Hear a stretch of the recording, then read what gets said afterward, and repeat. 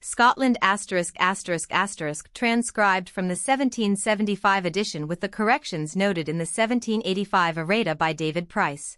Email ccx074@coventry.ac, UK. A journey to the Western Islands of Scotland. Inch Keith. I had desired to visit the Hebrides, or Western Islands of Scotland, so long, that I scarcely remember how the wish was originally excited, and was in the autumn of the year 1773 induced to undertake the journey, by finding in Mr. Boswell a companion, whose acuteness would help my inquiry, and whose gaiety of conversation and civility of manners are sufficient to counteract the inconveniences of travel, in countries less hospitable than we have passed.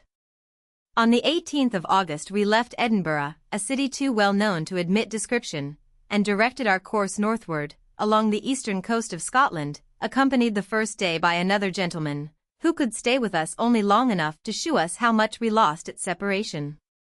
As we crossed the Frith of Forth, our curiosity was attracted by Inch Keith, a small island, which neither of my companions had ever visited, though, lying within their view, it had all their lives solicited their notice.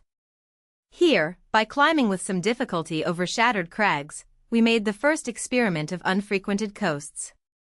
Inch Keith is nothing more than a rock covered with a thin layer of earth, not wholly bare of grass, and very fertile of thistles. A small herd of cows grazes annually upon it in the summer. It seems never to have afforded to man or beast a permanent habitation. We found only the ruins of a small fort, not so injured by time but that it might be easily restored to its former state. It seems never to have been intended as a place of strength, nor was built to endure a siege, but merely to afford cover to a few soldiers, who perhaps had the charge of a battery, or were stationed to give signals of approaching danger. There is therefore no provision of water within the walls, though the spring is so near that it might have been easily enclosed. One of the stones had this inscription, Maria Reg 1564. It has probably been neglected from the time that the whole island had the same king. We left this little island with our thoughts employed a while on the different appearance that it would have made, if it had been placed at the same distance from London, with the same facility of approach, with what emulation of price a few rocky acres would have been purchased, and with what expensive industry they would have been cultivated and adorned. When we landed, we found our chaise ready, and passed through Kinghorn, Kirkcaldy, and Cowpar, places not unlike the small or straggling market towns in those parts of England where commerce and manufactures have not yet produced opulence. Though we were yet in the most populous part of Scotland, and at so small a distance from the capital, we met few passengers.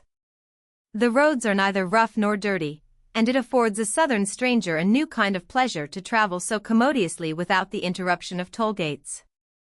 Where the bottom is rocky, as it seems commonly to be in Scotland, a smooth way is made indeed with great labor, but it never wants repairs, and in those parts where adventitious materials are necessary, the ground once consolidated is rarely broken, for the inland commerce is not great, nor are heavy commodities often transported otherwise than by water. The carriages in common use are small carts, drawn each by one little horse, and a man seems to derive some degree of dignity and importance from the reputation of possessing a two-horse cart. St. Andrews. At an hour somewhat late we came to St. Andrews, a city once archiepiscopal, where that university still subsists in which philosophy was formerly taught by Buchanan, whose name has as fair a claim to immortality as can be conferred by modern Latinity, and perhaps a fairer than the instability of vernacular languages admits. We found that by the interposition of some invisible friend, lodgings had been provided for us at the house of one of the professors, whose easy civility quickly made us forget that we were strangers, and in the whole time of our stay we were gratified by every mode of kindness, and entertained with all the elegance of lettered hospitality. In the morning we rose to perambulate a city, which only history shews to have once flourished, and surveyed the ruins of ancient magnificence, of which even the ruins cannot long be visible, unless some care be taken to preserve them. And where is the pleasure of preserving such mournful memorials? They have been till very lately so much neglected, that every man carried away the stones who fancied that he wanted them. The cathedral, of which the foundations may be still traced, and a small part of the wall is standing, appears to have been a spacious and majestic building, not unsuitable to the primacy of the kingdom. Of the architecture, the poor remains can hardly exhibit, even to an artist, a sufficient specimen. It was demolished, as is well known, in the tumult and violence of Knox's Reformation. Not far from the cathedral, on the margin of the water, stands a fragment of the castle, in which the archbishop anciently resided. It was never very large, and was built with more attention to security than pleasure. Cardinal Beatown is said to have had workmen employed in improving its fortifications at the time when he was murdered by the ruffians of Reformation, in the manner of which Knox has given what he himself calls a merry narrative. The change of religion in Scotland, eager and vehement as it was, raised an epidemical enthusiasm, compounded of sullen scrupulousness and warlike ferocity, which, in a people whom idleness resigned to their own thoughts, and who, conversing only with each other, suffered no dilution of their zeal from the gradual influx of new opinions, was long transmitted in its full strength from the old to the young, but by trade and intercourse with England, is now visibly abating, and giving way too fast to that laxity of practice and indifference of opinion, in which men, not sufficiently instructed to find the middle point, too easily shelter themselves from rigor and constraint. The city of St. Andrews, when it had lost its archiepiscopal preeminence, gradually decayed. One of its streets is now lost, and in those that remain, there is silence and solitude of inactive indigence and gloomy depopulation. The university, within a few years, consisted of 3 colleges, but is now reduced to 2, the College of St. Leonard being lately dissolved by the sale of its buildings and the appropriation of its revenues to the professors of the 2 others. The chapel of the alienated college is yet standing, a fabric not inelegant of external structure, but I was always, by some civil excuse, hindred from entering it. A decent attempt, as I was since told, has been made to convert it into a kind of greenhouse, by planting its area with shrubs. This new method of gardening is unsuccessful, the plants do not hitherto prosper. To what use it will next be put I have no pleasure in conjecturing. It is something that its present state is at least not ostentatiously displayed. Where there is yet shame, there may in time be virtue. The dissolution of St. Leonard's College was doubtless necessary, but of that necessity there is reason to complain. It is surely not without just reproach, that a nation, of which the commerce is hourly extending, and the wealth increasing, denies any participation of its prosperity to its literary societies, and while its merchants or its nobles are raising palaces, suffers its universities to moulder into dust. Of the 2 colleges yet standing, one is by the institution of its founder appropriated to divinity. It is said to be capable of containing 50 students, but more than one must occupy a chamber. The library, which is of late erection, is not very spacious, but elegant and luminous. The doctor, by whom it was shown, hoped to irritate or subdue my English vanity by telling me that we had no such repository of books in England. St. Andrews seems to be a place eminently adapted to study and education, being situated in a populous, yet a cheap country, and exposing the minds and manners of young men neither to the levity and dissoluteness of a capital city, nor to the gross luxury of a town of commerce, places naturally unpropitious to learning. In one the desire of knowledge easily gives way to the love of pleasure, and in the other, is in danger of yielding to the love of money. The students, however, are represented as at this time not exceeding 100. Perhaps it may be some obstruction to their increase that there is no episcopal chapel in the place. I saw no reason for imputing their paucity to the present professors, nor can the expense of an academical education be very reasonably objected. A student of the highest class may keep his annual session, or as the English call it, his term, which lasts 7 months, for about £15, and one of lower rank for less than 10, in which board, lodging, and instruction are all included. The chief magistrate resident in the university, answering to our vice-chancellor, and to the _rector magnificus on the continent, had commonly the title of Lord Rector, but being addressed only as Mr. Rector in an inauguratory speech by the present chancellor, he has fallen from his former dignity of style. Lordship was very liberally annexed by our ancestors to any station or character of dignity. They said, the Lord General and Lord Ambassador, so we still say, my Lord, to the judge upon the circuit, and yet retain in our liturgy the Lords of the Council. In walking among the ruins of religious buildings, we came to two vaults over which had formerly stood the house of the sub-prior. One of the vaults was inhabited by an old woman, who claimed the right of abode there, as the widow of a man whose ancestors had possessed the same gloomy mansion for no less than 4 generations. The right, however it began, was considered as established by legal prescription, and the old woman lives undisturbed.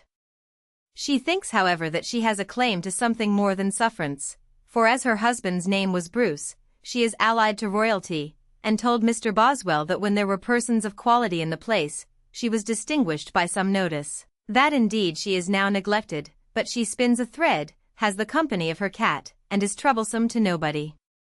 Having now seen whatever this ancient city offered to our curiosity, we left it with good wishes, having reason to be highly pleased with the attention that was paid us. But whoever surveys the world must see many things that give him pain. The kindness of the professors did not contribute to abate the uneasy remembrance of an university declining, a college alienated, and a church profaned and hastening to the ground. St. Andrews indeed has formerly suffered more atrocious ravages and more extensive destruction, but recent evils affect with greater force. We were reconciled to the sight of archiepiscopal ruins. The distance of a calamity from the present time seems to preclude the mind from contact or sympathy. Events long past are barely known, they are not considered. We read with as little emotion the violence of Knox and his followers, as the eruptions of Alaric and the Goths. Had the university been destroyed 2 centuries ago, we should not have regretted it, but to see it pining in decay and struggling for life, fills the mind with mournful images and ineffectual wishes. Aberbrothick, as we knew sorrow and wishes to be vain, it was now our business to mind our way. The roads of Scotland afford little diversion to the traveller, who seldom sees himself either encountered or overtaken, and who has nothing to contemplate but grounds that have no visible boundaries, or are separated by walls of loose stone. From the bank of the Tweed to St. Andrews I had never seen a single tree, which I did not believe to have grown up far within the present century. Now and then about a gentleman's house stands a small plantation, which in Scotch is called a policy, but of these there are few, and those few all very young. The variety of sun and shade is here utterly unknown. There is no tree for either shelter or timber. The oak and the thorn is equally a stranger, and the whole country is extended in uniform nakedness, except that in the road between Kirkcaldy and Cowpar, I passed for a few yards between 2 hedges. A tree might be a show in Scotland as a horse in Venice. At St. Andrews Mr. Boswell found only one, and recommended it to my notice. I told him that it was rough and low, or looked as if I thought so. This, said he, is nothing to another a few miles off. I was still less delighted to hear that another tree was not to be seen nearer. Nay, said a gentleman that stood by, I know but of this and that tree in the county. The lowlands of Scotland had once undoubtedly an equal portion of woods with other countries. Forests are everywhere gradually diminished, as architecture and cultivation prevail by the increase of people and the introduction of arts. But I believe few regions have been denuded like this, where many centuries must have passed in waste without the least thought of future supply. Davies observes in his account of Ireland, that no Irishman had ever planted an orchard. For that negligence some excuse might be drawn from an unsettled state of life, and the instability of property, but in Scotland possession has long been secure, and inheritance regular, yet it may be doubted whether before the Union any man between Edinburgh and England had ever set a tree. Of this improvidence no other account can be given than that it probably began in times of tumult, and continued because it had begun. Established custom is not easily broken, till some great event shakes the whole system of things, and life seems to recommence upon new principles. That before the Union the Scots had little trade and little money, is no valid apology, for plantation is the least expensive of all methods of improvement. To drop a seed into the ground can cost nothing, and the trouble is not great of protecting the young plant, till it is out of danger, though it must be allowed to have some difficulty in places like these, where they have neither wood for palisades, nor thorns for hedges. Our way was over the Firth of Tay, where, though the water was not wide, we paid 4 shillings for ferrying the chaise. In Scotland the necessaries of life are easily procured, but superfluities and elegancies are of the same price at least as in England, and therefore may be considered as much dearer. We stopped a while at Dundee, where I remember nothing remarkable, and mounting our chaise again, came about the close of the day to Aberbrothick. The monastery of Aberbrothick is of great renown in the history of Scotland. Its ruins afford ample testimony of its ancient magnificence. Its extent might, I suppose, easily be found by following the walls among the grass and weeds, and its height is known by some parts yet standing. The arch of one of the gates is entire, and of another only so far dilapidated as to diversify the appearance. A square apartment of great loftiness is yet standing. Its use I could not conjecture, as its elevation was very disproportionate to its area. Two corner towers particularly attracted our attention. Mr. Boswell, whose inquisitiveness is seconded by great activity, scrambled in at a high window, but found the stairs within broken, and could not reach the top. Of the other tower we were told that the inhabitants sometimes climbed it, but we did not immediately discern the entrance, and as the night was gathering upon us, thought proper to desist. Men skilled in architecture might do what we did not attempt. They might probably form an exact ground plot of this venerable edifice. They may from some parts yet standing conjecture its general form, and perhaps by comparing it with other buildings of the same kind and the same age, attain an idea very near to truth. I should scarcely have regretted my journey, had it afforded nothing more than the sight of Aberbrothick. Montrose. Leaving these fragments of magnificence, we travelled on to Montrose, which we surveyed in the morning, and found it well built, airy, and clean. The town-house is a handsome fabric with a portico. We then went to view the English chapel, and found a small church, clean to a degree unknown in any other part of Scotland, with commodious galleries, and what was yet less expected, with an organ.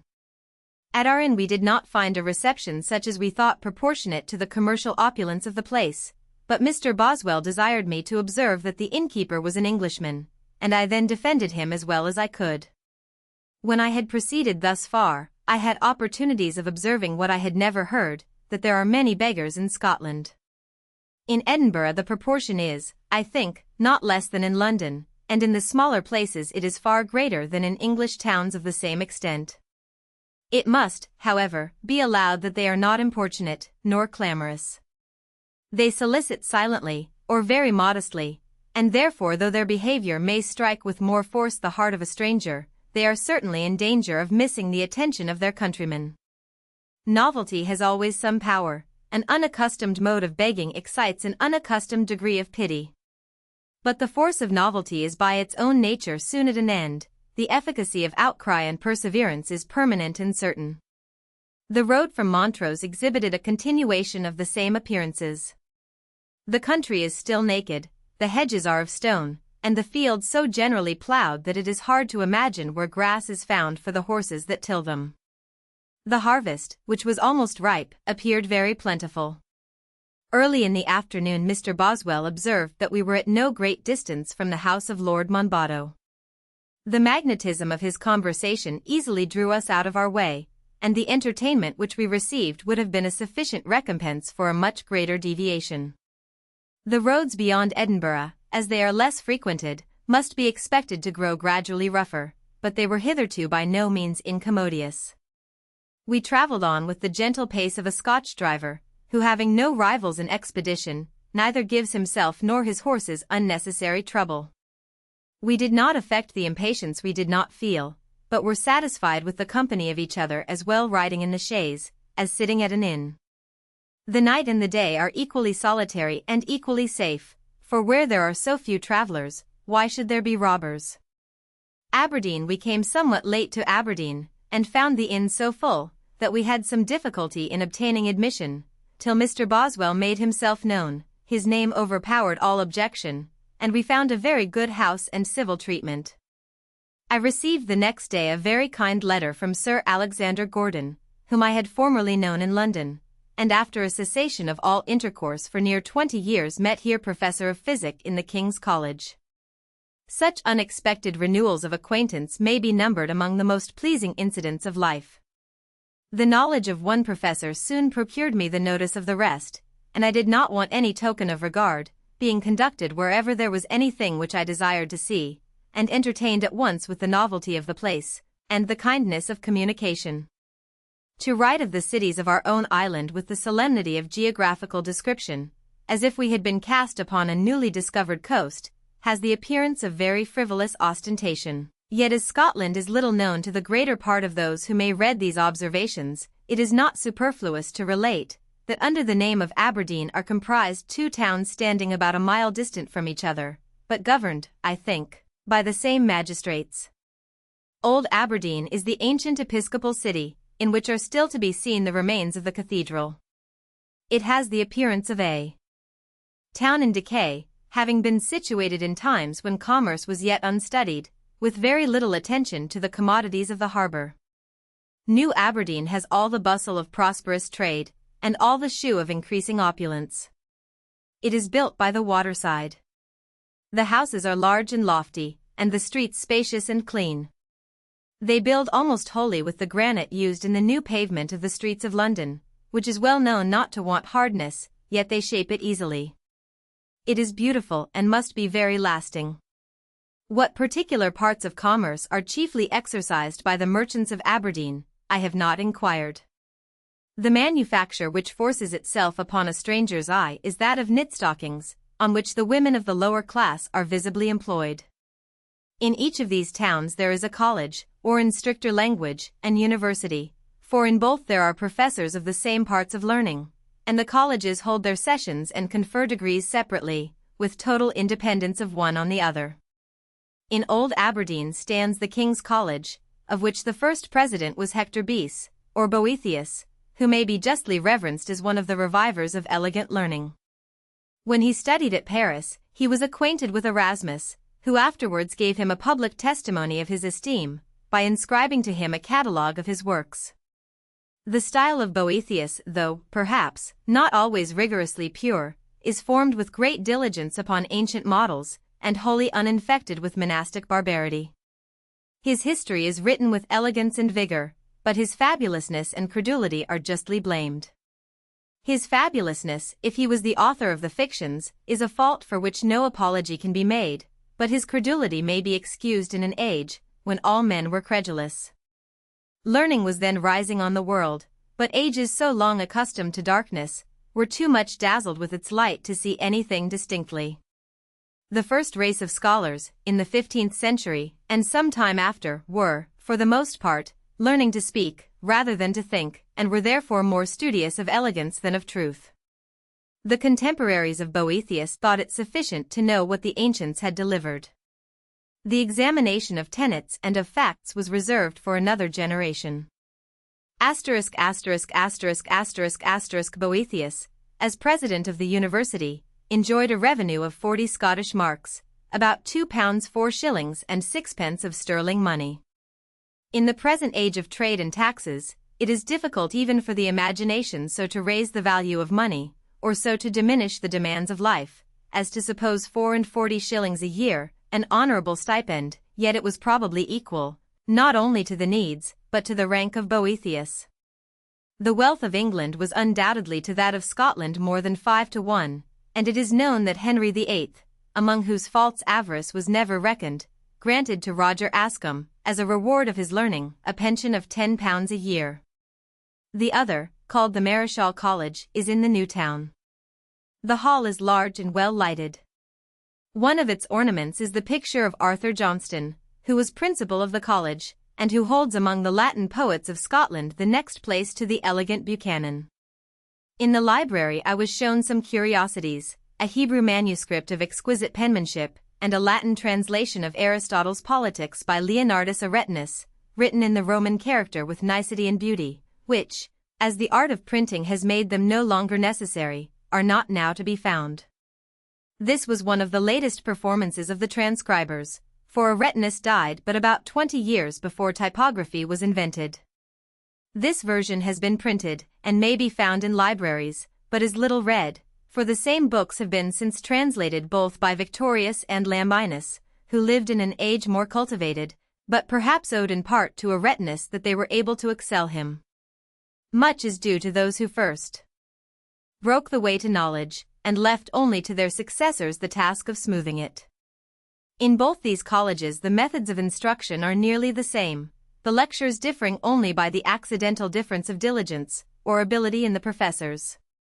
The students wear scarlet gowns and the professors black, which is, I believe, the academical dress in all the Scottish universities, except that of Edinburgh, where the scholars are not distinguished by any particular habit. In the King's College there is kept a public table, but the scholars of the Marischal College are boarded in the town. The expense of living is here, according to the information that I could obtain, somewhat more than at St. Andrews. The course of education is extended to 4 years, at the end of which those who take a degree, who are not many, become Masters of Arts, and whoever is a master may, if he pleases, immediately commence doctor. The title of doctor, however, was for a considerable time bestowed only on physicians. The advocates are examined and approved by their own body. The ministers were not ambitious of titles, or were afraid of being censured for ambition, and the doctorate in every faculty was commonly given or sold into other countries. The ministers are now reconciled to distinction, and as it must always happen that some will excel others, have thought graduation a proper testimony of uncommon abilities or acquisitions. The indiscriminate collation of degrees has justly taken away that respect which they originally claimed as stamps, by which the literary value of men so distinguished was authoritatively denoted. That academical honors, or any others should be conferred with exact proportion to merit, is more than human judgment or human integrity have given reason to expect. Perhaps degrees in universities cannot be better adjusted by any general rule than by the length of time passed in the public profession of learning. An English or Irish doctorate cannot be obtained by a very young man, and it is reasonable to suppose, what is likewise by experience commonly found true, that he who is by age qualified to be a doctor, has in so much time gained learning sufficient not to disgrace the title, or wit sufficient not to desire it. The Scotch universities hold but 1 term or session in the year. That of St. Andrews continues 8 months, that of Aberdeen only 5, from the 1st of November to the 1st of April. In Aberdeen there is an English chapel, in which the congregation was numerous and splendid. The form of public worship used by the Church of England is in Scotland legally practiced in licensed chapels served by clergymen of English or Irish ordination, and by tacit connivance quietly permitted in separate congregations supplied with ministers by the successors of the bishops who were deprived at the Revolution. We came to Aberdeen on Saturday, August 21st. On Monday we were invited into the town hall, where I had the freedom of the city given me by the Lord Provost. The honor conferred had all the decorations that politeness could add, and what I am afraid I should not have had to say of any city south of the Tweed, I found no petty officer bowing for a fee. The parchment containing the record of admission is, with the seal appending, fastened to a riband and worn for 1 day by the new citizen in his hat. By a lady who saw us at the chapel, the Earl of Errol was informed of our arrival, and we had the honor of an invitation to his seat, called Slains Castle, as I am told, improperly, from the castle of that name, which once stood at a place not far distant. The road beyond Aberdeen grew more stony, and continued equally naked of all vegetable decoration. We travelled over a tract of ground near the sea, which, not long ago, suffered a very uncommon and unexpected calamity. The sand of the shore was raised by a tempest in such quantities, and carried to such a distance, that an estate was overwhelmed and lost.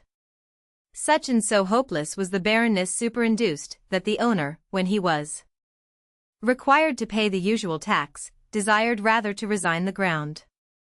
Slains Castle, the Buller of Buchan. We came in the afternoon to Slains Castle, built upon the margin of the sea, so that the walls of one of the towers seem only a continuation of a perpendicular rock, the foot of which is beaten by the waves. To walk round the house seemed impracticable. From the windows the eye wanders over the sea that separates Scotland from Norway, and when the winds beat with violence must enjoy all the terrific grandeur of the tempestuous ocean. I would not for my amusement wish for a storm, but as storms, whether wished or not, will sometimes happen, I may say, without violation of humanity, that I should willingly look out upon them from Slains Castle. When we were about to take our leave, our departure was prohibited by the Countess till we should have seen 2 places upon the coast, which she rightly considered as worthy of curiosity, Dunby, and the Buller of Buchan, to which Mr. Boyd very kindly conducted us. Dunby, which in Erse is said to signify the Yellow Rock, is a double protuberance of stone, open to the main sea on one side, and parted from the land by a very narrow channel on the other. It has its name and its color from the dung of innumerable sea fowls, which in the spring choose this place as convenient for incubation, and have their eggs and their young taken in great abundance.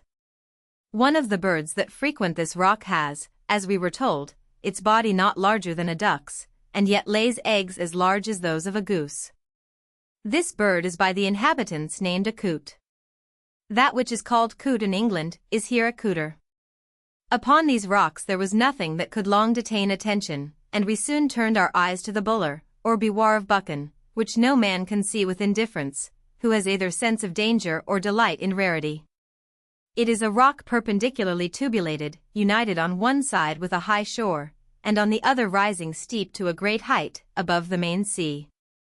The top is open, from which may be seen a dark gulf of water which flows into the cavity, through a breach made in the lower part of the enclosing rock. It has the appearance of a vast well bordered with a wall. The edge of the Buller is not wide, and to those that walk round, appears very narrow.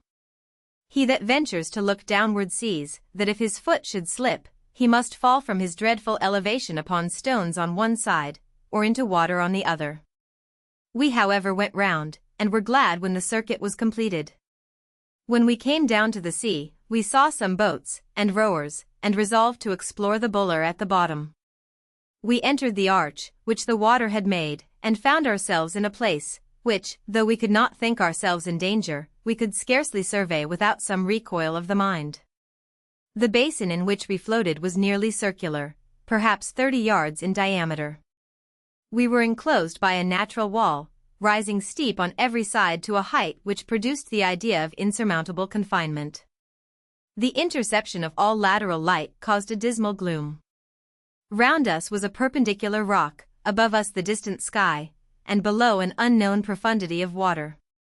If I had any malice against a walking spirit, instead of laying him in the Red Sea, I would condemn him to reside in the Buller of Buchan.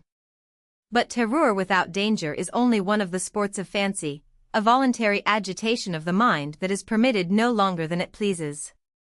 We were soon at leisure to examine the place with minute inspection, and found many cavities which, as the watermen told us, went backward to a depth which they had never explored.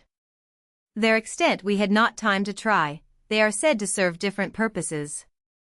Ladies come hither sometimes in the summer with collations, and smugglers make them storehouses for clandestine merchandise.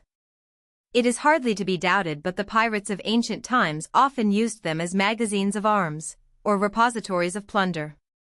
To the little vessels used by the northern rovers, the Buller may have served as a shelter from storms, and perhaps as a retreat from enemies. The entrance might have been stopped, or guarded with little difficulty, and though the vessels that were stationed within would have been battered with stones showered on them from above, yet the crews would have lain safe in the caverns. Next morning we continued our journey, pleased with our reception at Slains Castle, of which we had now leisure to recount the grandeur and the elegance, for our way afforded us few topics of conversation. The ground was neither uncultivated nor unfruitful, but it was still all arable. Of flocks or herds there was no appearance. I had now travelled 200 miles in Scotland, and seen only one tree not younger than myself. BAMFF we dined this day at the house of Mr. Fraser of Streechton, who shewed us in his grounds some stones yet standing of a druidical circle, and what I began to think more worthy of notice, some forest trees of full growth. At night we came to Banff, where I remember nothing that particularly claimed my attention.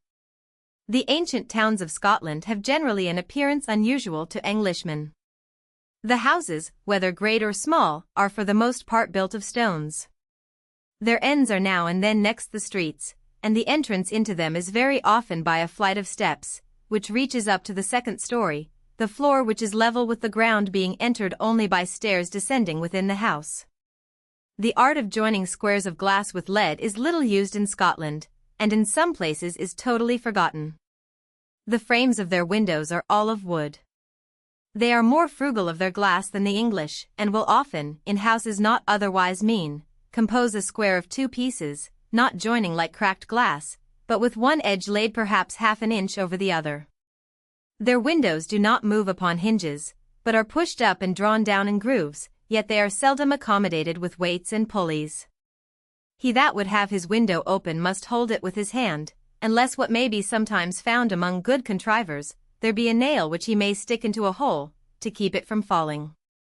What cannot be done without some uncommon trouble or particular expedient, will not often be done at all. The incommodiousness of the Scotch windows keeps them very closely shut.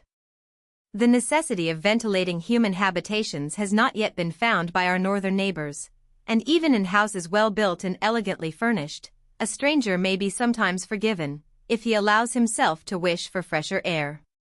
These diminutive observations seem to take away something from the dignity of writing, and therefore are never communicated but with hesitation, and a little fear of abasement and contempt.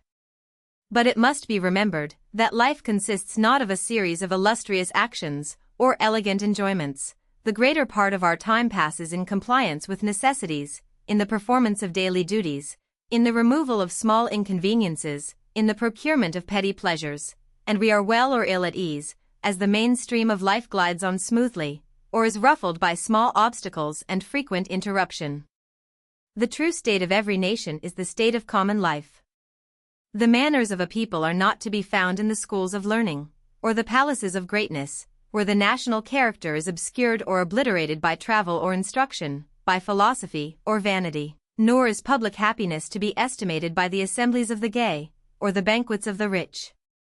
The great mass of nations is neither rich nor gay. They whose aggregate constitutes the people are found in the streets and the villages, in the shops and farms, and from them collectively considered, must the measure of general prosperity be taken. As they approach to delicacy, a nation is refined. As their conveniences are multiplied, a nation, at least a commercial nation, must be denominated wealthy.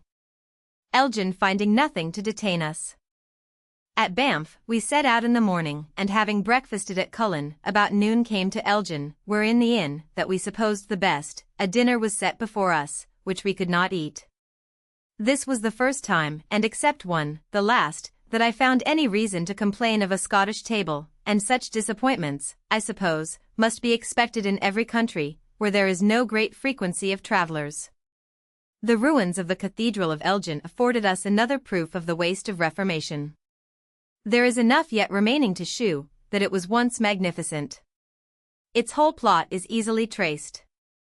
On the north side of the choir, the chapter house, which is roofed with an arch of stone, remains entire, and on the south side, another mass of building, which we could not enter, is preserved by the care of the family of Gordon, but the body of the church is a mass of fragments. A paper was here put into our hands, which deduced from sufficient authorities the history of this venerable ruin. The church of Elgin had, in the intestine tumults of the barbarous ages, been laid waste by the irruption of a Highland chief, whom the bishop had offended, but it was gradually restored to the state, of which the traces may be now discerned, and was at last not destroyed by the tumultuous violence of Knox, but more shamefully suffered to dilapidate by deliberate robbery and frigid indifference. There is still extant, in the books of the council, an order, of which I cannot remember the date, but which was doubtless issued after the Reformation, directing that the lead, which covers the 2 cathedrals of Elgin and Aberdeen, shall be taken away, and converted into money for the support of the army. A Scotch army was in those times very cheaply kept, yet the lead of 2 churches must have borne so small a proportion to any military expense, that it is hard not to believe the reason alleged to be merely popular, and the money intended for some private purse. The order, however, was obeyed. The 2 churches were stripped, and the lead was shipped to be sold in Holland. I hope every reader will rejoice that this cargo of sacrilege was lost at sea. Let us not, however, make too much haste to despise our neighbors. Our own cathedrals are mouldering by unregarded dilapidation. It seems to be part of the despicable philosophy of the time to despise monuments of sacred magnificence, and we are in danger of doing that deliberately, which the Scots did not do but in the unsettled state of an imperfect constitution. Those who had once uncovered the cathedrals never wished to cover them again, and being thus made useless, they were, first neglected, and perhaps, as the stone was wanted, afterwards demolished. Elgin seems a place of little trade, and thinly inhabited. The episcopal cities of Scotland, I believe, generally fell with their churches, though some of them have since recovered by a situation convenient for commerce. Thus Glasgow, though it has no longer an archbishop, has risen beyond its original state by the opulence of its traders, and Aberdeen, though its ancient stock had decayed, flourishes by a new shoot in another place. In the chief street of Elgin, the houses jut over the lowest story, like the old buildings of timber in London, but with greater prominence, so that there is sometimes a walk for a considerable length under a cloister, or portico, which is now indeed frequently broken, because the new houses have another form, but seems to have been uniformly continued in the old city. Fors. Calder. Fort George. We went forwards the same day to Fors, the town to which Macbeth was travelling, when he met the weird sisters in his way. This to an Englishman is classic ground. Our imaginations were heated, and our thoughts recalled to their old amusements. We had now a prelude to the Highlands. We began to leave fertility and culture behind us, and saw for a great length of road nothing but heath, yet at Fauchebars, a seat belonging to the Duke of Gordon, there is an orchard, which in Scotland I had never seen before, with some timber trees, and a plantation of oaks. At Fors we found good accommodation, but nothing worthy of particular remark, and next morning entered upon the road, on which Macbeth heard the fatal prediction, but we travelled on not interrupted by promises of kingdoms, and came to Nairn, a royal burgh, which, if once it flourished, is now in a state of miserable decay, but I know not whether its chief annual magistrate has not still the title of Lord Provost. At Nairn we may fix the verge of the Highlands, for here I first saw peat fires, and first heard the Erse language. We had no motive to stay longer than to breakfast, and went forward to the house of Mr. Macaulay, the minister who published an account of St. Kilda, and by his direction visited Calder Castle, from which Macbeth drew his second title. It has been formerly a place of strength. The drawbridge is still to be seen, but the moat is now dry. The tower is very ancient, its walls are of great thickness, arched on the top with stone, and surrounded with battlements. The rest of the house is later, though far from modern. We were favoured by a gentleman, who lives in the castle, with a letter to one of the officers at Fort George, which being the most regular fortification in the island, well deserves the notice of a traveller, who has never travelled before. We went thither next day, found a very kind reception, were led round the works by a gentleman, who explained the use of every part, and entertained by Sir Eyre Coote, the governor, with such elegance of conversation as left us no attention to the delicacies of his table. Of Fort George the first shall not attempt to give any account. I cannot delineate it scientifically, and a loose and popular description is of use only when the imagination is to be amused. There was everywhere an appearance of the utmost neatness and regularity. But my suffrage is of little value, because this and Fort Augustus are the only garrisons that I ever saw. We did not regret the time spent at the fort, though in consequence of our delay we came somewhat late to Inverness, the town which may properly be called the capital of the Highlands. Hither the inhabitants of the inland parts come to be supplied with what they cannot make for themselves, hither the young nymphs of the mountains and valleys are sent for education, and as far as my observation has reached, are not sent in vain. Inverness was the last place which had a regular communication by high roads with the southern counties. All the ways beyond it have, I believe, been made by the soldiers in this century. At Inverness therefore Cromwell, when he subdued Scotland, stationed a garrison, as at the boundary of the Highlands. The soldiers seem to have incorporated afterwards with the inhabitants, and to have peopled the place with an English race, for the language of this town has been long considered as peculiarly elegant. Here is a castle, called the Castle of Macbeth, the walls of which are yet standing. It was no very capacious edifice, but stands upon a rock so high and steep, that I think it was once not accessible, but by the help of ladders, or a bridge. Over against it, on another hill, was a fort built by Cromwell, now totally demolished, for no faction of Scotland loved the name of Cromwell, or had any desire to continue his memory. Yet what the Romans did to other nations, was in a great degree done by Cromwell to the Scots. he civilized them by conquest, and introduced by useful violence the arts of peace. I was told at Aberdeen that the people learned from Cromwell's soldiers to make shoes and to plant kale. How they lived without kale, it is not easy to guess. They cultivate hardly any other plant for common tables, and when they had not kale they probably had nothing. The numbers that go barefoot are still sufficient to shew that shoes may be spared. They are not yet considered as necessaries of life, for tall boys, not otherwise meanly dressed, run without them in the streets, and in the islands the sons of gentlemen pass several of their first years with naked feet. I know not whether it be not peculiar to the Scots to have attained the liberal, without the manual arts, to have excelled in ornamental knowledge, and to have wanted not only the elegancies, but the conveniences of common life. Literature soon after its revival found its way to Scotland, and from the middle of the 16th century, almost to the middle of the 17th, the politer studies were very diligently pursued. The Latin poetry of _deliciae poetarum scatorum would have done honor to any nation, at least till the publication of _May's supplement the English had very little to oppose. Yet men thus ingenious and inquisitive were content to live in total ignorance of the trades by which human wants are supplied, and to supply them by the grossest means.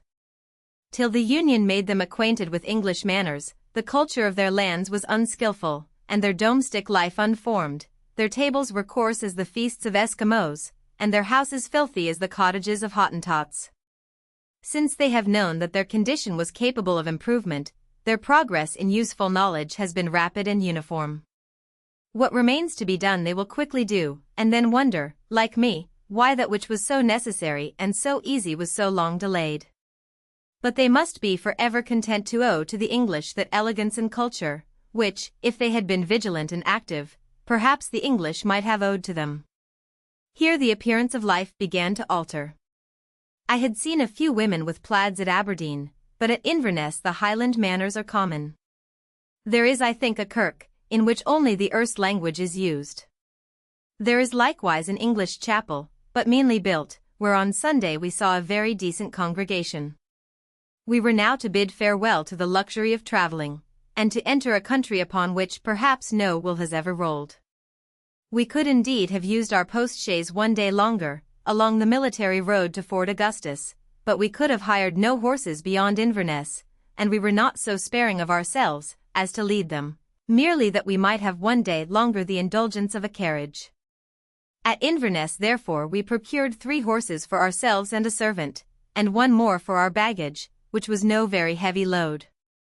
We found in the course of our journey the convenience of having disencumbered ourselves, by laying aside whatever we could spare, for it is not to be imagined without experience, how in climbing crags, and treading bogs, and winding through narrow and obstructed passages, a little bulk will hinder, and a little weight will burthen, or how often a man that has pleased himself at home with his own resolution, will, in the hour of darkness and fatigue, be content to leave behind him everything but himself.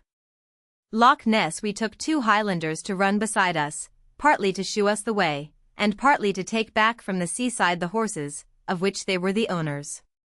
One of them was a man of great liveliness and activity, of whom his companion said, that he would tire any horse in Inverness. Both of them were civil and ready-handed. Civility seems part of the national character of Highlanders. Every chieftain is a monarch, and politeness, the natural product of royal government, is diffused from the laird through the whole clan. But they are not commonly dexterous, their narrowness of life confines them to a few operations, and they are accustomed to endure little wants more than to remove them. We mounted our steeds on the 30th of August, and directed our guides to conduct us to Fort Augustus. It is built at the head of Loch Ness, of which Inverness stands at the outlet. The way between them has been cut by the soldiers, and the greater part of it runs along a rock, levelled with great labour and exactness, near the waterside. Most of this day's journey was very pleasant. The day, though bright, was not hot, and the appearance of the country, if I had not seen the peak, would have been wholly new. We went upon a surface so hard and level, that we had little care to hold the bridle, and were therefore at full leisure for contemplation. On the left were high and steep rocks shaded with birch, the hardy native of the north, and covered with fern or heath. On the right the limpid waters of Loch Ness were beating their bank, and waving their surface by a gentle agitation. Beyond them were rocks sometimes covered with verdure, and sometimes towering in horrid nakedness. Now and then we espied a little cornfield, which served to impress more strongly the general barrenness.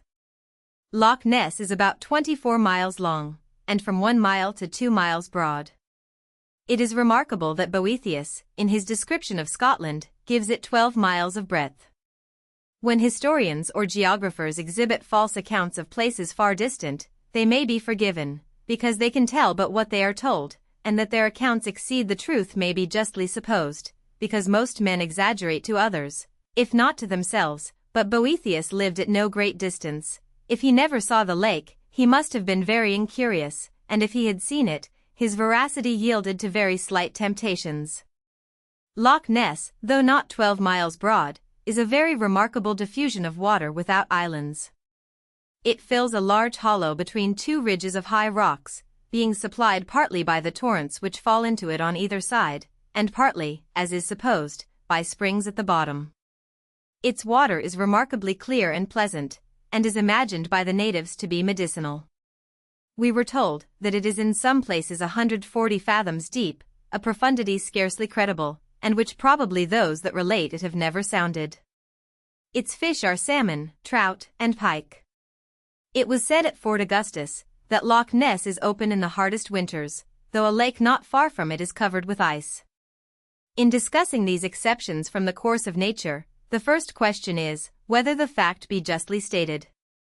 That which is strange is delightful, and a pleasing error is not willingly detected. Accuracy of narration is not very common, and there are few so rigidly philosophical, as not to represent as perpetual what is only frequent, or as constant what is really casual. If it be true that Loch Ness never freezes, it is either sheltered by its high banks from the cold blasts, and exposed only to those winds which have more power to agitate than congeal, or it is kept in perpetual motion by the rush of streams from the rocks that enclose it. Its profundity, though it should be such as is represented, can have little part in this exemption, for though deep wells are not frozen, because their water is secluded from the external air, yet where a wide surface is exposed to the full influence of a freezing atmosphere, I know not why the depth should keep it open. Natural philosophy is now one of the favorite studies of the Scottish nation, and Loch Ness well deserves to be diligently examined. The road on which we traveled, and which was itself a source of entertainment, is made along the rock, in the direction of the loch, sometimes by breaking off protuberances, and sometimes by cutting the great mass of stone to a considerable depth. The fragments are piled in a loose wall on either side, with apertures left at very short spaces, to give a passage to the wintry currents. Part of it is bordered with low trees, from which our guides gathered nuts, and would have had the appearance of an English lane, except that an English lane is almost always dirty. It has been made with great labor, but has this advantage that it cannot, without equal labor, be broken up. Within our sight there were goats feeding or playing. The mountains have red deer, but they came not within view, and if what is said of their vigilance and subtlety be true, they have some claim to that palm of wisdom, which the Eastern philosopher, whom Alexander interrogated, gave to those beasts which lay furthest from men. Near the way, by the waterside, we espied a cottage. This was the first Highland hut that I had seen, and as our business was with life and manners, we were willing to visit it. To enter a habitation without leave seems to be not considered here as rudeness or intrusion. The old laws of hospitality still give this license to a stranger. A hut is constructed with loose stones, ranged for the most part with some tendency to circularity. It must be placed where the wind cannot act upon it with violence, because it has no cement, and where the water will run easily away, because it has no floor but the naked ground. The wall, which is commonly about 6 feet high, declines from the perpendicular a little inward. Such rafters as can be procured are then raised for a roof, and covered with heath, which makes a strong and warm thatch, kept from flying off by ropes of twisted heath, of which the ends, reaching from the center of the thatch to the top of the wall, are held firm by the weight of a large stone. No light is admitted but at the entrance, and through a hole in the thatch, which gives vent to the smoke.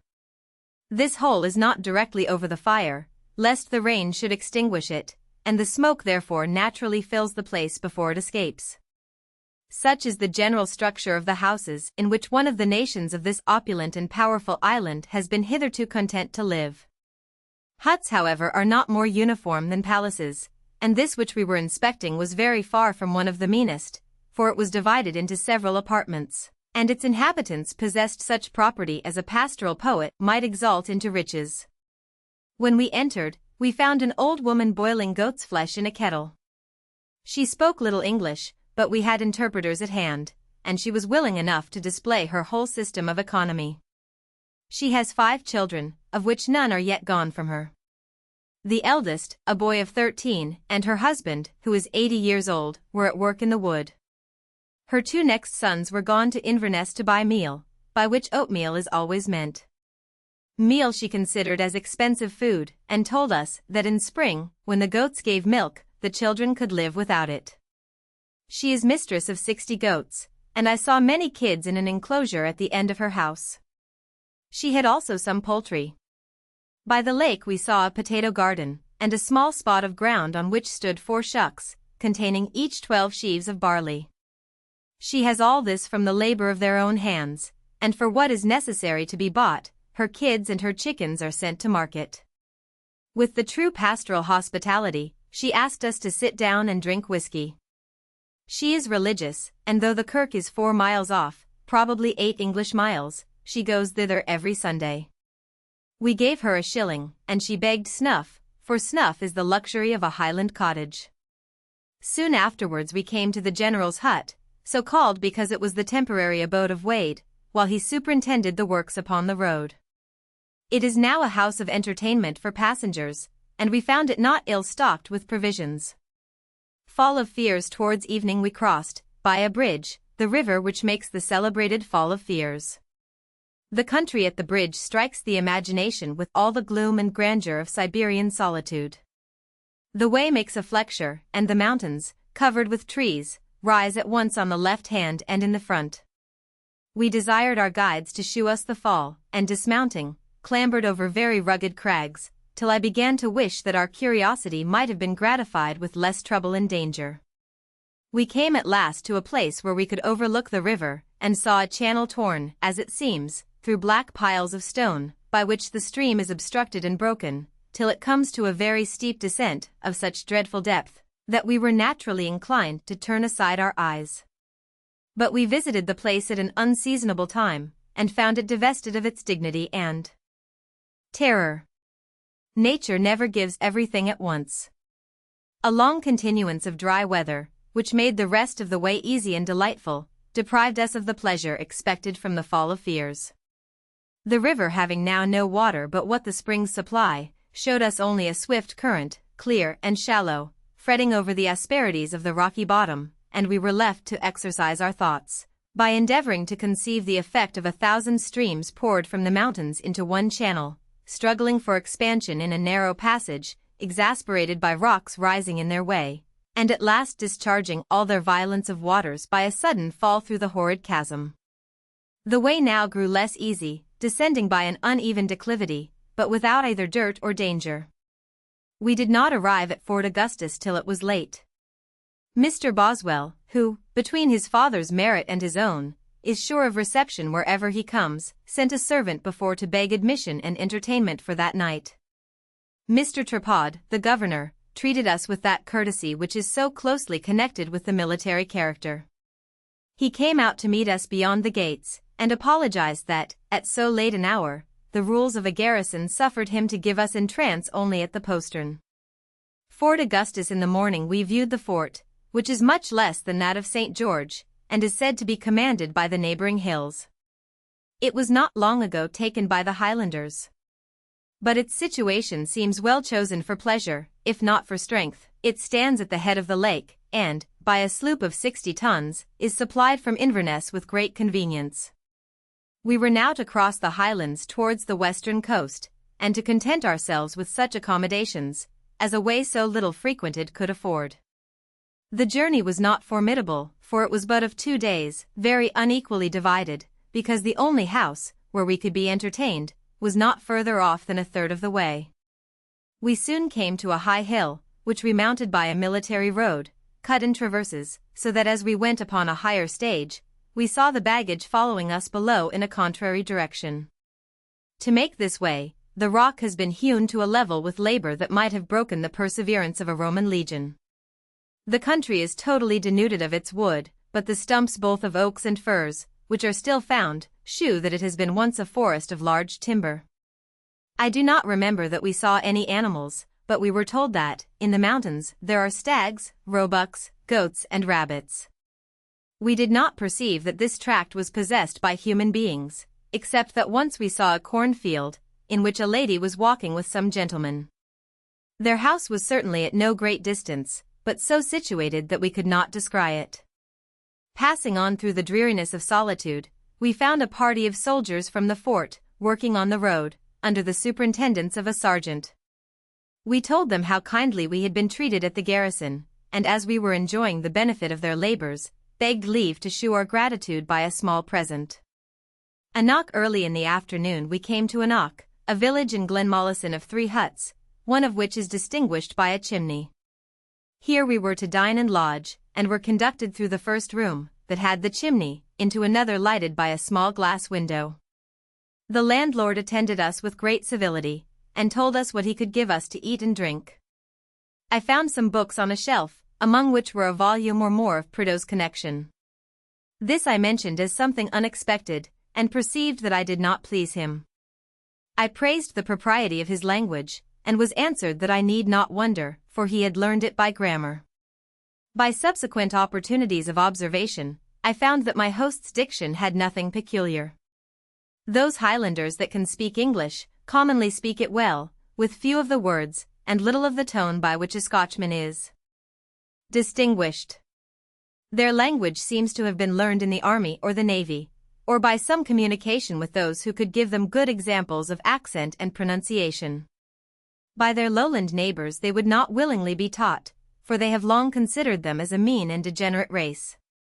These prejudices are wearing fast away, but so much of them still remains, that when I asked a very learned minister in the islands, which they considered as their most savage clans, those, said he, that live next the lowlands. As we came hither early in the day, we had time sufficient to survey the place. The house was built like other huts of loose stones, but the part in which we dined and slept was lined with turf and wattled with twigs, which kept the earth from falling. Near it was a garden of turnips and a field of potatoes. It stands in a glen, or valley, pleasantly watered by a winding river. But this country, however it may delight the gazer or amuse the naturalist, is of no great advantage to its owners.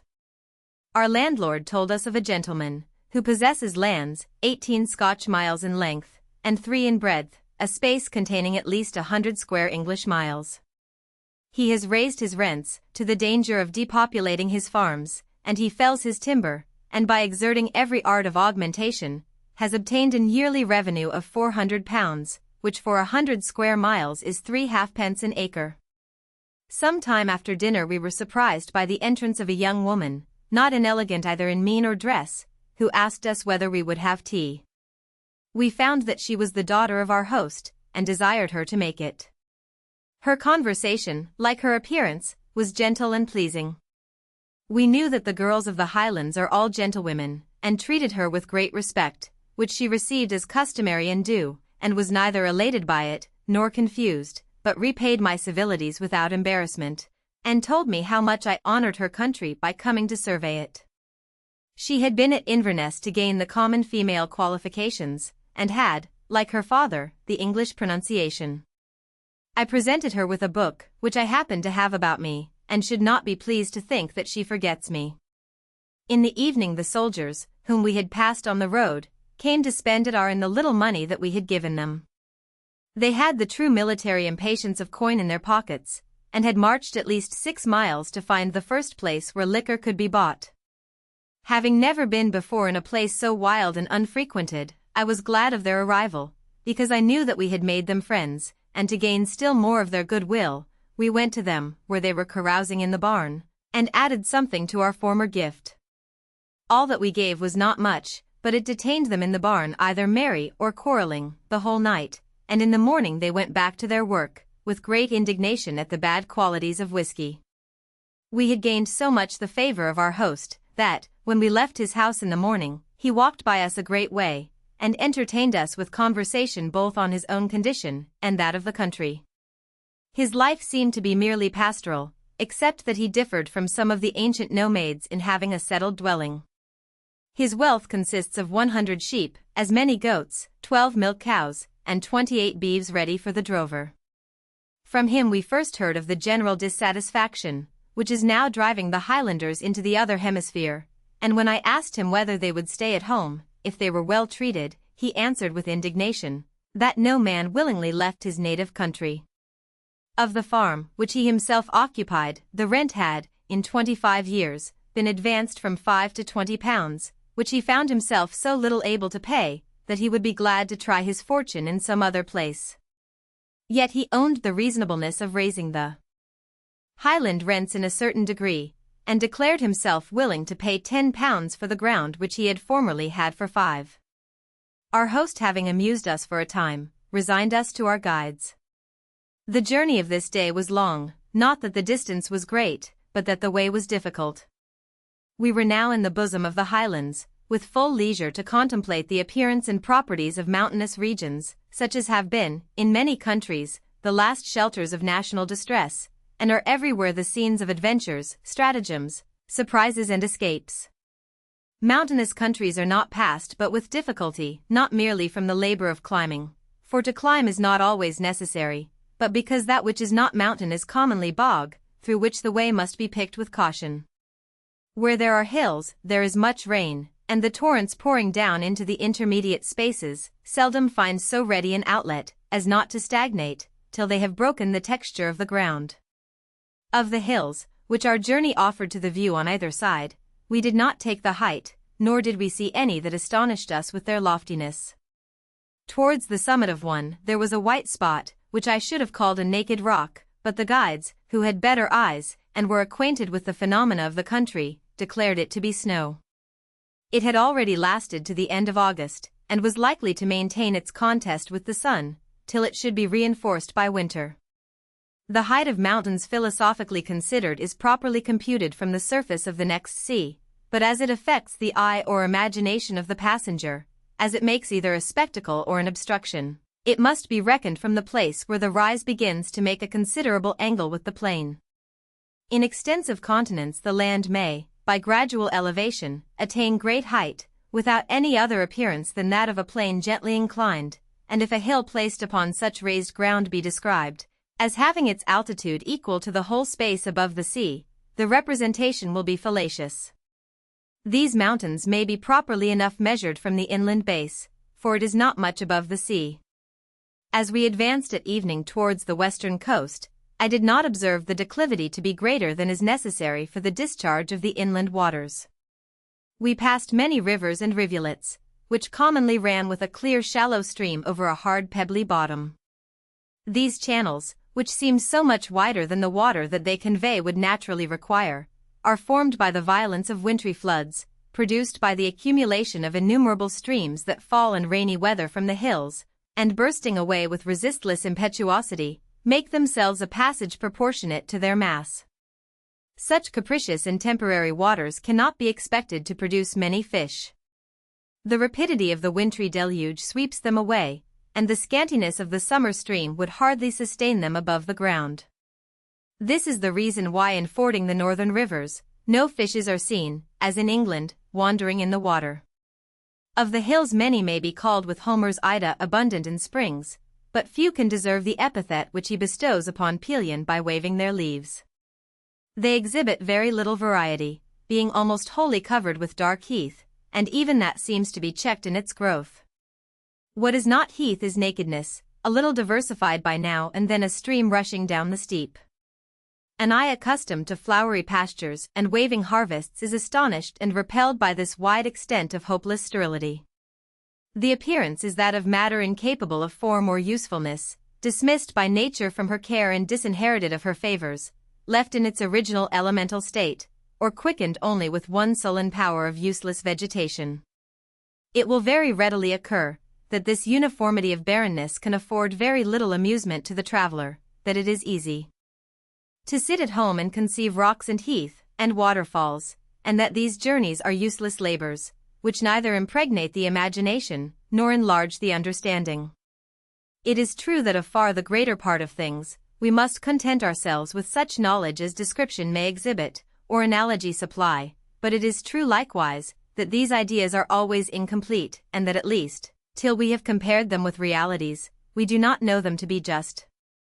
As we see more, we become possessed of more certainties, and consequently gain more principles of reasoning, and found a wider basis of analogy. Regions mountainous and wild, thinly inhabited, and little cultivated, make a great part of the earth, and he that has never seen them must live unacquainted with much of the face of nature, and with one of the great scenes of human existence. As the day advanced towards noon, we entered a narrow valley not very flowery, but sufficiently verdant. Our guides told us that the horses could not travel all day without rest or meat, and entreated us to stop here, because no grass would be found in any other place. The request was reasonable and the argument cogent. We therefore willingly dismounted and diverted ourselves as the place gave us opportunity. I sat down on a bank, such as a writer of romance might have delighted to feign. I had indeed no trees to whisper over my head, but a clear rivulet streamed at my feet. The day was calm, the air soft, and all was rudeness, silence, and solitude. Before me, and on either side, were high hills, which by hindering the eye from ranging, forced the mind to find entertainment for itself. Whether I spent the hour well I know not, for here I first conceived the thought of this narration. We were in this place at ease and by choice, and had no evils to suffer or to fear, yet the imaginations excited by the view of an unknown and untraveled wilderness are not such as arise in the artificial solitude of parks and gardens, a flattering notion of self-sufficiency, a placid indulgence of voluntary delusions, a secure expansion of the fancy, or a cool concentration of the mental powers. The phantoms which haunt a desert are want, and misery, and danger. The evils of dereliction rush upon the thoughts. Man is made unwillingly acquainted with his own weakness, and meditation shows him only how little he can sustain, and how little he can perform. There were no traces of inhabitants, except perhaps a rude pile of clods called a summer hut, in which a herdsman had rested in the favorable seasons. Whoever had been in the place where I then sat, unprovided with provisions and ignorant of the country, might, at least before the roads were made, have wandered among the rocks, till he had perished with hardship, before he could have found either food or shelter. Yet what are these hillocks to the ridges of Taurus, or these spots of wildness to the deserts of America? It was not long before we were invited to mount, and continued our journey along the side of a loch, kept full by many streams, which with more or less rapidity and noise, crossed the road from the hills on the other hand. These currents, in their diminished state, after several dry months, afford, to one who has always lived in level countries, an unusual and delightful spectacle, but in the rainy season, such as every winter may be expected to bring, must precipitate an impetuous and tremendous flood. I suppose the way by which we went is at that time impassable. Glenchal's the loch at last ended in a river broad and shallow like the rest, but that it may be passed when it is deeper, there is a bridge over it. Beyond it is a valley called Glenchal's, inhabited by the clan of MacRae. Here we found a village called Auchnashiels, consisting of many huts, perhaps 20, built all of dry stone, that is, stones piled up without mortar. We had, by the direction of the officers at Fort Augustus, taken bread for ourselves, and tobacco for those Highlanders who might show us any kindness. We were now at a place where we could obtain milk, but we must have wanted bread if we had not brought it. The people of this valley did not appear to know any English, and our guides now became doubly necessary as interpreters. A woman, whose hut was distinguished by greater spaciousness and better architecture, brought out some pails of milk.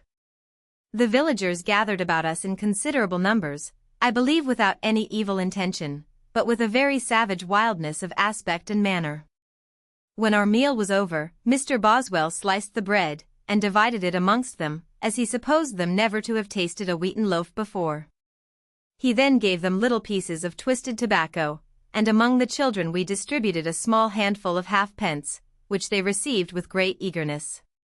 Yet I have been since told that the people of that valley are not indigent, and when we mentioned them afterwards as needy and pitiable, a Highland lady let us know that we might spare our commiseration, for the dame whose milk we drank had probably more than a dozen milk cows. She seemed unwilling to take any price, but being pressed to make a demand, at last named a shilling. Honesty is not greater where elegance is less. One of the bystanders, as we were told afterwards, advised her to ask for more, but she said a shilling was enough. We gave her half a crown, and I hope got some credit for our behavior, for the company said, if our interpreters did not flatter us, that they had not seen such a day since the old Laird of MacLeod passed through their country. The MacRaes, as we heard afterwards in the Hebrides, were originally an indigent and subordinate clan, and having no farms nor stock, were in great numbers servants to the MacLellans, who, in the War of Charles I, took arms at the call of the heroic Montrose, and were, in one of his battles, almost all destroyed. The women that were left at home, being thus deprived of their husbands, like the Scythian ladies of old, married their servants, and the MacRaes became a considerable race. The Highlands. As we continued our journey, we were at leisure to extend our speculations, and to investigate the reason of those peculiarities by which such rugged regions as these before us are generally distinguished. Mountainous countries commonly contain the original, at least the oldest race of inhabitants, for they are not easily conquered, because they must be entered by narrow ways, exposed to every power of mischief from those that occupy the heights, and every new ridge is a new fortress, where the defendants have again the same advantages. If the assailants either force the strait, or storm the summit, they gain only so much ground, their enemies are fled to take possession of the next rock, and the pursuers stand at gaze, knowing neither where the ways of escape wind among the steeps, nor where the bog has firmness to sustain them. Besides that, mountaineers have an agility in climbing and descending distinct from strength or courage, and attainable only by use. If the war be not soon concluded, the invaders are dislodged by hunger, for in those anxious and toilsome marches, provisions cannot easily be carried, and are never to be found. The wealth of mountains is cattle, which, while the men stand in the passes, the women drive away. Such lands at last cannot repay the expense of conquest, and therefore perhaps have not been so often invaded by the mere ambition of dominion, as by resentment of robberies and insults, or the desire of enjoying in security the more fruitful provinces. As mountains are long before they are conquered, they are likewise long before they are civilized. Men are softened by intercourse mutually profitable, and instructed by comparing their own notions with those of others. Thus Caesar found the maritime parts of Britain made less barbarous by their commerce with the Gauls. Into a barren and rough tract no stranger is brought either by the hope of gain or of pleasure. The inhabitants having neither commodities for sale, nor money for purchase, seldom visit more polished places, or if they do visit them, seldom return. It sometimes happens that by conquest, intermixture, or gradual refinement, the cultivated parts of a country change their language. The mountaineers then become a distinct nation, cut off by dissimilitude of speech from conversation with their neighbors. Thus in Biscay, the original Cantabrian, and in Dalecarlia, the Old Swedish still subsists. Thus Wales and the Highlands speak the tongue of the first inhabitants of Britain, while the other parts have received first the Saxon, and in some degree afterwards the French, and then formed a third language between them. That the primitive manners are continued where the primitive language is spoken, no nation will desire me to suppose, for the manners of mountaineers are commonly savage, but they are rather produced by their situation than derived from their ancestors. Such seems to be the disposition of man, that whatever makes a distinction produces rivalry. England, before other causes of enmity were found, was disturbed for some centuries by the contests of the northern and southern counties, so that at Oxford, the peace of study could for a long time be preserved only by choosing annually one of the proctors from each side of the Trent. A tract intersected by many ridges of mountains, naturally divides its inhabitants into petty nations, which are made by 1,000 causes enemies to each other. Each will exalt its own chiefs, each will boast the valor of its men, or the beauty of its women, and every claim of superiority irritates competition. Injuries will sometimes be done, and be more injuriously defended. Retaliation will sometimes be attempted, and the debt exacted with too much interest. In the Highlands it was a law that if a robber was sheltered from justice, any man of the same clan might be taken in his place. This was a kind of irregular justice, which, though necessary in savage times, could hardly fail to end in a feud, and a feud once kindled among an idle people with no variety of pursuits to divert their thoughts, burnt on for ages either sullenly glowing in secret mischief, or openly blazing into public violence. Of the effects of this violent judicature, there are not wanting memorials. The cave is now to be seen to which one of the Campbells, who had injured the MacDonalds, retired with a body of his own clan. The MacDonalds required the offender, and being refused, made a fire at the mouth of the cave, by which he and his adherents were suffocated together. Mountaineers are warlike, because by their feuds and competitions they consider themselves as surrounded with enemies, and are always prepared to repel incursions, or to make them. Like the Greeks in their unpolished state, described by Thucydides, the Highlanders, till lately, went always armed, and carried their weapons to visits, and to church. Mountaineers are thievish, because they are poor, and having neither manufactures nor commerce, can grow richer only by robbery. They regularly plunder their neighbors, for their neighbors are commonly their enemies, and having lost that reverence for property, by which the order of civil life is preserved, soon consider all as enemies, whom they do not reckon as friends, and think themselves licensed to invade whatever they are not obliged to protect. By a strict administration of the laws, since the laws have been introduced into the Highlands, this disposition to thievery is very much repressed.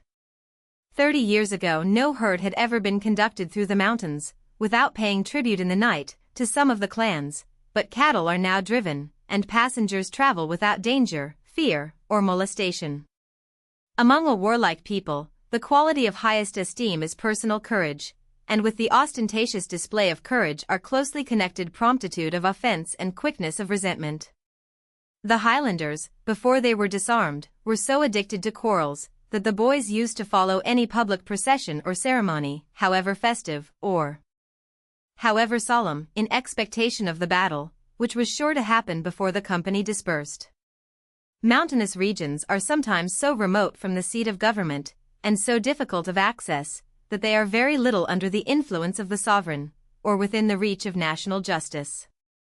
Law is nothing without power, and the sentence of a distant court could not be easily executed, nor perhaps very safely promulgated, among men ignorantly proud and habitually violent, unconnected with the general system, and accustomed to reverence only their own lords. It has therefore been necessary to erect many particular jurisdictions, and commit the punishment of crimes, and the decision of right to the proprietors of the country who could enforce their own decrees. It immediately appears that such judges will be often ignorant and often partial, but in the immaturity of political establishments no better expedient could be found. As government advances towards perfection, provincial judicature is perhaps in every empire gradually abolished. Those who had thus the dispensation of law were by consequence themselves lawless. Their vassals had no shelter from outrages and oppressions, but were condemned to endure, without resistance, the caprices of wantonness and the rage of cruelty. In the Highlands, some great lords had an hereditary jurisdiction over counties, and some chieftains over their own lands, till the final conquest of the Highlands afforded an opportunity of crushing all the local courts, and of extending the general benefits of equal law to the low and the high, in the deepest recesses and obscurest corners. While the chiefs had this resemblance of royalty, they had little inclination to appeal, on any question, to superior judicatures. A claim of lands between two powerful lairds was decided like a contest for dominion between sovereign powers. They drew their forces into the field, and right attended on the strongest. This was, in ruder times, the common practice, which the kings of Scotland could seldom control. Even so lately as in the last years of King William, a battle was fought at Mulroy, on a plain a few miles to the south of Inverness, between the clans of Macintosh and MacDonald of Keppoch. Colonel MacDonald, the head of a small clan, refused to pay the dues demanded from him by Macintosh, as his superior lord. They disdained the interposition of judges and laws, and calling each his followers to maintain the dignity of the clan, fought a formal battle, in which several considerable men fell on the side of Mackintosh, without a complete victory to either. This is said to have been the last open war made between the clans by their own authority. The Highland lords made treaties, and formed alliances, of which some traces may still be found, and some consequences still remain as lasting evidences of petty regality. The terms of one of these confederacies were, that each should support the other in the right, or in the wrong, except against the king. The inhabitants of mountains form distinct races, and are careful to preserve their genealogies. Men in a small district necessarily mingle blood by intermarriages, and combine at last into one family, with a common interest in the honor and disgrace of every individual. Then begins that union of affections, and cooperation of endeavors, that constitute a clan. They who consider themselves as ennobled by their family, will think highly of their progenitors, and they who through successive generations live always together in the same place, will preserve local stories and hereditary prejudices. Thus every Highlander can talk of his ancestors, and recount the outrages which they suffered from the wicked inhabitants of the next valley. Such are the effects of habitation among mountains, and such were the qualities of the Highlanders, while their rocks secluded them from the rest of mankind, and kept them an unaltered and discriminated race. They are now losing their distinction, and hastening to mingle with the general community. Glenelg we left Auchnashiels and the McRaes it's the afternoon, and in the evening came to Radican, a high hill on which a road is cut, but so steep and narrow, that it is very difficult. There is now a design of making another way round the bottom. Upon one of the precipices, my horse, weary with the steepness of the rise, staggered a little, and I called in haste to the Highlander to hold him. This was the only moment of my journey, in which I thought myself endangered. Having surmounted the hill at last, we were told that at Glenelg, on the seaside, we should come to a house of lime and slate and glass. This image of magnificence raised our expectation. At last we came to our inn weary and peevish, and began to inquire for meat and beds. Of the provisions the negative catalogue was very copious. Here was no meat, no milk, no bread, no eggs, no wine. We did not express much satisfaction. Here however we were to stay. Whiskey we might have, and I believe at last they caught a fowl and killed it. We had some bread, and with that we prepared ourselves to be contented, when we had a very eminent proof of Highland hospitality. Along some miles of the way, in the evening, a gentleman's servant had kept us company on foot with very little notice on our part. He left us near Glenelg, and we thought on him no more till he came to us again, in about 2 hours, with a present from his master of rum and sugar. The man had mentioned his company, and the gentleman, whose name, I think, is Gordon, well knowing the penury of the place, had this attention to 2 men, whose names perhaps he had not heard, by whom his kindness was not likely to be ever repaid, and who could be recommended to him only by their necessities. We were now to examine our lodging. Out of one of the beds, on which we were to repose, started up, at our entrance, a man black as a cyclops from the forge. Other circumstances of no elegant recital concurred to disgust us. We had been frighted by a lady at Edinburgh, with discouraging representations of Highland lodgings. Sleep, however, was necessary. Our Highlanders had at last found some hay, with which the inn could not supply them.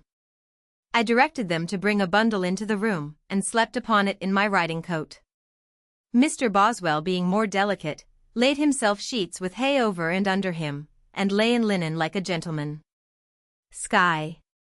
Armidale in the morning, September the 2nd, we found ourselves on the edge of the sea. Having procured a boat, we dismissed our Highlanders, whom I would recommend to the service of any future travellers, and were ferried over to the Isle of Skye. We landed at Armidale, where we were met on the sands by Sir Alexander MacDonald, who was at that time there with his lady, preparing to leave the island and reside at Edinburgh. Armidale is a neat house, built where the MacDonalds had once a seat, which was burnt in the commotions that followed the Revolution. The walled orchard, which belonged to the former house, still remains. It is well shaded by tall ash trees, of a species, as Mr. Janes the fossilist informed me, uncommonly valuable. This plantation is very properly mentioned by Dr. Campbell, in his new account of the state of Britain, and deserves attention, because it proves that the present nakedness of the Hebrides is not wholly the fault of nature. As we sat at Sir Alexander's table, we were entertained, according to the ancient usage of the North, with the melody of the bagpipe. Everything in those countries has its history. As the bagpiper was playing, an elderly gentleman informed us that in some remote time, the Macdonalds of Glengarry having been injured or offended by the inhabitants of Culloden, and resolving to have justice or vengeance, came to Culloden on a Sunday, where finding their enemies at worship, they shut them up in the church, which they set on fire, and this, said he, is the tune that the piper played while they were burning. Narrations like this, however uncertain, deserve the notice of the traveler, because they are the only records of a nation that has no historians, and afford the most genuine representation of the life and character of the ancient Highlanders. Under the denomination of Highlander are comprehended in Scotland all that now speak the Erse language, or retain the primitive manners, whether they live among the mountains or in the islands, and in that sense I use the name, when there is not some apparent reason for making a distinction. In Skye I first observed the use of brogues, a kind of artless shoes, stitched with thongs so loosely, that though they defend the foot from stones, they do not exclude water. Brogues were formerly made of raw hides, with the hair inwards, and such are perhaps still used in rude and remote parts, but they are said not to last above 2 days. Where life is somewhat improved, they are now made of leather tanned with oak bark, as in other places, or with the bark of birch, or roots of tormentil, a substance recommended in defect of bark, about 40 years ago, to the Irish tanners, by one to whom the Parliament of that kingdom voted a reward. The leather of Skye is not completely penetrated by vegetable matter, and therefore cannot be very durable. My inquiries about brogues gave me an early specimen of Highland information. One day I was told that to make brogues was a domestic art, which every man practiced for himself, and that a pair of brogues was the work of an hour. I supposed that the husband made brogues as the wife made an apron, till next day it was told me that a brogue maker was a trade, and that a pair would cost half a crown. It will easily occur that these representations may both be true, and that, in some places, men may buy them, and in others, make them for themselves, but I had both the accounts in the same house within 2 days. Many of my subsequent inquiries upon more interesting topics ended in the like uncertainty. He that travels in the Highlands may easily saturate his soul with intelligence, if he will acquiesce in the first account. The Highlander gives to every question an answer so prompt and peremptory, that skepticism itself is dared into silence, and the mind sinks before the bold reporter in unresisting credulity. But, if a second question be ventured, it breaks the enchantment, for it is immediately discovered that what was told so confidently was told at hazard, and that such fearlessness of assertion was either the sport of negligence, or the refuge of ignorance. If individuals are thus at variance with themselves, it can be no wonder that the accounts of different men are contradictory. The traditions of an ignorant and savage people have been for ages negligently heard, and unskillfully related. Distant events must have been mingled together, and the actions of one man given to another. These, however, are deficiencies in story, for which no man is now to be censured. It were enough, if what there is yet opportunity of examining were accurately inspected, and justly represented, but such is the laxity of Highland conversation, that the inquirer is kept in continual suspense, and by a kind of intellectual retrogradation, knows less as he hears more. In the islands, the plaid is rarely worn. The law by which the Highlanders have been obliged to change the form of their dress has, in all the places that we have visited, been universally obeyed. I have seen only one gentleman completely clothed in the ancient habit, and by him it was worn only occasionally and wantonly. The common people do not think themselves under any legal necessity of having coats, for they say that the law against plaids was made by Lord Hardwicke, and was in force only for his life. But the same poverty that made it then difficult for them to change their clothing, hinders them now from changing it again. The philibeg, or lower garment, is still very common, and the bonnet almost universal, but their attire is such as produces, in a sufficient degree, the effect intended by the law, of abolishing the dissimilitude of appearance between the Highlanders and the other inhabitants of Britain, and, if dress be supposed to have much influence, facilitates their coalition with their fellow subjects. What we have long used we naturally like, and therefore the Highlanders were unwilling to lay aside their plaid, which yet to an unprejudiced spectator must appear an incommodious and cumbersome dress, for hanging loose upon the body, it must flutter in a quick motion, or require one of the hands to keep it close. The Romans always laid aside the gown when they had anything to do. It was a dress so unsuitable to war, that the same word which signified a gown signified peace. The chief use of a plaid seems to be this, that they could commodiously wrap themselves in it, when they were obliged to sleep without a better cover. In our passage from Scotland to Skye, we were wet for the first time with a shower. This was the beginning of the Highland winter, after which we were told that a succession of 3 dry days was not to be expected for many months. The winter of the Hebrides consists of little more than rain and wind. As they are surrounded by an ocean never frozen, the blasts that come to them over the water are too much softened to have the power of congelation. The salt loughs, or inlets of the sea, which shoot very far into the island, never have any ice upon them, and the pools of fresh water will never bear the walker. The snow that sometimes falls is soon dissolved by the air, or the rain. This is not the description of a cruel climate, yet the dark months are here a time of great distress, because the summer can do little more than feed itself, and winter comes with its cold and its scarcity upon families very slenderly provided. Corryatakin in Skye the 3rd or 4th day after our arrival at Armidale, brought us an invitation to the Isle of Rosse, which lies east of Skye. It is incredible how soon the account of any event is propagated in these narrow countries by the love of talk, which much leisure produces, and the relief given to the mind in the penury of insular conversation by a new topic. The arrival of strangers at a place so rarely visited excites rumor and quickens curiosity. I know not whether we touched at any corner where fame had not already prepared us a reception. To gain a commodious passage to Rosse, it was necessary to pass over a large part of Skye. We were furnished therefore with horses and a guide. In the islands there are no roads, nor any marks by which a stranger may find his way. The horseman has always at his side a native of the place, who, by pursuing game, or tending cattle, or being often employed in messages or conduct, has learned where the ridge of the hill has breadth sufficient to allow a horse and his rider a passage, and where the moss or bog is hard enough to bear them. The bogs are avoided as toilsome at least, if not unsafe, and therefore the journey is made generally from precipice to precipice, from which if the eye ventures to look down, it sees below a gloomy cavity, whence the rush of water is sometimes heard. But there seems to be in all this more alarm than danger.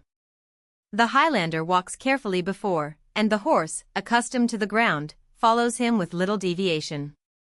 Sometimes the hill is too steep for the horseman to keep his seat, and sometimes the moss is too tremulous to bear the double weight of horse and man. The rider then dismounts, and all shift as they can. Journeys made in this manner are rather tedious than long.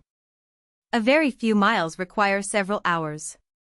From Armidale we came at night to Corryatakin, a house very pleasantly situated between 2 brooks, with one of the highest hills of the island behind it. It is the residence of Mr. Mackinnon, by whom we were treated with very liberal hospitality, among a more numerous and elegant company than it could have been supposed easy to collect. The hill behind the house we did not climb. The weather was rough, and the height and steepness discouraged us. We were told that there is a cairn upon it. A cairn is a heap of stones thrown upon the grave of one eminent for dignity of birth, or splendor of achievements. It is said that by digging, an urn is always found under these cairns. They must therefore have been thus piled by a people whose custom was to burn the dead.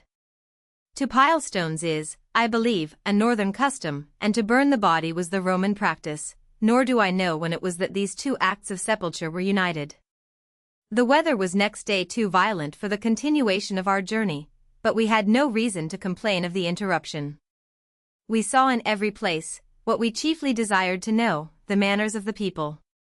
We had company, and, if we had chosen retirement, we might have had books. I never was in any house of the islands, where I did not find books in more languages than one, if I stayed long enough to want them, except one from which the family was removed. Literature is not neglected by the higher rank of the Hebrideans. It need not, I suppose, be mentioned, that in countries so little frequented as the islands, there are no houses where travelers are entertained for money. He that wanders about these wilds either procures recommendations to those whose habitations lie near his way, or, when night and weariness come upon him, takes the chance of general hospitality. If he finds only a cottage, he can expect little more than shelter, for the cottagers have little more for themselves, but if his good fortune brings him to the residence of a gentleman, he will be glad of a storm to prolong his stay. There is, however, one inn by the seaside at Sconser, in Skye, where the post office is kept. At the tables where a stranger is received, neither plenty nor delicacy is wanting. A tract of land so thinly inhabited must have much wild fowl, and I scarcely remember to have seen a dinner without them. The moor game is everywhere to be had.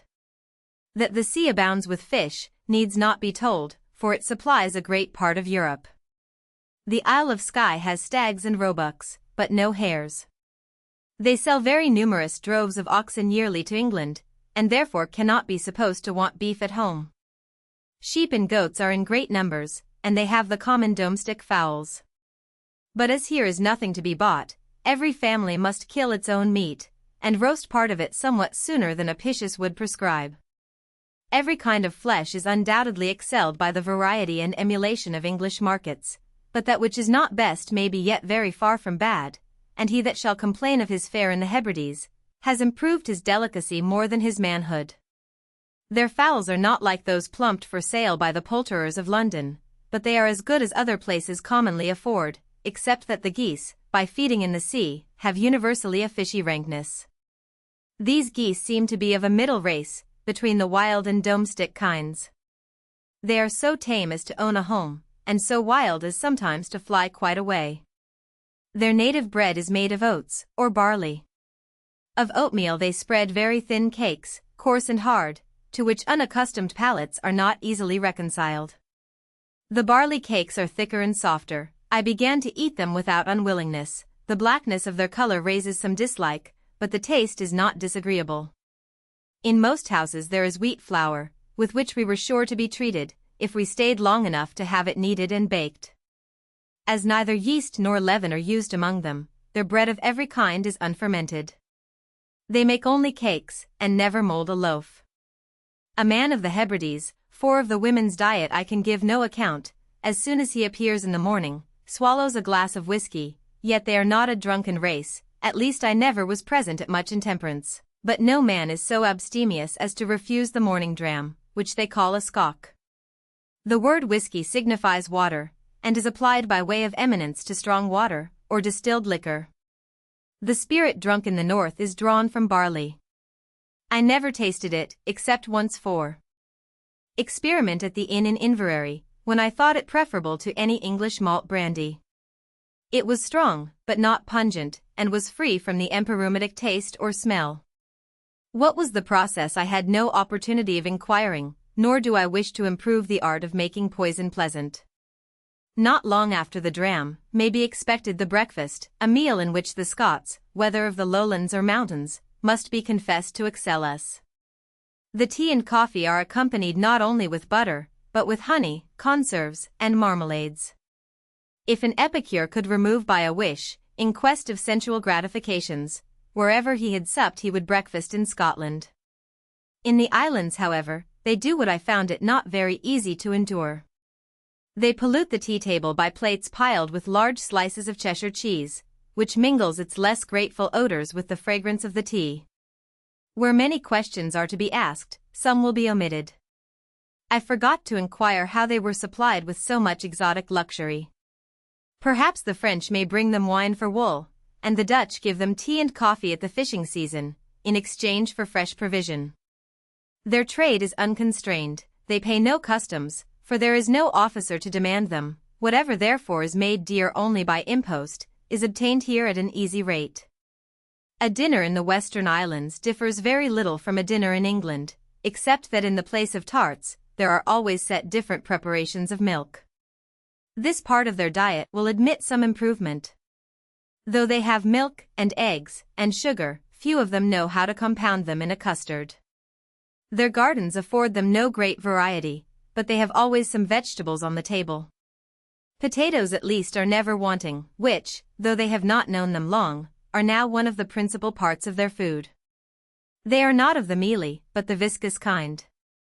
Their more elaborate cookery, or made dishes, an Englishman at the first taste is not likely to approve, but the culinary compositions of every country are often such as become grateful to other nations only by degrees, though I have read a French author, who, in the elation of his heart, says that French cookery pleases all foreigners, but foreign cookery never satisfies a Frenchman.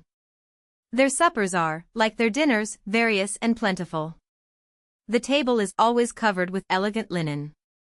Their plates for common use are often of that kind of manufacture which is called cream-colored, or queen's ware. They use silver on all occasions where it is common in England, nor did I ever find the spoon of horn, but in one house. The knives are not often either very bright, or very sharp. They are indeed instruments of which the Highlanders have not been long acquainted with the general use. They were not regularly laid on the table, before the prohibition of arms, and the change of dress. 30 years ago the Highlander wore his knife as a companion to his dirk or dagger, and when the company sat down to meat, the men who had knives, cut the flesh into small pieces for the women, who with their fingers conveyed it to their mouths. There was perhaps never any change of national manners so quick, so great, and so general, as that which has operated in the Highlands, by the last conquest, and the subsequent laws. We came thither too late to see what we expected, a people of peculiar appearance, and a system of antiquated life. The clans retain little now of their original character, their ferocity of temper is softened, their military ardor is extinguished, their dignity of independence is depressed, their contempt of government subdued, and the reverence for their chiefs abated. Of what they had before the late conquest of their country, there remain only their language and their poverty. Their language is attacked on every side. Schools are erected, in which English only is taught, and there were lately some who thought it reasonable to refuse them a version of the Holy Scriptures, that they might have no monument of their mother tongue. That their poverty is gradually abated, cannot be mentioned among the unpleasing consequences of subjection. They are now acquainted with money, and the possibility of gain will by degrees make them industrious. Such is the effect of the late regulations, that a longer journey than to the Highlands must be taken by him whose curiosity pants for savage virtues and barbarous grandeur. Rosse at the first intermission of the stormy weather we were informed, that the boat, which was to convey us to Rosse, attended us on the coast. We had from this time our intelligence facilitated, and our conversation enlarged, by the company of Mr. McQueen, minister of a parish in Skye, whose knowledge and politeness give him a title equally to kindness and respect, and who, from this time, never forsook us till we were preparing to leave Skye, and the adjacent places. The boat was under the direction of Mr. Malcolm MacLeod, a gentleman of Rosse. The water was calm, and the rowers were vigorous, so that our passage was quick and pleasant. When we came near the island, we saw the laird's house, a neat modern fabric, and found Mr. MacLeod, the proprietor of the island, with many gentlemen, expecting us on the beach. We had, as at all other places, some difficulty in landing. The crags were irregularly broken, and a false step would have been very mischievous. It seemed that the rocks might, with no great labor, have been hewn almost into a regular flight of steps, and as there are no other landing places, I considered this rugged ascent as the consequence of a form of life inured to hardships, and therefore not studious of nice accommodations. But I know not whether, for many ages, it was not considered as a part of military policy, to keep the country not easily accessible. The rocks are natural fortifications, and an enemy climbing with difficulty, was easily destroyed by those who stood high above him. Our reception exceeded our expectations. We found nothing but civility, elegance, and plenty. After the usual refreshments, and the usual conversation, the evening came upon us. The carpet was then rolled off the floor, the musician was called, and the whole company was invited to dance, nor did ever fairies trip with greater alacrity. The general air of festivity, which predominated in this place, so far remote from all those regions which the mind has been used to contemplate as the mansions of pleasure, struck the imagination with a delightful surprise, analogous to that which is felt at an unexpected immersion from darkness into light. When it was time to sup, the dance ceased, and 36 persons sat down to 2 tables in the same room. After supper the ladies sung Erse songs, to which I listened as an English audience to an Italian opera, delighted with the sound of words which I did not understand. I inquired the subjects of the songs, and was told of one, that it was a love song, and of another, that it was a farewell composed by one of the islanders that was going, in this epidemical fury of emigration, to seek his fortune in America. What sentiments would arise, on such an occasion, in the heart of one who had not been taught to lament by precedent, I should gladly have known, but the lady, by whom I sat, thought herself not equal to the work of translating. Mr. MacLeod is the proprietor of the islands of Rosse, Rona, and Flata, and possesses an extensive district in Skye. The estate has not, during 400 years, gained or lost a single acre. He acknowledges MacLeod of Dunvegan as his chief, though his ancestors have formerly disputed the preeminence. One of the old Highland alliances has continued for 200 years, and is still subsisting between MacLeod of Rosse and MacDonald of Skye, in consequence of which, the survivor always inherits the arms of the deceased, a natural memorial of military friendship. At the death of the late Sir James MacDonald, his sword was delivered to the present Laird of Rosse. The family of Rosse consists of the Laird, the lady, 3 sons and 10 daughters. For the sons there is a tutor in the house, and the lady is said to be very skillful and diligent in the education of her girls. More gentleness of manners, or a more pleasing appearance of domestic society, is not found in the most polished countries. Rosse is the only inhabited island in Mr. MacLeod's possession. Rona and Flata afford only pasture for cattle, of which 160 winter in Rona, under the superintendence of a solitary herdsman. The length of Rosse is, by computation, 15 miles, and the breadth 2. These countries have never been measured, and the computation by miles is negligent and arbitrary. We observed in traveling, that the nominal and real distance of places had very little relation to each other. Rosse probably contains near 100 square miles. It affords not much ground, notwithstanding its extent either for tillage or pasture, for it is rough, rocky, and barren. The cattle often perish by falling from the precipices. It is like the other islands, I think, generally naked of shade, but it is naked by neglect, for the laird has an orchard, and very large forest trees grow about his house. Like other hilly countries it has many rivulets. One of the brooks turns a corn mill, and at least one produces trouts. In the streams or fresh lakes of the islands, I have never heard of any other fish than trouts and eels. The trouts, which I have seen, are not large, the color of their flesh is tinged as in England. Of their eels I can give no account, having never tasted them, for I believe they are not considered as wholesome food. It is not very easy to fix the principles upon which mankind have agreed to eat some animals, and reject others, and as the principle is not evident, it is not uniform. That which is selected as delicate in one country, is by its neighbors abhorred as loathsome. The Neapolitans lately refused to eat potatoes in a famine. An Englishman is not easily persuaded to dine on snails with an Italian, on frogs with a Frenchman, or on horseflesh with a Tartar. The vulgar inhabitants of Skye, I know not whether of the other islands, have not only eels, but pork and bacon in abhorrence, and accordingly I never saw a hog in the Hebrides, except one at Dunvegan. Rosse has wild fowl in abundance, but neither deer, hares, nor rabbits. Why it has them not, might be asked, but that of such questions there is no end. Why does any nation want what it might have? Why are not spices transplanted to America? Why does tea continue to be brought from China? Life improves but by slow degrees, and much in every place is yet to do. Attempts have been made to raise roebucks in Rosse, but without effect. The young ones it is extremely difficult to rear, and the old can very seldom be taken alive. Hares and rabbits might be more easily obtained.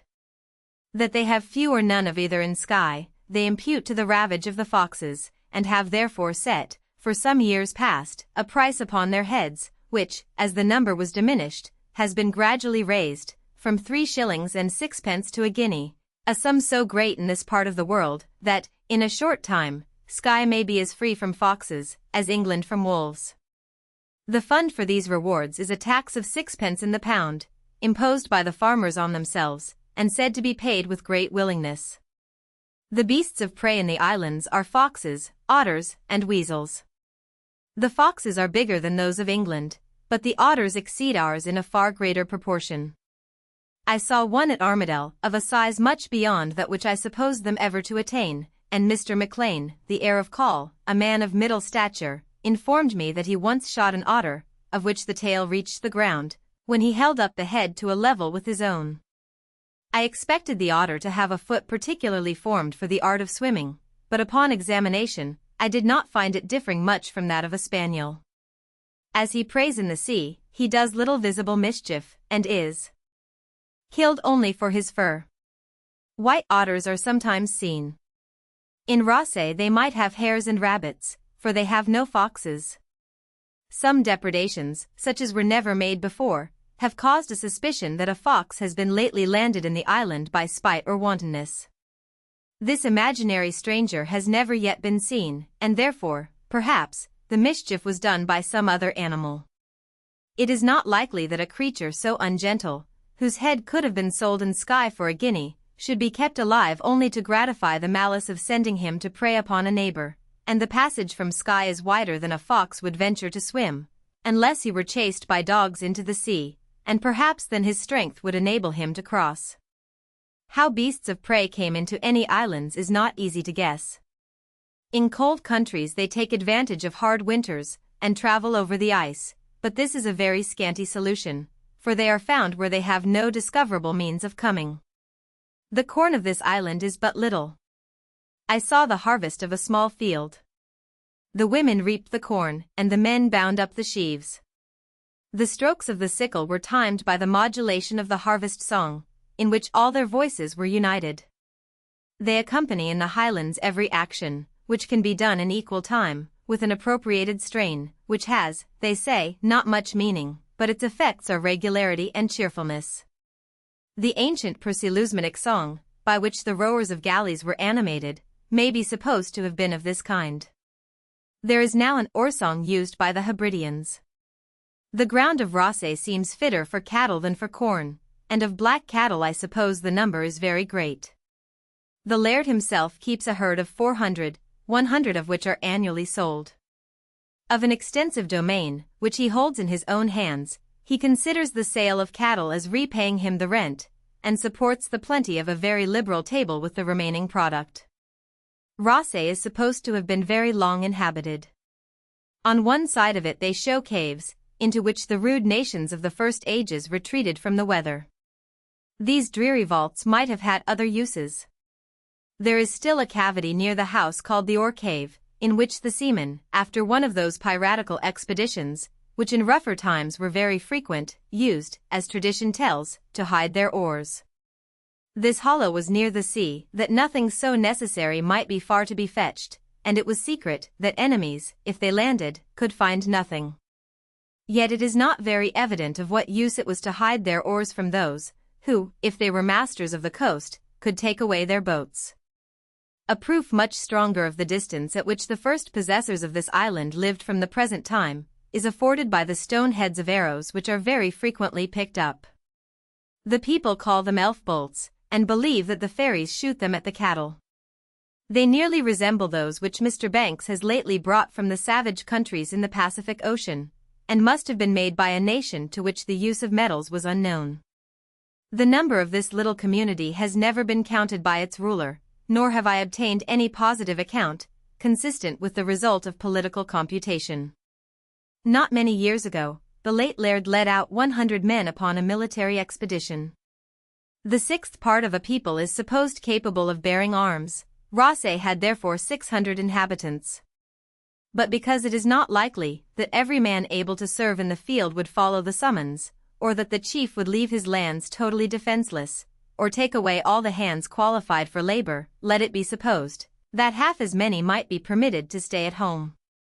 The whole number will then be 900, or 9 to a square mile, a degree of populousness greater than those tracts of desolation can often show. They are content with their country, and faithful to their chiefs, and yet uninfected with the fever of migration. Near the house, at Rosse, is a chapel unroofed and ruinous, which has long been used only as a place of burial. About the churches, in the islands, are small squares enclosed with stone, which belong to particular families, as repositories for the dead.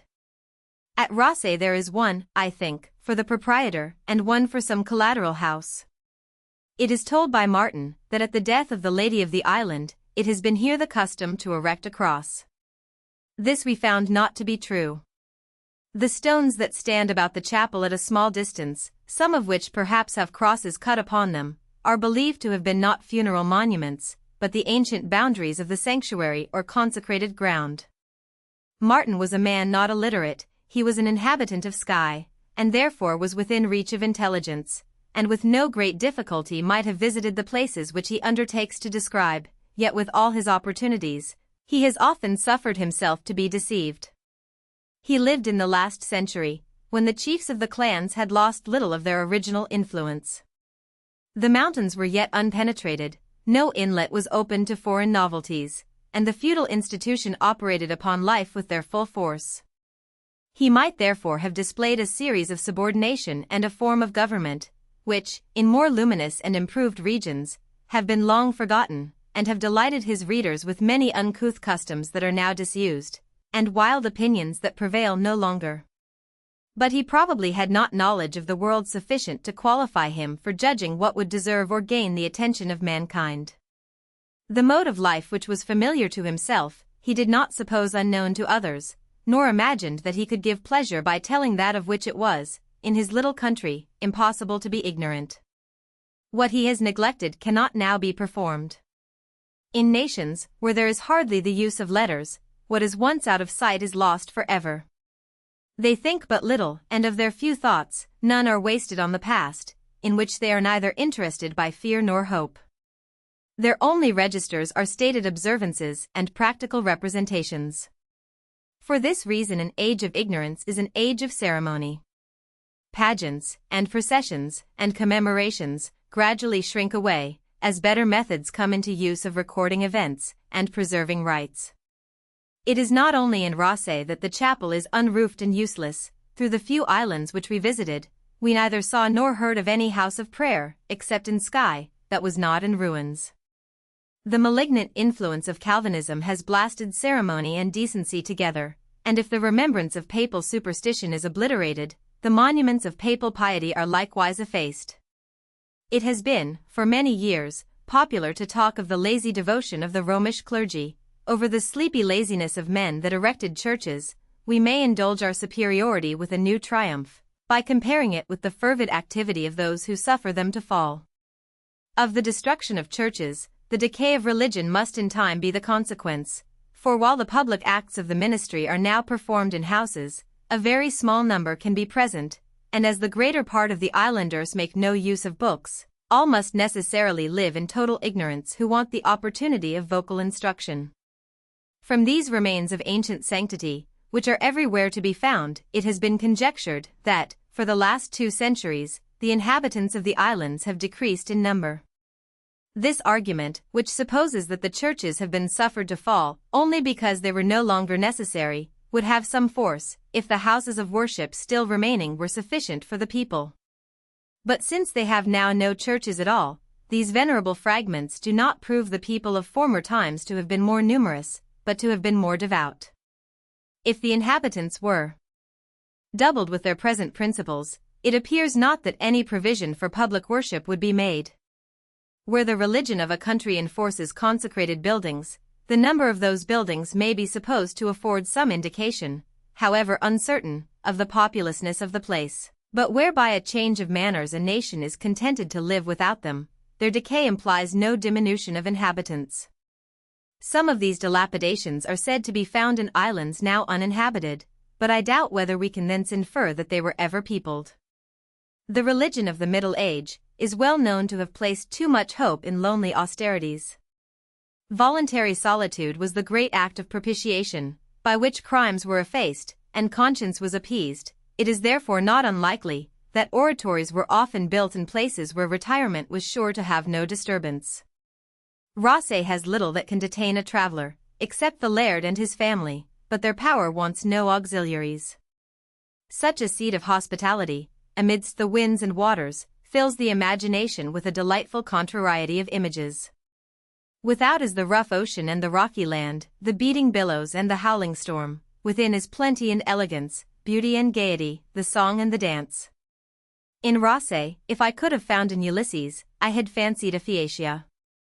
Dunvegan at Rosse, by good fortune, MacLeod, so the chief of the clan is called, was paying a visit, and by him we were invited to his seat at Dunvegan. Rosse has a stout boat built in Norway, in which, with 6 oars, he conveyed us back to Skye. We landed at Port Ree, so called, because James V of Scotland, who had curiosity to visit the islands, came into it. The port is made by an inlet of the sea, deep and narrow, where a ship lay waiting to dispeople Skye, by carrying the natives away to America. In coasting Skye, we passed by the cavern in which it was the custom, as Martin relates, to catch birds in the night, by making a fire at the entrance. This practice is disused, for the birds, as is known often to happen, have changed their haunts. Here we dined at a public house, I believe the only inn of the island, and having mounted our horses, travelled in the manner already described, till we came to Kingsborough, a place distinguished by that name, because the king lodged here when he landed at Port Ree. We were entertained with the usual hospitality by Mr. MacDonald and his lady, Flora MacDonald, a name that will be mentioned in history, and if courage and fidelity be virtues, mentioned with honor. She is a woman of middle stature, soft features, gentle manners, and elegant presence. In the morning we sent our horses round a promontory to meet us, and spared ourselves part of the day's fatigue, by crossing an arm of the sea. We had at last some difficulty in coming to Dunvegan, for our way led over an extensive moor, where every step was to be taken with caution, and we were often obliged to alight, because the ground could not be trusted. In travelling this watery flat, I perceived that it had a visible declivity, and might without much expense or difficulty be drained. But difficulty and expense are relative terms, which have different meanings in different places. To Dunvegan we came, very willing to be at rest, and found our fatigue amply recompensed by our reception. Lady MacLeod, who had lived many years in England, was newly come hither with her son and 4 daughters, who knew all the arts of southern elegance, and all the modes of English economy. Here therefore we settled, and did not spoil the present hour with thoughts of departure. Dunvegan is a rocky prominence that juts out into a bay, on the west side of Skye. The house, which is the principal seat of MacLeod, is partly old and partly modern. It is built upon the rock, and looks upon the water. It forms 2 sides of a small square. On the third side is the skeleton of a castle of unknown antiquity, supposed to have been a Norwegian fortress, when the Danes were masters of the islands. It is so nearly entire, that it might have easily been made habitable, were there not an ominous tradition in the family, that the owner shall not long outlive the reparation. The grandfather of the present laird, in defiance of prediction, began the work, but desisted in a little time, and applied his money to worse uses. As the inhabitants of the Hebrides lived, for many ages, in continual expectation of hostilities, the chief of every clan resided in a fortress. This house was accessible only from the water, till the last possessor opened an entrance by stairs upon the land. They had formerly reason to be afraid, not only of declared wars and authorized invaders, or of roving pirates, which, in the northern seas, must have been very common, but of inroads and insults from rival clans, who, in the plenitude of feudal independence, asked no leave of their sovereign to make war on one another. Skye has been ravaged by a feud between the 2 mighty powers of MacDonald and MacLeod. MacDonald, having married a MacLeod upon some discontent, dismissed her, perhaps because she had brought him no children. Before the reign of James V, a Highland laird made a trial of his wife for a certain time, and if she did not please him, he was then at liberty to send her away. This however must always have offended, and MacLeod, resenting the injury, whatever were its circumstances, declared that the wedding had been solemnized without a bonfire, but that the separation should be better illuminated, and raising a little army, set fire to the territories of MacDonald, who returned the visit and prevailed. Another story may show the disorderly state of insular neighborhood. The inhabitants of the Isle of Egg, meeting a boat manned by MacLeods, tied the crew hand and foot, and set them adrift. MacLeod landed upon Egg, and demanded the offenders, but the inhabitants refusing to surrender them, retreated to a cavern, into which they thought their enemies unlikely to follow them. MacLeod choked them with smoke, and left them lying dead by families as they stood. Here the violence of the weather confined us for some time, not at all to our discontent or inconvenience. We would indeed very willingly have visited the islands, which might be seen from the house scattered in the sea, and I was particularly desirous to have viewed Isay, but the storms did not permit us to launch a boat, and we were condemned to listen in idleness to the wind, except when we were better engaged by listening to the ladies. We had here more wind than waves, and suffered the severity of a tempest, without enjoying its magnificence. The sea being broken by the multitude of islands, does not roar with so much noise, nor beat the shore with such foamy violence, as I have remarked on the coast of Sussex. Though, while I was in the Hebrides, the wind was extremely turbulent, I never saw very high billows. The country about Dunvegan is rough and barren. There are no trees, except in the orchard, which is a low sheltered spot surrounded with a wall.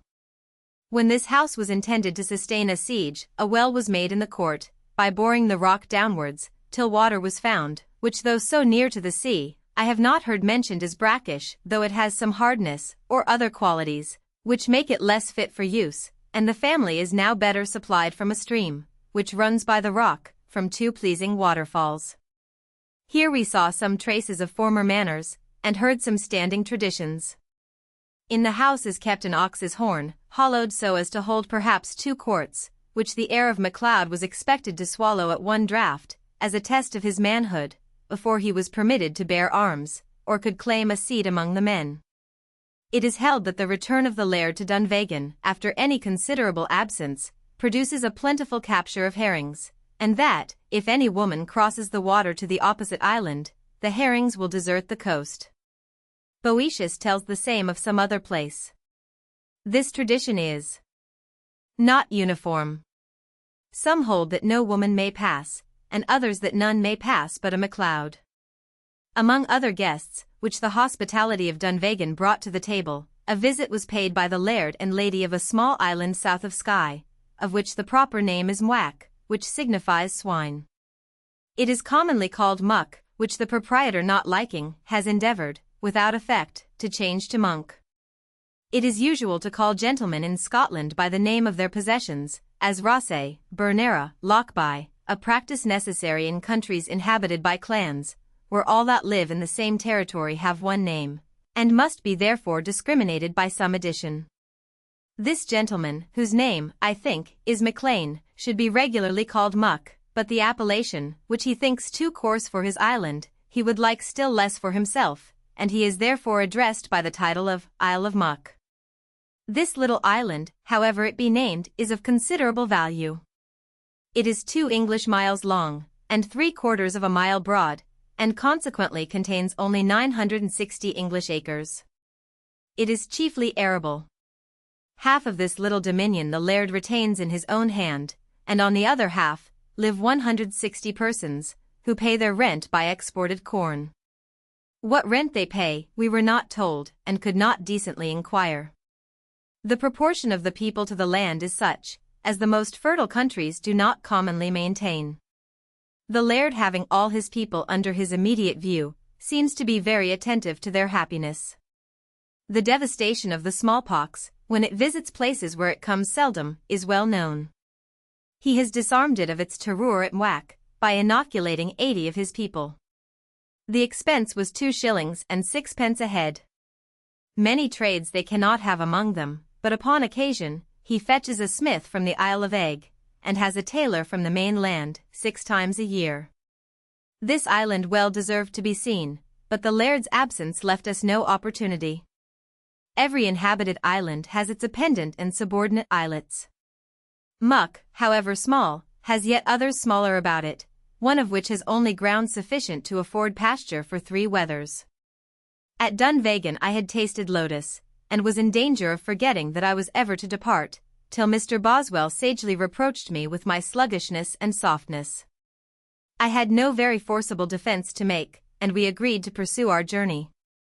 MacLeod accompanied us to Ulinaish, where we were entertained by the sheriff of the island.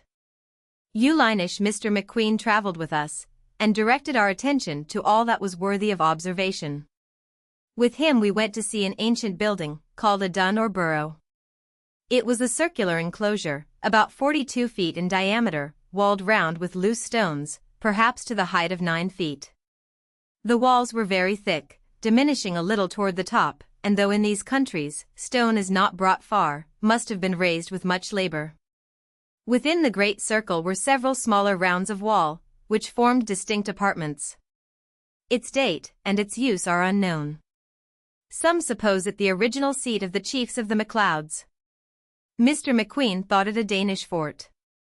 The entrance is covered with flat stones, and is narrow, because it was necessary that the stones which lie over it should reach from one wall to the other, yet, straight as the passage is, they seem heavier than could have been placed where they now lie, by the naked strength of as many men as might stand about them. They were probably raised by putting long pieces of wood under them, to which the action of a long line of lifters might be applied. Savages, in all countries, have patience proportionate to their unskillfulness, and are content to attain their end by very tedious methods. If it was ever roofed, it might once have been a dwelling, but as there is no provision for water, it could not have been a fortress. In Skye, as in every other place, there is an ambition of exalting whatever has survived memory, to some important use, and referring it to very remote ages. I am inclined to suspect that in lawless times, when the inhabitants of every mountain stole the cattle of their neighbor, these enclosures were used to secure the herds and flocks in the night. When they were driven within the wall, they might be easily watched, and defended as long as could be needful, for the robbers durst not wait till the injured clan should find them in the morning.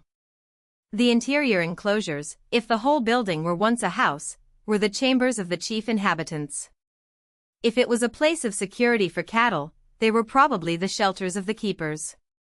From the dun we were conducted to another place of security, a cave carried a great way underground, which had been discovered by digging after a fox. These caves, of which many have been found, and many probably remain concealed, are formed, I believe, commonly by taking advantage of a hollow, where banks or rocks rise on either side. If no such place can be found, the ground must be cut away. The walls are made by piling stones against the earth, on either side. It is then roofed by larger stones laid across the cavern, which therefore cannot be wide. Over the roof, turfs were placed, and grass was suffered to grow, and the mouth was concealed by bushes, or some other cover. These caves were represented to us as the cabins of the first rude inhabitants, of which, however, I am by no means persuaded. This was so low, that no man could stand upright in it. By their construction they are all so narrow, that two can never pass along them together, and being subterraneous, they must be always damp. They are not the work of an age much ruder than the present, for they are formed with as much art as the construction of a common hut requires. I imagine them to have been places only of occasional use, in which the islander, upon a sudden alarm, hid his utensils, or his clothes, and perhaps sometimes his wife and children. This cave we entered, but could not proceed the whole length, and went away without knowing how far it was carried. For this omission we shall be blamed, as we perhaps have blamed other travelers, but the day was rainy, and the ground was damp. We had with us neither spades nor pickaxes, and if love of ease surmounted our desire of knowledge, the offense has not the invidiousness of singularity. Edifices either standing or ruined, are the chief records of an illiterate nation. In some part of this journey, at no great distance from our way, stood a shattered fortress, of which the learned minister, to whose communication we are much indebted, gave us an account. Those, said he, are the walls of a place of refuge, built in the time of James VI, by Hugh MacDonald, who was next heir to the dignity and fortune of his chief. Hugh, being so near his wish, was impatient of delay, and had art and influence sufficient to engage several gentlemen in a plot against the laird's life. Something must be stipulated on both sides, for they would not dip their hands in blood merely for Hugh's advancement. The compact was formerly written, signed by the conspirators, and placed in the hands of one MacLeod. It happened that MacLeod had sold some cattle to a drover, who, not having ready money, gave him a bond for payment. The debt was discharged, and the bond redemanded, which MacLeod, who could not read, intending to put into his hands, gave him the conspiracy. The drover, when he had read the paper, delivered it privately to MacDonald, who, being thus informed of his danger, called his friends together and provided for his safety. He made a public feast, and inviting Hugh MacDonald and his confederates, placed each of them at the table between two men of known fidelity. The compact of conspiracy was then shown, and every man confronted with his own name. MacDonald acted with great moderation. He upbraided Hugh, both with disloyalty and ingratitude, but told the rest that he considered them as men deluded and misinformed. Hugh was sworn to fidelity, and dismissed with his companions, but he was not generous enough to be reclaimed by lenity, and finding no longer any countenance among the gentlemen, endeavored to execute the same design by meaner hands. In this practice he was detected, taken to MacDonald's castle, and imprisoned in the dungeon. When he was hungry, they let down a plentiful meal of salted meat, and when, after his repast, he called for drink, conveyed to him a covered cup, which, when he lifted the lid, he found empty. From that time they visited him no more, but left him to perish in solitude and darkness. We were then told of a cavern by the seaside, remarkable for the powerful reverberation of sounds. After dinner we took a boat, to explore this curious cavity. The boatman, who seemed to be of a rank above that of common drudges, inquired who the strangers were, and being told we came one from Scotland, and the other from England, asked if the Englishman could recount a long genealogy. What answer was given them, the conversation being in Erse, I was not much inclined to examine. They expected no good event of the voyage, for one of them declared that he heard the cry of an English ghost. This omen I was not told till after our return, and therefore cannot claim the dignity of despising it. The sea was smooth.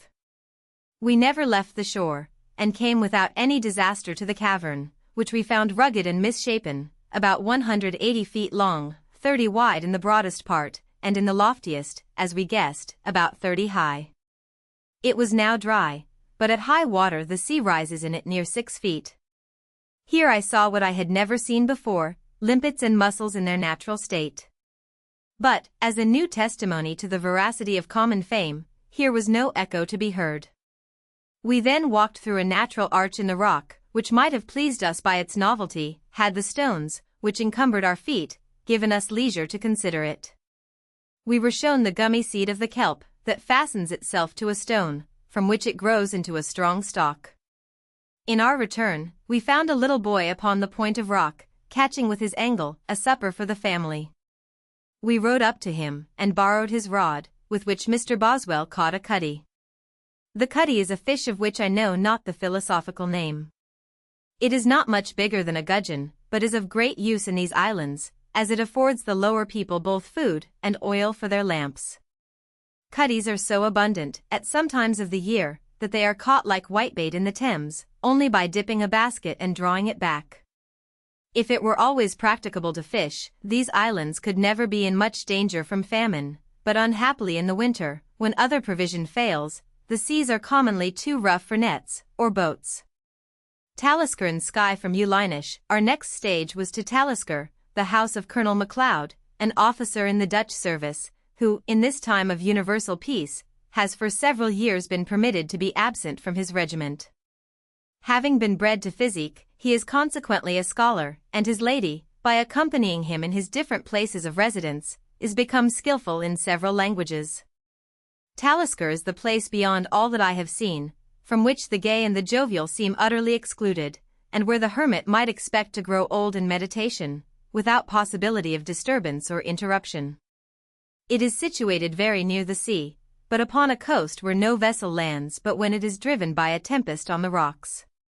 Towards the land are lofty hills streaming with waterfalls. The garden is sheltered by firs or pines, which grow there so prosperously that some, which the present inhabitant planted, are very high and thick. At this place we very happily met Mr. Donald MacLean, a young gentleman, the eldest son of the Laird of Call, heir to a very great extent of land, and so desirous of improving his inheritance, that he spent a considerable time among the farmers of Hertfordshire and Hampshire to learn their practice. He worked with his own hands at the principal operations of agriculture, that he might not deceive himself by a false opinion of skill, which, if he should find it deficient at home, he had no means of completing. If the world has agreed to praise the travels and manual labors of the Tsar of Muscovy, let Karl have his share of the like applause, in the proportion of his dominions to the Empire of Russia. This young gentleman was sporting in the mountains of Skye, and when he was weary with following his game, repaired for lodging to Talisker. At night he missed one of his dogs, and when he went to seek him in the morning, found 2 eagles feeding on his carcass. Karl, for he must be named by his possessions, hearing that our intention was to visit Jonah, offered to conduct us to his chief, Sir Alan MacLean, who lived in the Isle of Inchkenneth, and would readily find us a convenient passage. From this time was formed an acquaintance, which being begun by kindness, was accidentally continued by constraint. We derived much pleasure from it, and I hope have given him no reason to repent it. The weather was now almost one continued storm, and we were to snatch some happy intermission to be conveyed to Mull, the 3rd island of the Hebrides, lying about a degree south of Skye, whence we might easily find our way to Inchkenneth, where Sir Alan MacLean resided, and afterward to Jonah. For this purpose, the most commodious station that we could take was Armadale, which Sir Alexander MacDonald had now left to a gentleman, who lived there as his factor or steward. In our way to Armadale was Corryatakin, where we had already been, and to which therefore we were very willing to return. We stayed however so long at Talisker, that a great part of our journey was performed in the gloom of the evening. In travelling even thus almost without light through naked solitude, when there is a guide whose conduct may be trusted, a mind not naturally too much disposed to fear, may preserve some degree of cheerfulness. But what must be the solicitude of him who should be wandering, among the crags and hollows, benighted, ignorant, and alone? The fictions of the Gothic romances were not so remote from credibility as they are now thought. In the full prevalence of the feudal institution, when violence desolated the world, and every baron lived in a fortress, forests and castles were regularly succeeded by each other, and the adventurer might very suddenly pass from the gloom of woods, or the ruggedness of moors, to seats of plenty, gaiety, and magnificence. Whatever is imaged in the wildest tale, if giants, dragons, and enchantment be excepted, would be felt by him, who, wandering in the mountains without a guide, or upon the sea without a pilot, should be carried amidst his terror and uncertainty, to the hospitality and elegance of Rosse or Dunvegan. To Corryatakin at last we came, and found ourselves welcomed as before. Here we stayed 2 days, and made such inquiries as curiosity suggested.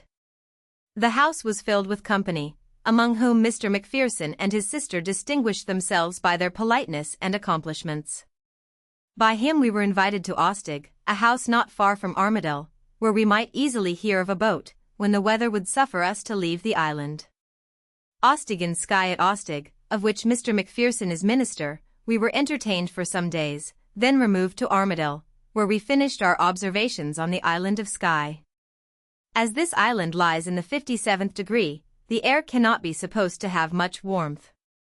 The long continuance of the sun above the horizon does indeed sometimes produce great heat in northern latitudes, but this can only happen in sheltered places, where the atmosphere is to a certain degree stagnant, and the same mass of air continues to receive for many hours the rays of the sun, and the vapors of the earth.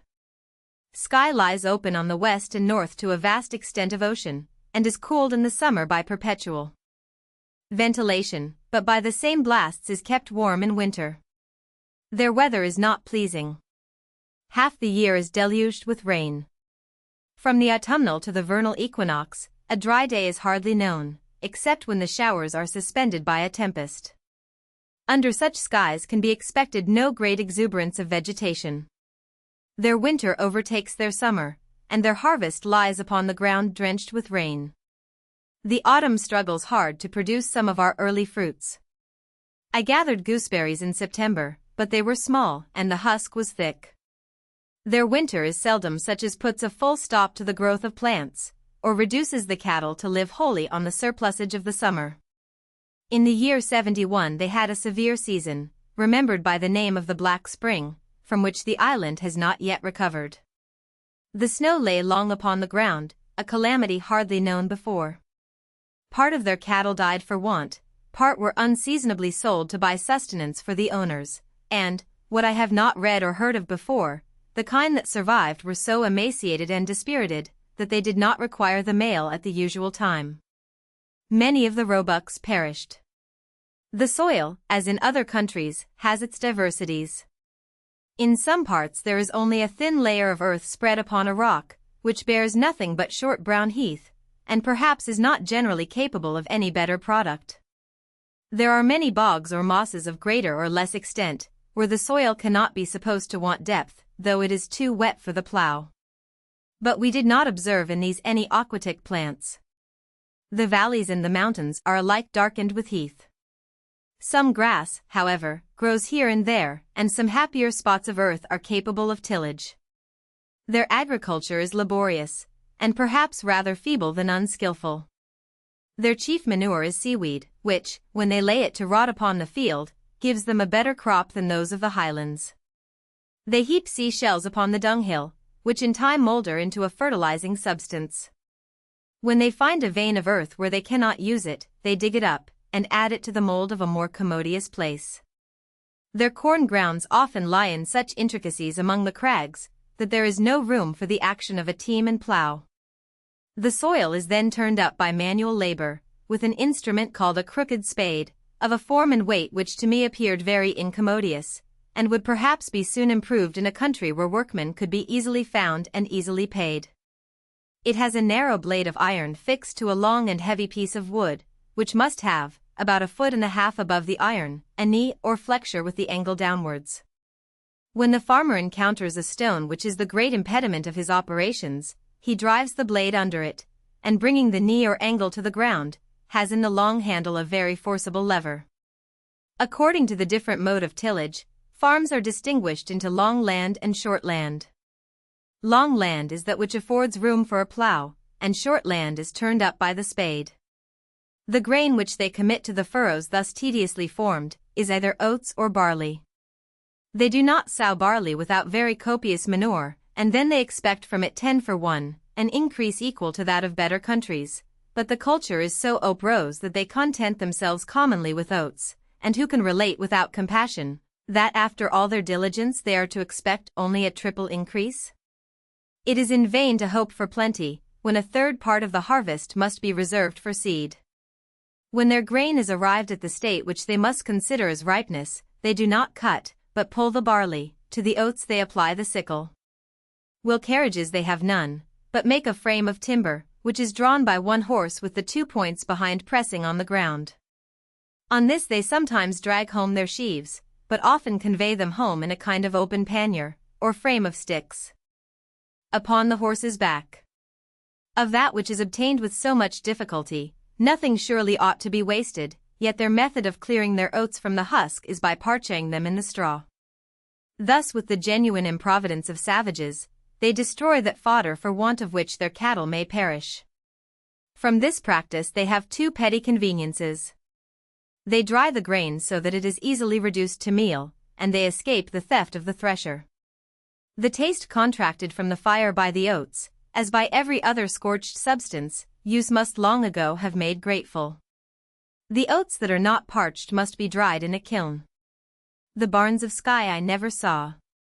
That which MacLeod of Rosse had erected near his house was so contrived, because the harvest is seldom brought home dry, as by perpetual perflation to prevent the mow from heating. Of their gardens I can judge only from their tables. I did not observe that the common greens were wanting, and suppose, that by choosing an advantageous exposition, they can raise all the more hardy esculent plants. Of vegetable fragrance or beauty they are not yet studious. Few vows are made to Flora in the Hebrides. They gather a little hay, but the grass is mown late, and is so often almost dry and again very wet, before it is housed, that it becomes a collection of withered stalks without taste or fragrance. It must be eaten by cattle that have nothing else, but by most English farmers would be thrown away. In the islands I have not heard that any subterraneous treasures have been discovered, though where there are mountains, there are commonly minerals. One of the rocks in Call has a black vein, imagined to consist of the ore of lead, but it was never yet opened or essayed. In sky a black mass was accidentally picked up, and brought into the house of the owner of the land, who found himself strongly inclined to think it a coal, but unhappily it did not burn in the chimney. Common ores would be here of no great value, for what requires to be separated by fire must, if it were found, be carried away in its mineral state, here being no fuel for the smelting house or forge. Perhaps by diligent search in this world of stone, some valuable species of marble might be discovered. But neither philosophical curiosity nor commercial industry have yet fixed their abode here, where the importunity of immediate want supplied but for the day, and craving on the morrow, has left little room for excursive knowledge or the pleasing fancies of distant profit. They have lately found a manufacture considerably lucrative. Their rocks abound with kelp, a sea plant, of which the ashes are melted into glass. They burn kelp in great quantities, and then send it away in ships, which come regularly to purchase them. This new source of riches has raised the rents of many maritime farms, but the tenants pay, like all other tenants, the additional rent with great unwillingness, because they consider the profits of the kelp as the mere product of personal labor, to which the landlord contributes nothing. However, as any man may be said to give what he gives the power of gaining, he has certainly as much right to profit from the price of kelp as of anything else found or raised upon his ground. This new trade has excited a long and eager litigation between MacDonald and MacLeod, for a ledge of rocks, which, till the value of kelp was known, neither of them desired the reputation of possessing. The cattle of Skye are not so small as is commonly believed. Since they have sent their beeves in great numbers to southern marts, they have probably taken more care of their breed. At stated times the annual growth of cattle is driven to a fair, by a general drover, and with the money, which he returns to the farmer, the rents are paid. The price regularly expected is from £2 to £3 a head. There was once one sold for £5. They go from the islands very lean, and are not offered to the butcher, till they have been long fatted in English pastures. Of their black cattle, some are without horns, called by the Scots humble cows, as we call a bee an humble bee, that wants a sting.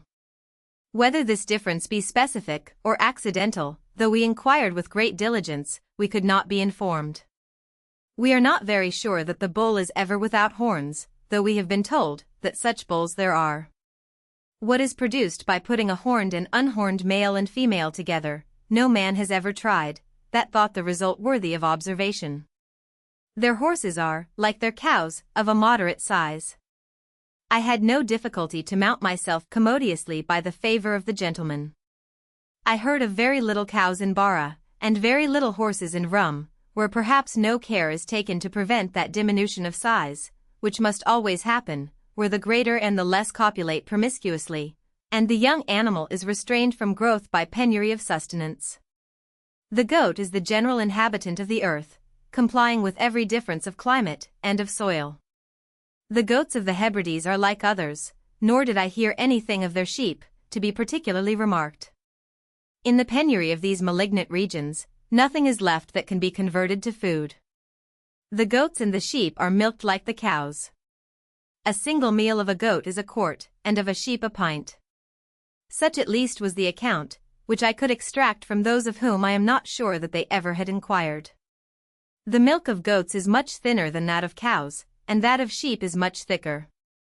Sheep's milk is never eaten before it is boiled, as it is thick, it must be very liberal of curd, and the people of St. Kilda form it into small cheeses. The stags of the mountains are less than those of our parks, or forests, perhaps not bigger than our fallow deer. Their flesh has no rankness, nor is inferior in flavor to our common venison. The roebuck I neither saw nor tasted.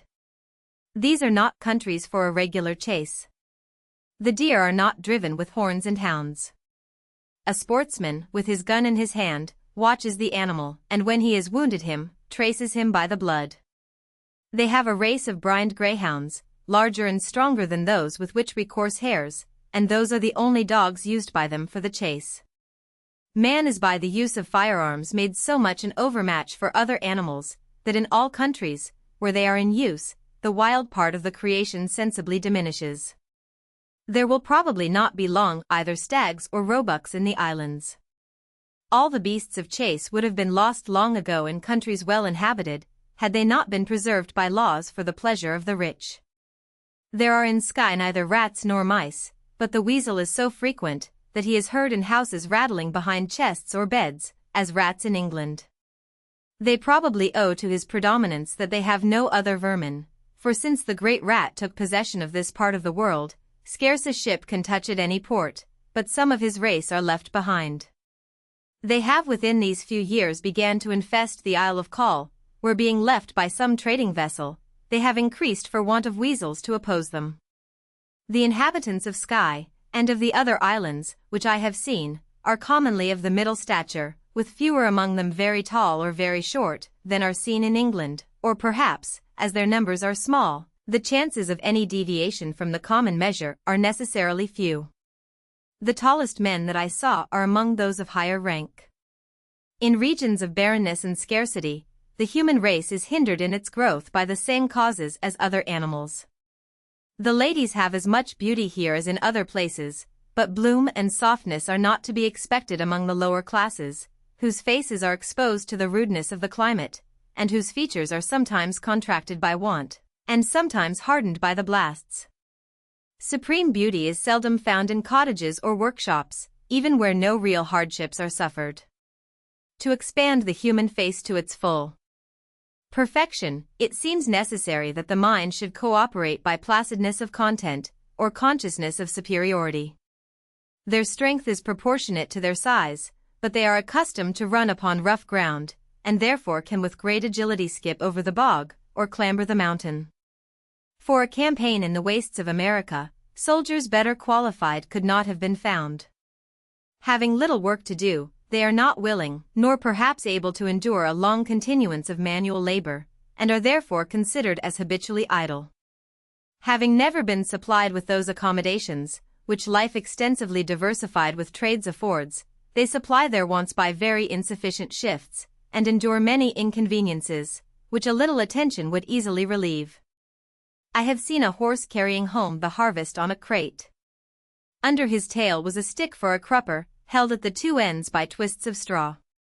Hemp will grow in their islands, and therefore ropes may be had. If they wanted hemp, they might make better cordage of rushes, or perhaps of nettles, than of straw. Their method of life neither secures them perpetual health, nor exposes them to any particular diseases. There are physicians in the islands, who, I believe, all practice chirurgery, and all compound their own medicines. It is generally supposed that life is longer in places where there are few opportunities of luxury, but I found no instance here of extraordinary longevity. A cottager grows old over his oaten cakes, like a citizen at a turtle feast. He is indeed seldom incommoded by corpulence.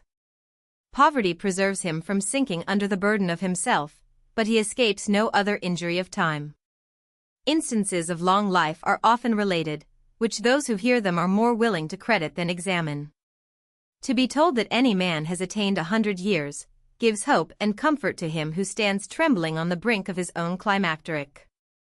Length of life is distributed impartially to very different modes of life in very different climates, and the mountains have no greater examples of age and health than the low lands, where I was introduced to two ladies of high quality, one of whom, in her 94th year, presided at her table with the full exercise of all her powers, and the other has attained her 84th, without any diminution of her vivacity, and with little reason to accuse time of depredations on her beauty. In the islands, as in most other places, the inhabitants are of different rank, and one does not encroach here upon another.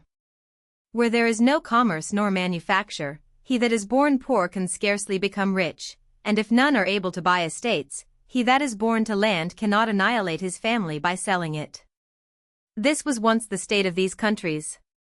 Perhaps there is no example, till within a century and half, of any family whose estate was alienated otherwise than by violence or forfeiture.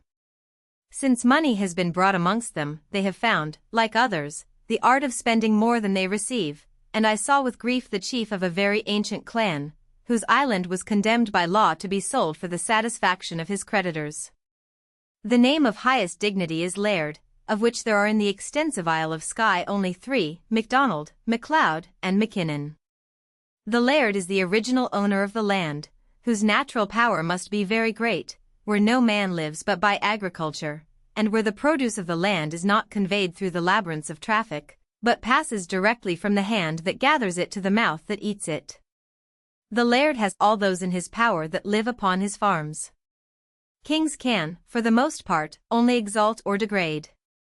The laird at pleasure can feed or starve, can give bread, or withhold it. This inherent power was yet strengthened by the kindness of consanguinity, and the reverence of patriarchal authority. The laird was the father of the clan, and his tenants commonly bore his name. And to these principles of original command was added, for many ages, an exclusive right of legal jurisdiction. This multifarious and extensive obligation operated with force scarcely credible. Every duty, moral or political, was absorbed in affection and adherence to the chief. Not many years have passed since the clans knew no law but the laird's will. He told them to whom they should be friends or enemies, what king they should obey, and what religion they should profess. When the Scots first rose in arms against the succession of the House of Hanover, Lovat, the chief of the Frasers, was in exile for a rape. The Frasers were very numerous, and very zealous against the government. A pardon was sent to Lovat. He came to the English camp, and the clan immediately deserted to him. Next in dignity to the laird is the taxman, a large taker or leaseholder of land, of which he keeps part, as a domain, in his own hand, and lets part to under-tenants. The taxman is necessarily a man capable of securing to the laird the whole rent, and is commonly a collateral relation.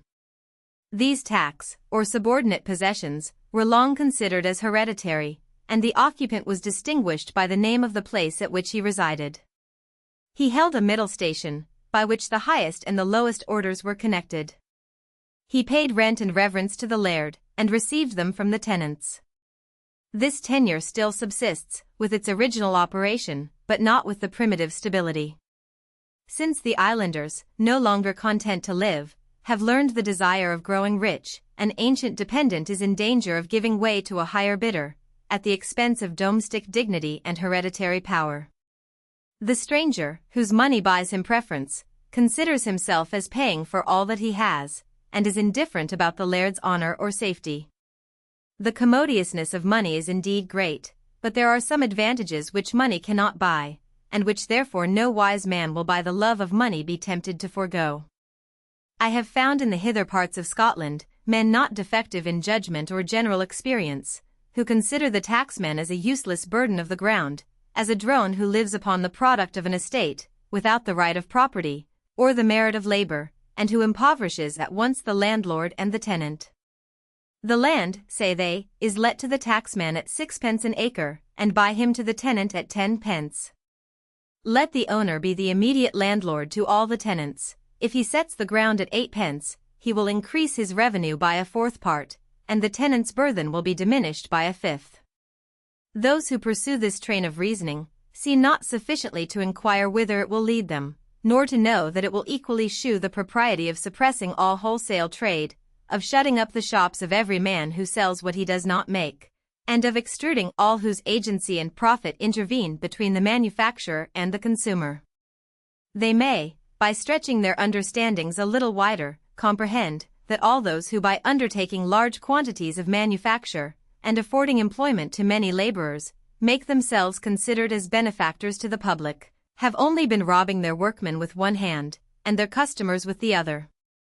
If Crowley had sold only what he could make, and all his smiths had wrought their own iron with their own hammers, he would have lived on less, and they would have sold their work for more. The salaries of superintendents and clerks would have been partly saved, and partly shared, and nails been sometimes cheaper by a farthing in 100. But then if the smith could not have found an immediate purchaser, he must have deserted his anvil. If there had by accident at any time been more sellers than buyers, the workmen must have reduced their profit to nothing, by underselling one another, and as no great stock could have been in any hand, no sudden demand of large quantities could have been answered, and the builder must have stood still till the nailer could supply him. According to these schemes, universal plenty is to begin and end in universal misery. Hope and emulation will be utterly extinguished, and as all must obey the call of immediate necessity, nothing that requires extensive views, or provides for distant consequences will ever be performed. To the southern inhabitants of Scotland, the state of the mountains and the islands is equally unknown with that of Borneo or Sumatra. Of both they have only heard a little, and guessed the rest. They are strangers to the language and the manners, to the advantages and wants of the people, whose life they would model, and whose evils they would remedy. Nothing is less difficult than to procure one convenience by the forfeiture of another. A soldier may expedite his march by throwing away his arms.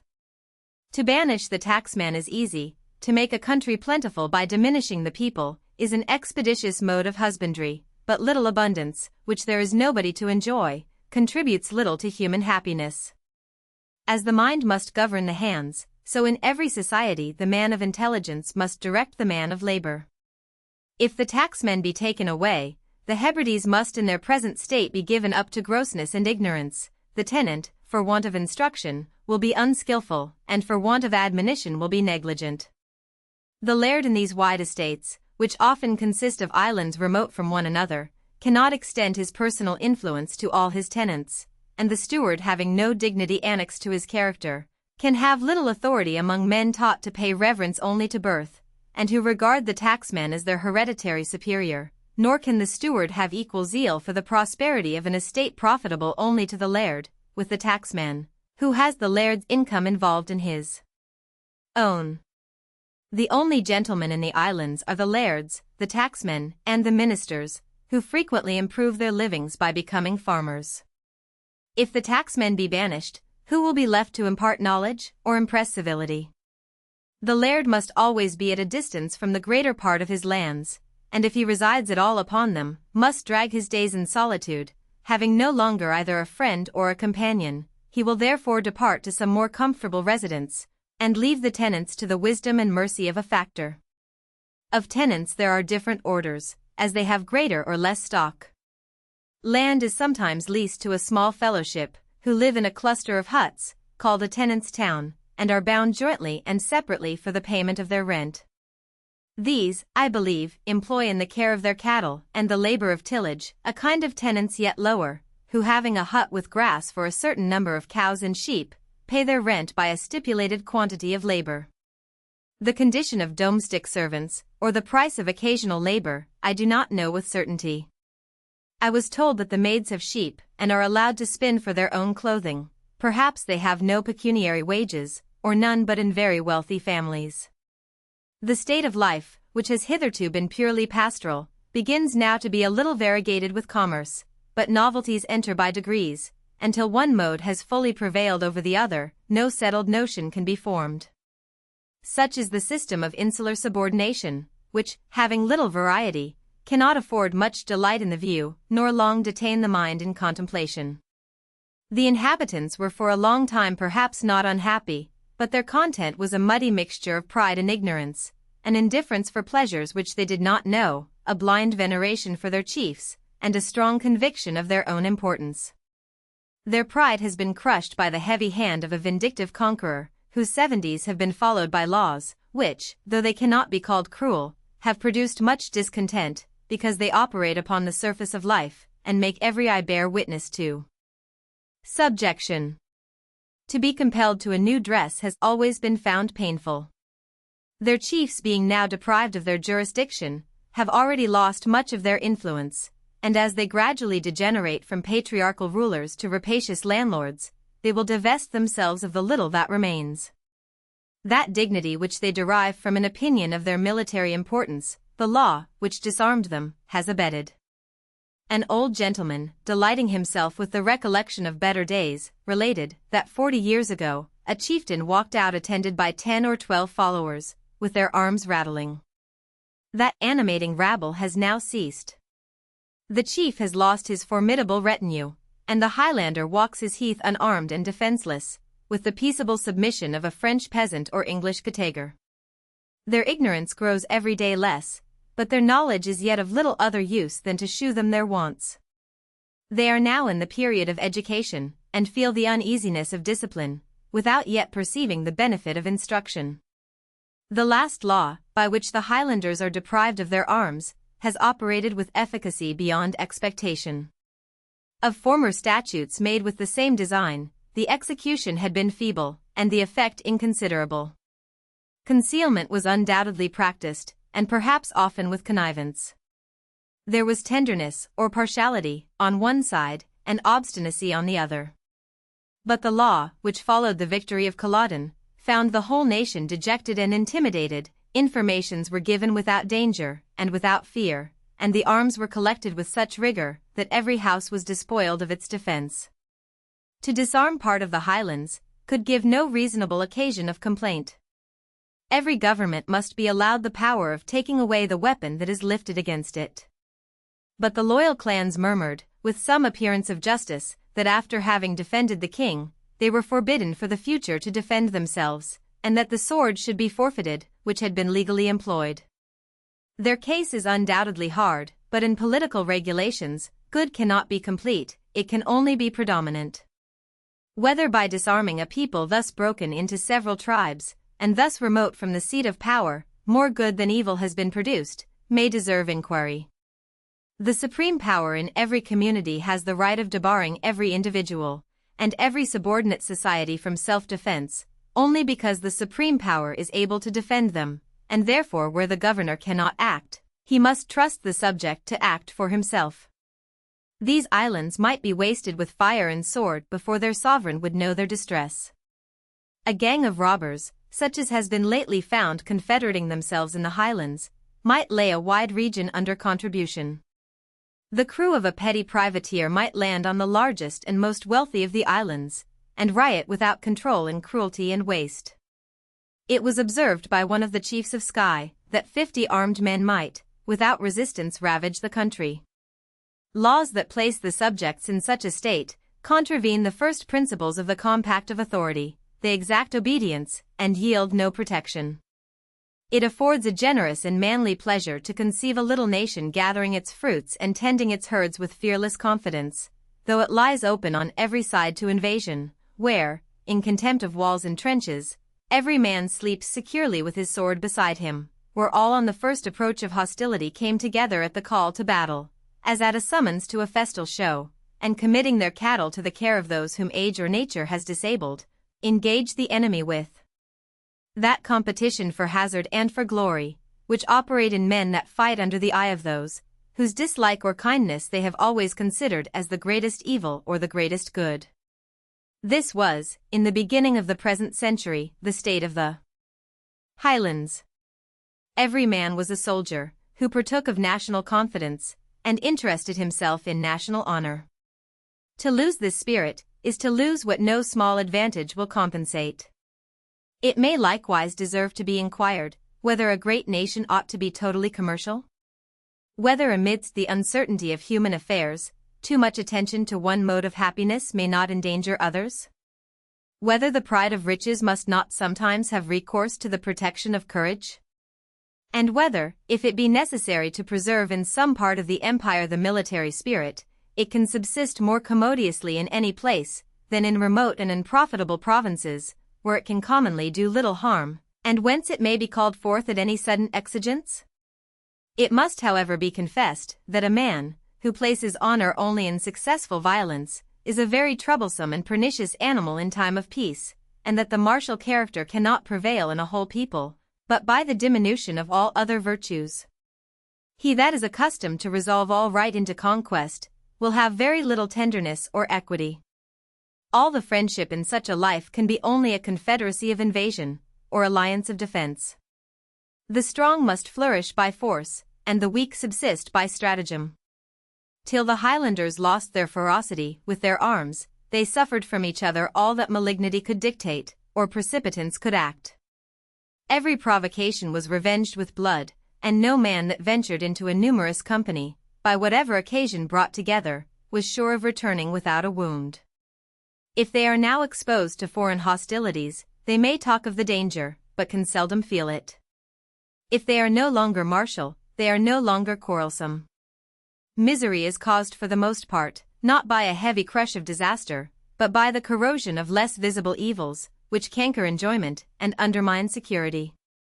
The visit of an invader is necessarily rare, but domestic animosities allow no cessation. The abolition of the local jurisdictions, which had for so many ages been exercised by the chiefs, has likewise its evil and its good.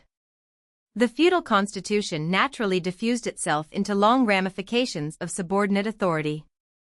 To this general temper of the government was added the peculiar form of the country, broken by mountains into many subdivisions scarcely accessible but to the natives, and guarded by passes, or perplexed with intricacies, through which national justice could not find its way.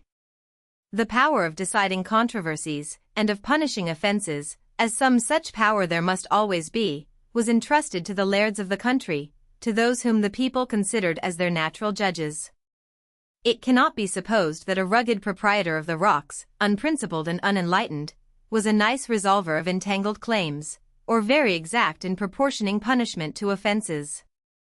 But the more he indulged his own will, the more he held his vassals in dependence. Prudence and innocence, without the favor of the chief, conferred no security, and crimes involved no danger, when the judge was resolute to acquit. When the chiefs were men of knowledge and virtue, the convenience of a domestic judicature was great. No long journeys were necessary, nor artificial delays could be practiced. The character, the alliances, and interests of the litigants were known to the court, and all false pretenses were easily detected. The sentence, when it was passed, could not be evaded, the power of the lairds superseded formalities, and justice could not be defeated by interest or stratagem.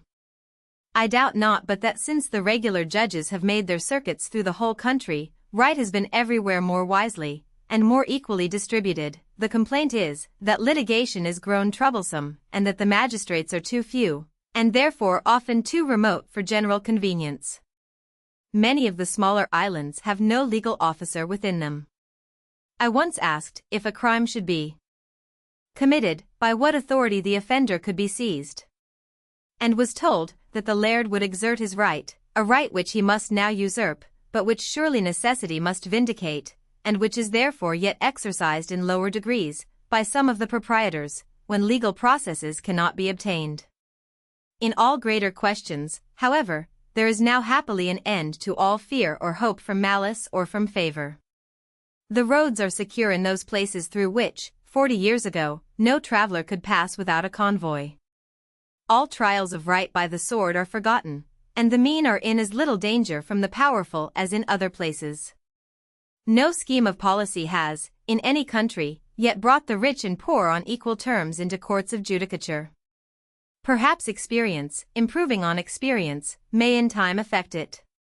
Those who have long enjoyed dignity and power, ought not to lose it without some equivalent. There was paid to the chiefs by the public, in exchange for their privileges, perhaps a sum greater than most of them had ever possessed, which excited a thirst for riches, of which it shewed them the use. When the power of birth and station ceases, no hope remains but from the prevalence of money. Power and wealth supply the place of each other.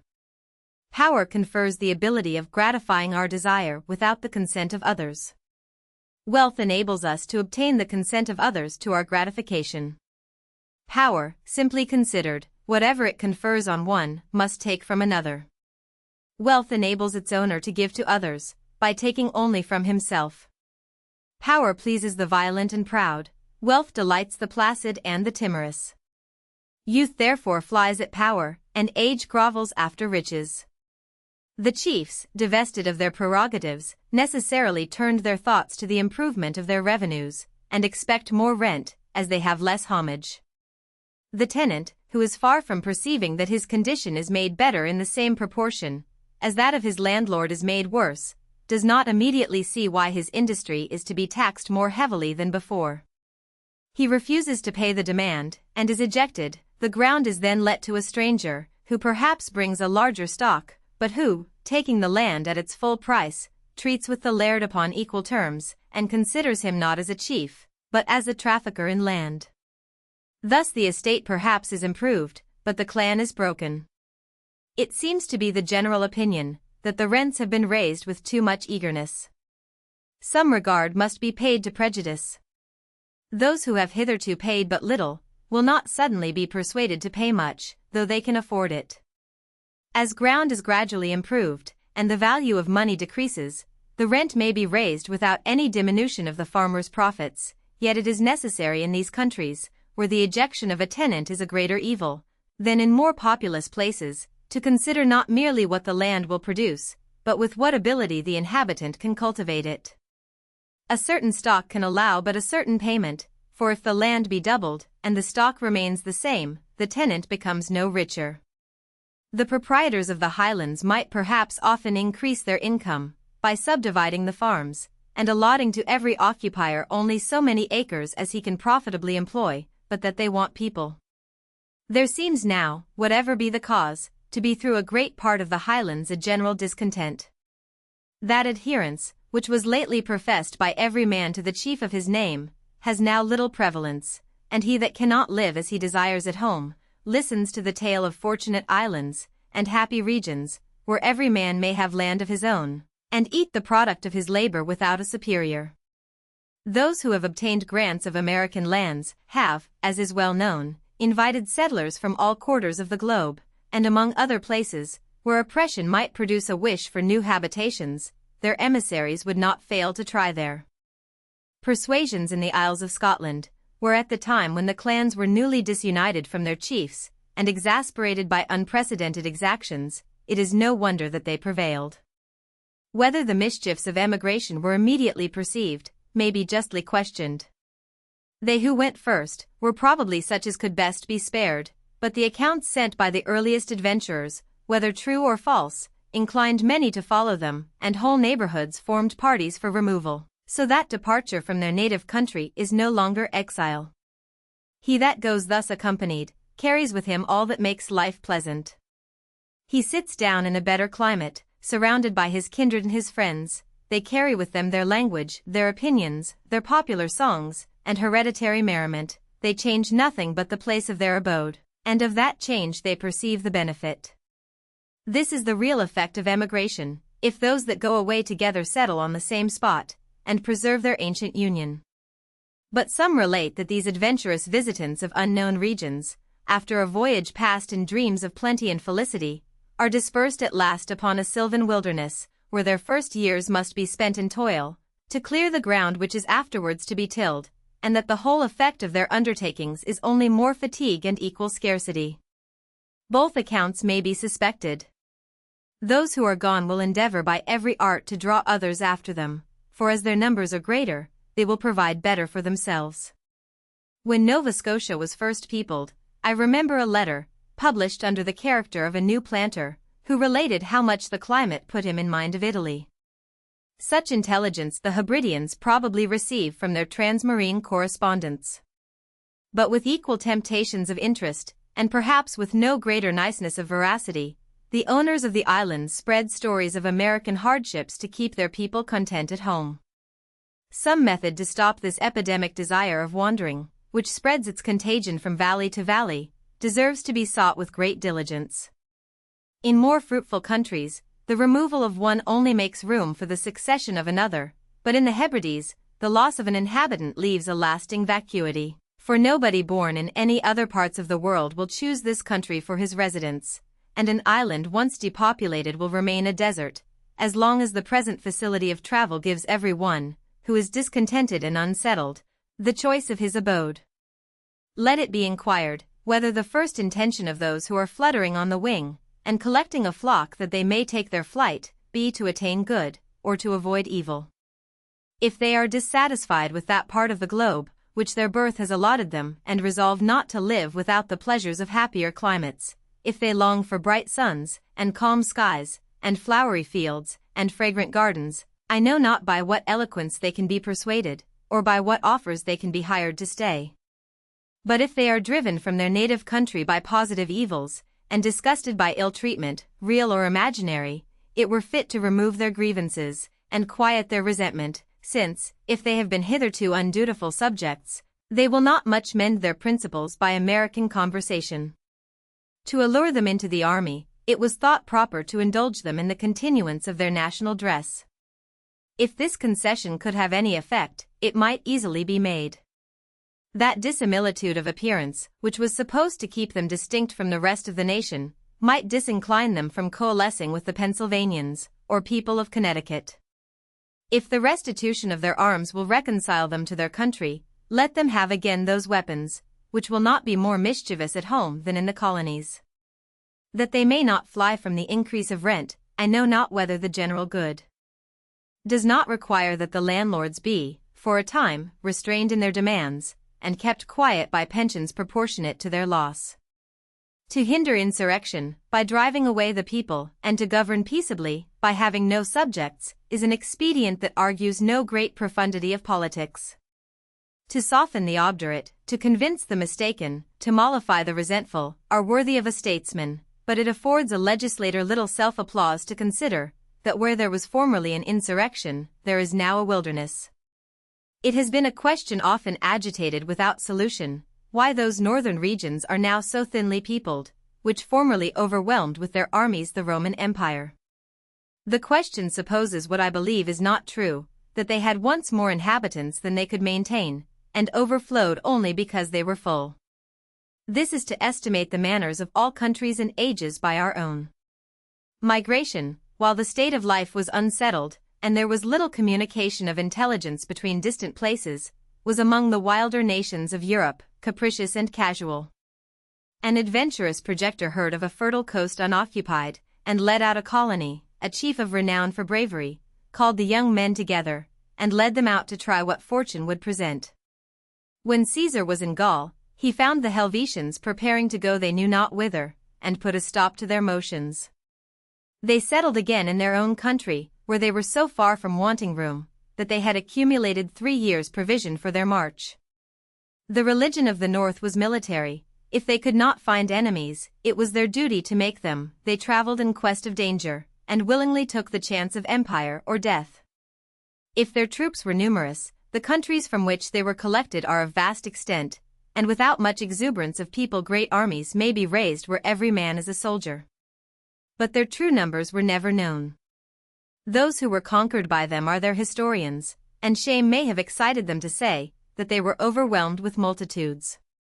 To count is a modern practice, the ancient method was to guess, and when numbers are guessed they are always magnified. Thus England has for several years been filled with the achievements of 70,000 Highlanders employed in America. I have heard from an English officer, not much inclined to favor them, that their behavior deserved a very high degree of military praise, but their number has been much exaggerated. One of the ministers told me that 70,000 men could not have been found in all the Highlands, and that more than 12,000 never took the field. Those that went to the American War went to destruction. Of the old Highland regiment, consisting of 1,200, only 76 survived to see their country again. The Gothic swarms have at least been multiplied with equal liberality. That they bore no great proportion to the inhabitants, in whose countries they settled, is plain from the paucity of northern words now found in the provincial languages. Their country was not deserted for want of room, because it was covered with forests of vast extent, and the first effect of plenitude of inhabitants is the destruction of wood. As the Europeans spread over America, the lands are gradually laid naked. I would not be understood to say that necessity had never any part in their expeditions. A nation, whose agriculture is scanty or unskillful, may be driven out by famine. A nation of hunters may have exhausted their game. I only affirm that the northern regions were not, when their eruptions subdued the Romans, overpeopled with regard to their real extent of territory and power of fertility. In a country fully inhabited, however afterward laid waste, evident marks will remain of its former populousness. But of Scandinavia and Germany, nothing is known but that as we trace their state upwards into antiquity, their woods were greater, and their cultivated ground was less. That causes were different from want of room may produce a general disposition to seek another country is apparent from the present conduct of the Highlanders, who are in some places ready to threaten a total secession. The numbers which have already gone, though like other numbers they may be magnified, are very great, and such as if they had gone together and agreed upon any certain settlement, might have founded an independent government in the depths of the western continent. Nor are they only the lowest and most indigent, many men of considerable wealth have taken with them their train of laborers and dependents, and if they continue the feudal scheme of polity, may establish new clans in the other hemisphere. That the immediate motives of their desertion must be imputed to their landlords, may be reasonably concluded, because some lairds of more prudence and less rapacity have kept their vassals undiminished. From Rasa only one man had been seduced, and at Call there was no wish to go away. The traveller who comes hither from more opulent countries, to speculate upon the remains of pastoral life, will not much wonder that a common Highlander has no strong adherence to his native soil, for of animal enjoyments, or of physical good, he leaves nothing that he may not find again wheresoever he may be thrown. The habitations of men in the Hebrides may be distinguished into huts and houses. By a house, I mean a building with one story over another, by a hut, a dwelling with only one floor. The laird, who formerly lived in a castle, now lives in a house, sometimes sufficiently neat, but seldom very spacious or splendid. The tacksmen and the ministers have commonly houses. Wherever there is a house, the stranger finds a welcome, and to the other evils of exterminating tacksmen may be added the unavoidable cessation of hospitality, or the devolution of too heavy a burden on the ministers. Of the houses little can be said. They are small, and by the necessity of accumulating stores, where there are so few opportunities of purchase, the rooms are very heterogeneously filled. With want of cleanliness it were ingratitude to reproach them. The servants having been bred upon the naked earth, think every floor clean, and the quick succession of guests, perhaps not always over-elegant, does not allow much time for adjusting their apartments.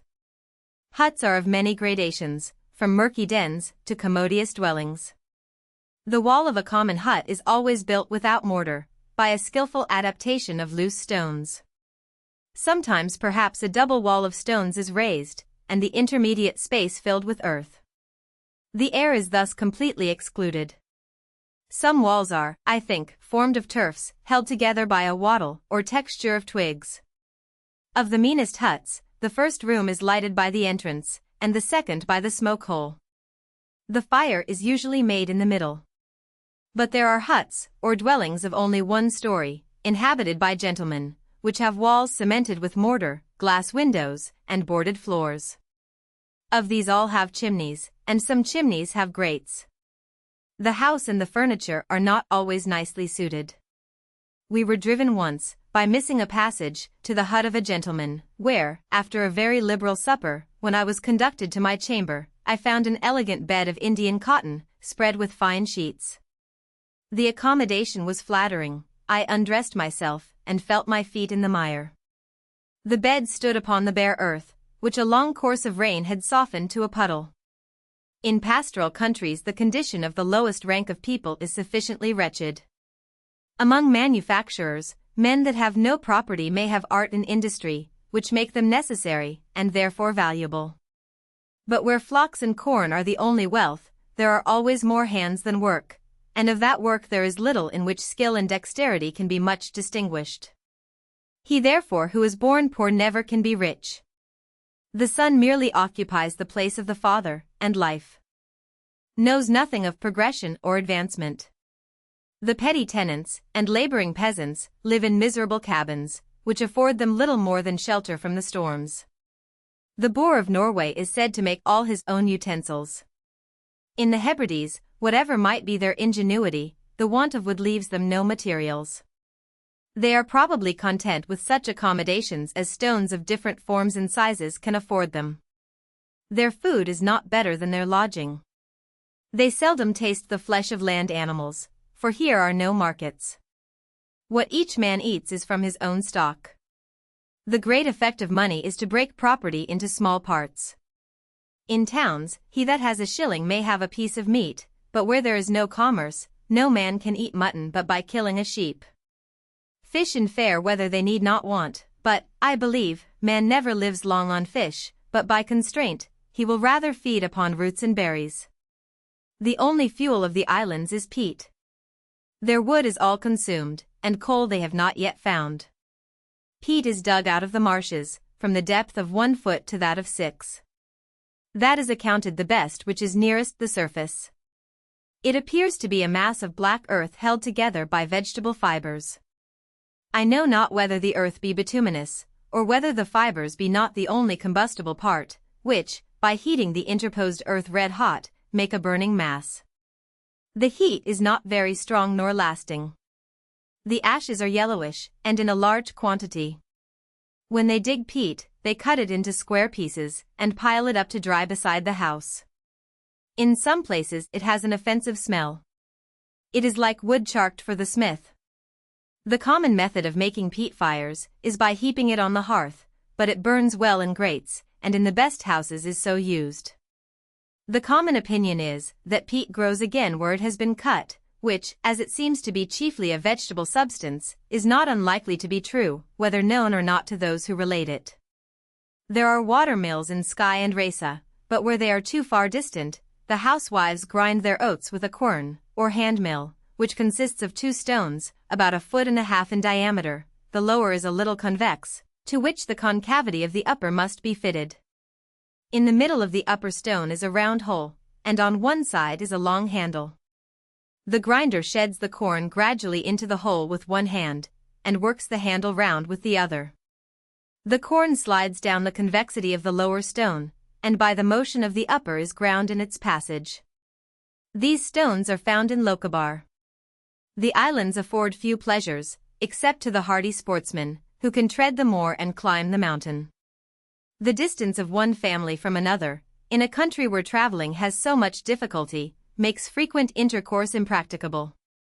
Visits last several days, and are commonly paid by water, yet I never saw a boat furnished with benches, or made commodious by any addition to the first fabric. Conveniences are not missed where they never were enjoyed. The solace which the bagpipe can give, they have long enjoyed, but among other changes, which the last revolution introduced, the use of the bagpipe begins to be forgotten. Some of the chief families still entertain a piper, whose office was anciently hereditary. Mackerman was piper to MacLeod, and Rankin to MacLean of Colonel. The tunes of the bagpipe are traditional. There has been in Skye, beyond all time of memory, a college of pipers, under the direction of Mackerman, which is not quite extinct. There was another in Mull, superintended by Rankin, which expired about 16 years ago. To these colleges, while the pipe retained its honor, the students of music repaired for education. I have had my dinner exhilarated by the bagpipe, at Armadale, at Dunvegan, and in Colonel. The general conversation of the islanders has nothing particular. I did not meet with the inquisitiveness of which I have read, and suspect the judgment to have been rashly made. A stranger of curiosity comes into a place where a stranger is seldom seen. He importunes the people with questions, of which they cannot guess the motive, and gazes with surprise on things which they, having had them always before their eyes, do not suspect of anything wonderful. He appears to them like some being of another world, and then thinks it peculiar that they take their turn to inquire whence he comes, and whither he is going. The islands were long unfurnished with instruction for youth, and none but the sons of gentlemen could have any literature. There are now parochial schools, to which the lord of every manor pays a certain stipend. Here the children are taught to read, but by the rule of their institution, they teach only English, so that the natives read a language which they may never use or understand. If a parish, which often happens, contains several islands, the school being but in one, cannot assist the rest. This is the state of Call, which, however, is more enlightened than some other places, for the deficiency is supplied by a young gentleman, who, for his own improvement, travels every year on foot over the Highlands to the session at Aberdeen, and at his return, during the vacation, teaches to read and write in his native island. In Skye there are 2 grammar schools, where boarders are taken to be regularly educated. The price of board is from £3 to £4 10 a year, and that of instruction is half a crown a quarter. But the scholars are birds of passage, who live at school only in the summer, for in winter provisions cannot be made for any considerable number in one place. This periodical dispersion impresses strongly the scarcity of these countries.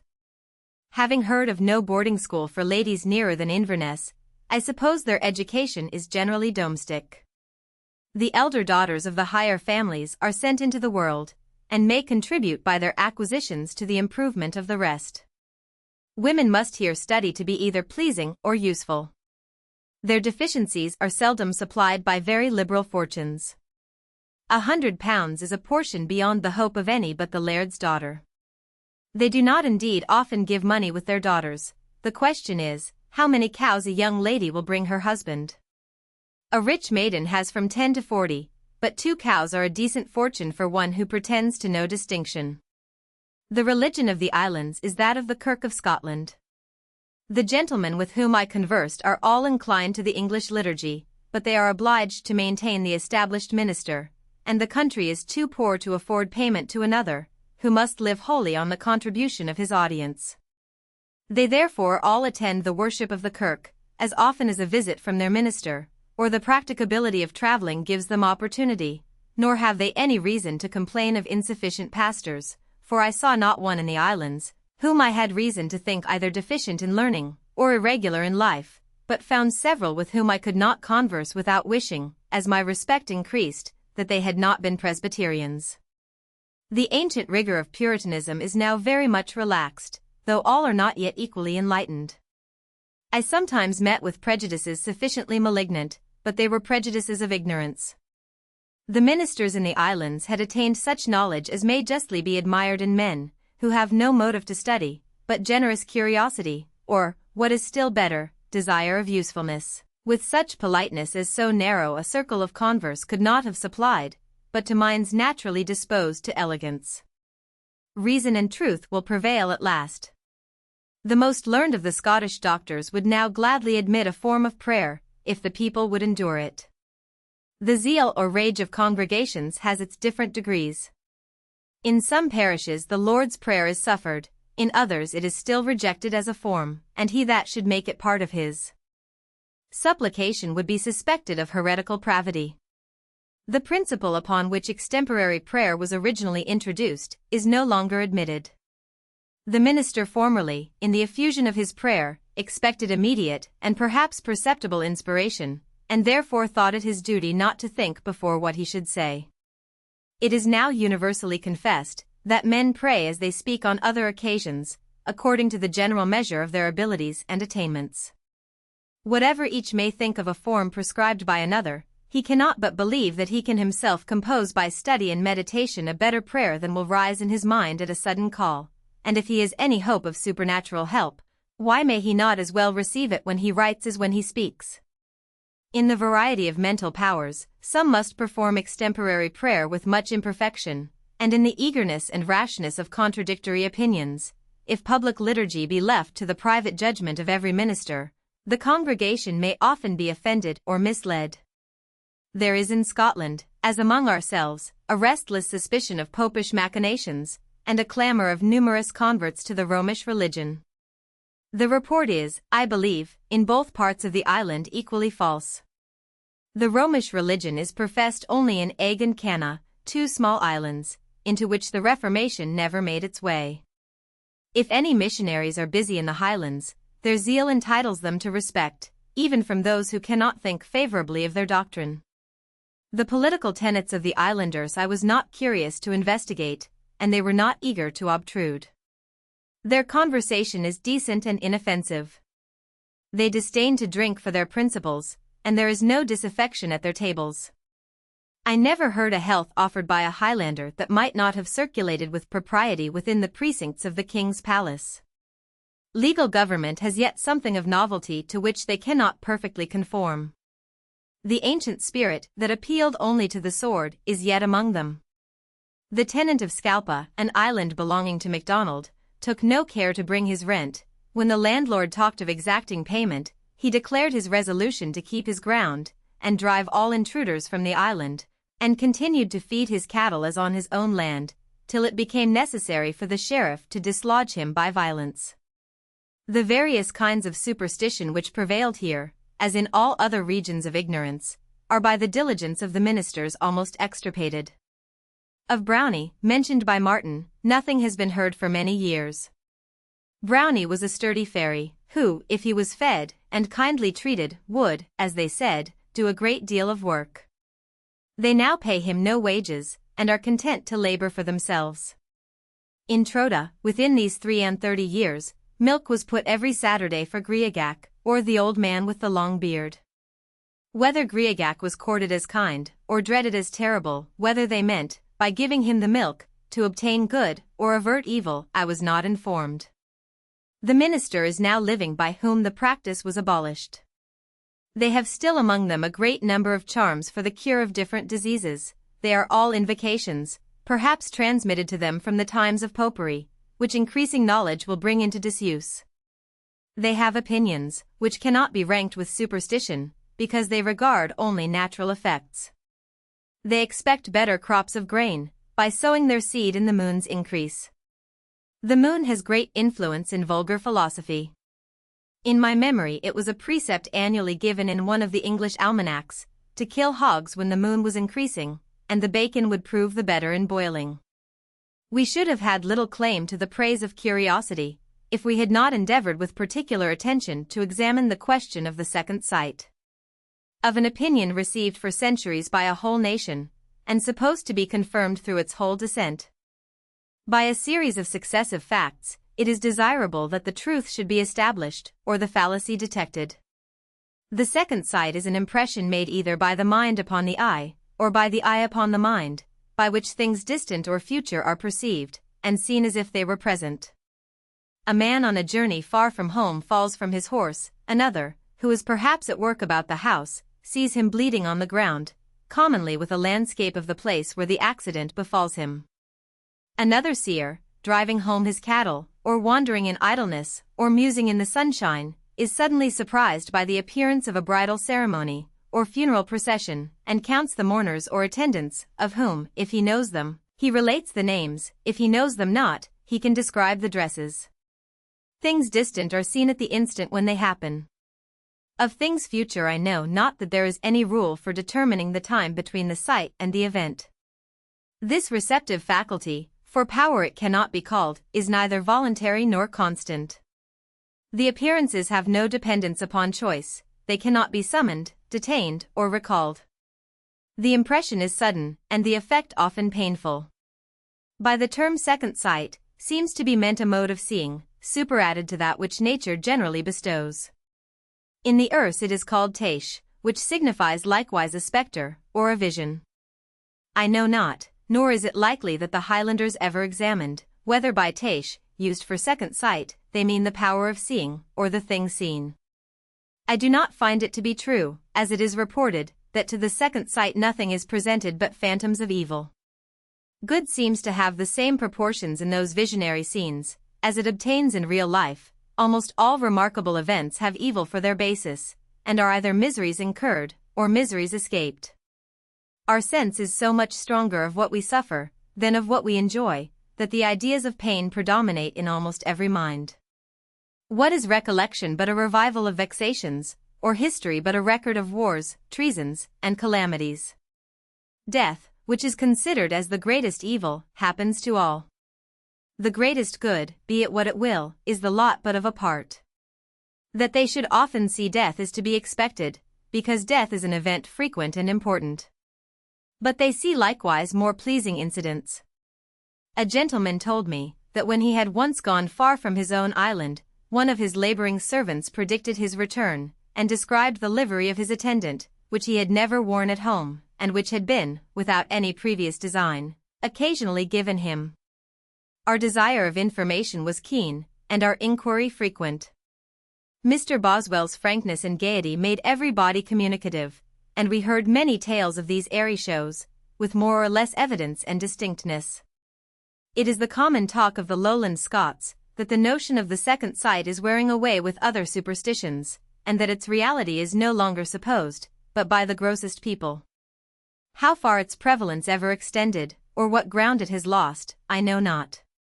The islanders of all degrees, whether of rank or understanding, universally admit it, except the ministers, who universally deny it, and are suspected to deny it, in consequence of a system, against conviction.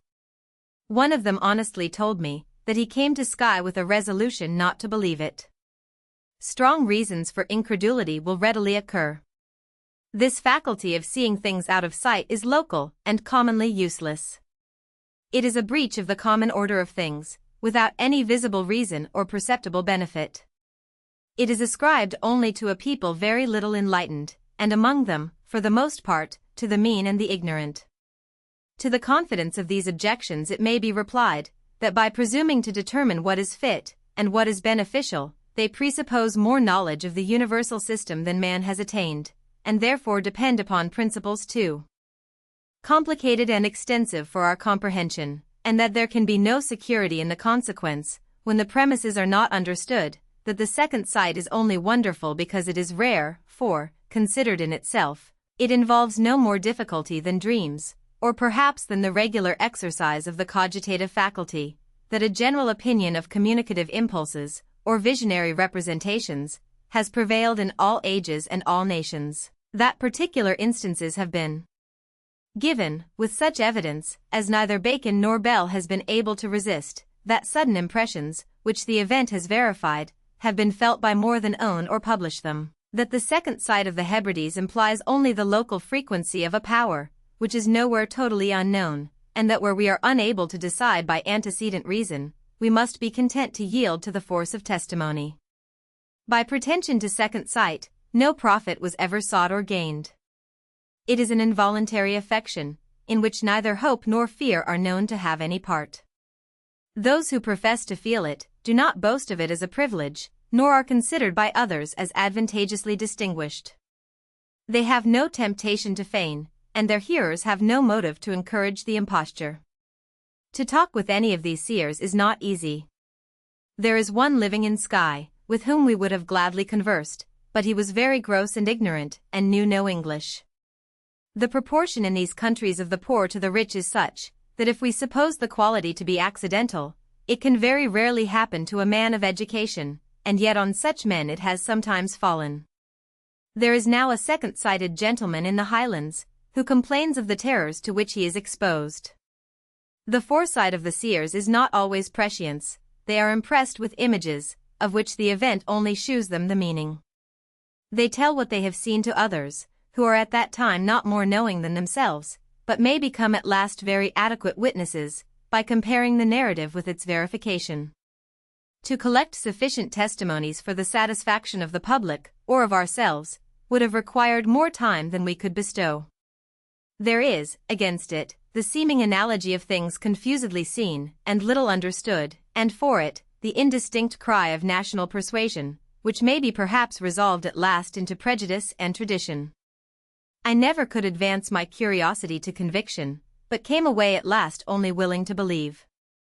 As there subsists no longer in the islands much of that peculiar and discriminative form of life, of which the idea had delighted our imagination, we were willing to listen to such accounts of past times as would be given us. But we soon found what memorials were to be expected from an illiterate people, whose whole time is a series of distress, where every morning is laboring with expedients for the evening, and where all mental pains or pleasure arose from the dread of winter, the expectation of spring, the caprices of their chiefs, and the motions of the neighboring clans, where there was neither shame from ignorance, nor pride in knowledge, neither curiosity to inquire, nor vanity to communicate. The chiefs indeed were exempt from urgent penury, and daily difficulties, and in their houses were preserved what accounts remained of past ages. But the chiefs were sometimes ignorant and careless, and sometimes kept busy by turbulence and contention, and one generation of ignorance effaces the whole series of unwritten history. Books are faithful repositories, which may be a while neglected or forgotten, but when they are opened again, will again impart their instruction. Memory, once interrupted, is not to be recalled. Written learning is a fixed luminary, which, after the cloud that had hidden it has passed away, is again bright in its proper station. Tradition is but a meteor, which, if once it falls, cannot be rekindled. It seems to be universally supposed that much of the local history was preserved by the bards, of whom one is said to have been retained by every great family. After these bards were some of my first inquiries, and I received such answers as, for a while, made me please myself with my increase of knowledge, for I had not then learned how to estimate the narration of a Highlander. They said that a great family had a bard and a senachie, who were the poet and historian of the house, and an old gentleman told me that he remembered one of each. Here was a dawn of intelligence. Of men that had lived within memory, some certain knowledge might be attained. Though the office had ceased, its effects might continue, the poems might be found, though there was no poet. Another conversation indeed informed me that the same man was both bard and senachie. This variation discouraged me, but as the practice might be different in different times, or at the same time in different families, there was yet no reason for supposing that I must necessarily sit down in total ignorance. Soon after I was told by a gentleman, who is generally acknowledged the greatest master of Hebridean antiquities, that there had indeed once been both bards and senachies, and that senachie signified the man of talk, or of conversation, but that neither bard nor senachie had existed for some centuries. I have no reason to suppose it exactly known at what time the custom ceased, nor did it probably cease in all houses at once. But whenever the practice of recitation was disused, the works, whether poetical or historical, perished with the authors, for in those times nothing had been written in the Erse language. Whether the man of talk was a historian, whose office was to tell truth, or a storyteller, like those which were in the last century, and perhaps are now among the Irish, whose trade was only to amuse, it now would be vain to inquire. Most of the domestic offices were, I believe, hereditary, and probably the laureate of a clan was always the son of the last laureate. The history of the race could no otherwise be communicated, or retained, but what genius could be expected in a poet by inheritance? The nation was wholly illiterate. Neither bards nor senachies could write or read, but if they were ignorant, there was no danger of detection, they were believed by those whose vanity they flattered.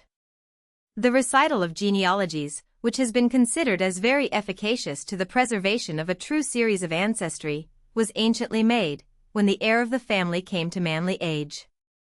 This practice has never subsisted within time of memory, nor was much credit due to such rehearsers, who might obtrude fictitious pedigrees either to please their masters, or to hide the deficiency of their own memories. Where the chiefs of the Highlands have found the histories of their descent is difficult to tell, for no Erse genealogy was ever written. In general this only is evident, that the principal house of a clan must be very ancient, and that those must have lived long in a place, of whom it is not known when they came thither. Thus hopeless are all attempts to find any traces of Highland learning. Nor are their primitive customs and ancient manner of life otherwise than very faintly and uncertainly remembered by the present race. The peculiarities which strike the native of a commercial country proceeded in a great measure from the want of money. To the servants and dependents that were not domestics, and if an estimate be made from the capacity of any of their old houses which I have seen, their domestics could have been but few, were appropriated certain portions of land for their support. MacDonald has a piece of ground yet, called the Bard's or Senachie's Field. When a beef was killed for the house, particular parts were claimed as fees by the several officers, or workmen. What was the right of each I have not learned. The head belonged to the smith, and the udder of a cow to the piper. The weaver had likewise his particular part, and so many pieces followed these prescriptive claims, that the laird's was at last but little. The payment of rent in kind has been so long disused in England, that it is totally forgotten.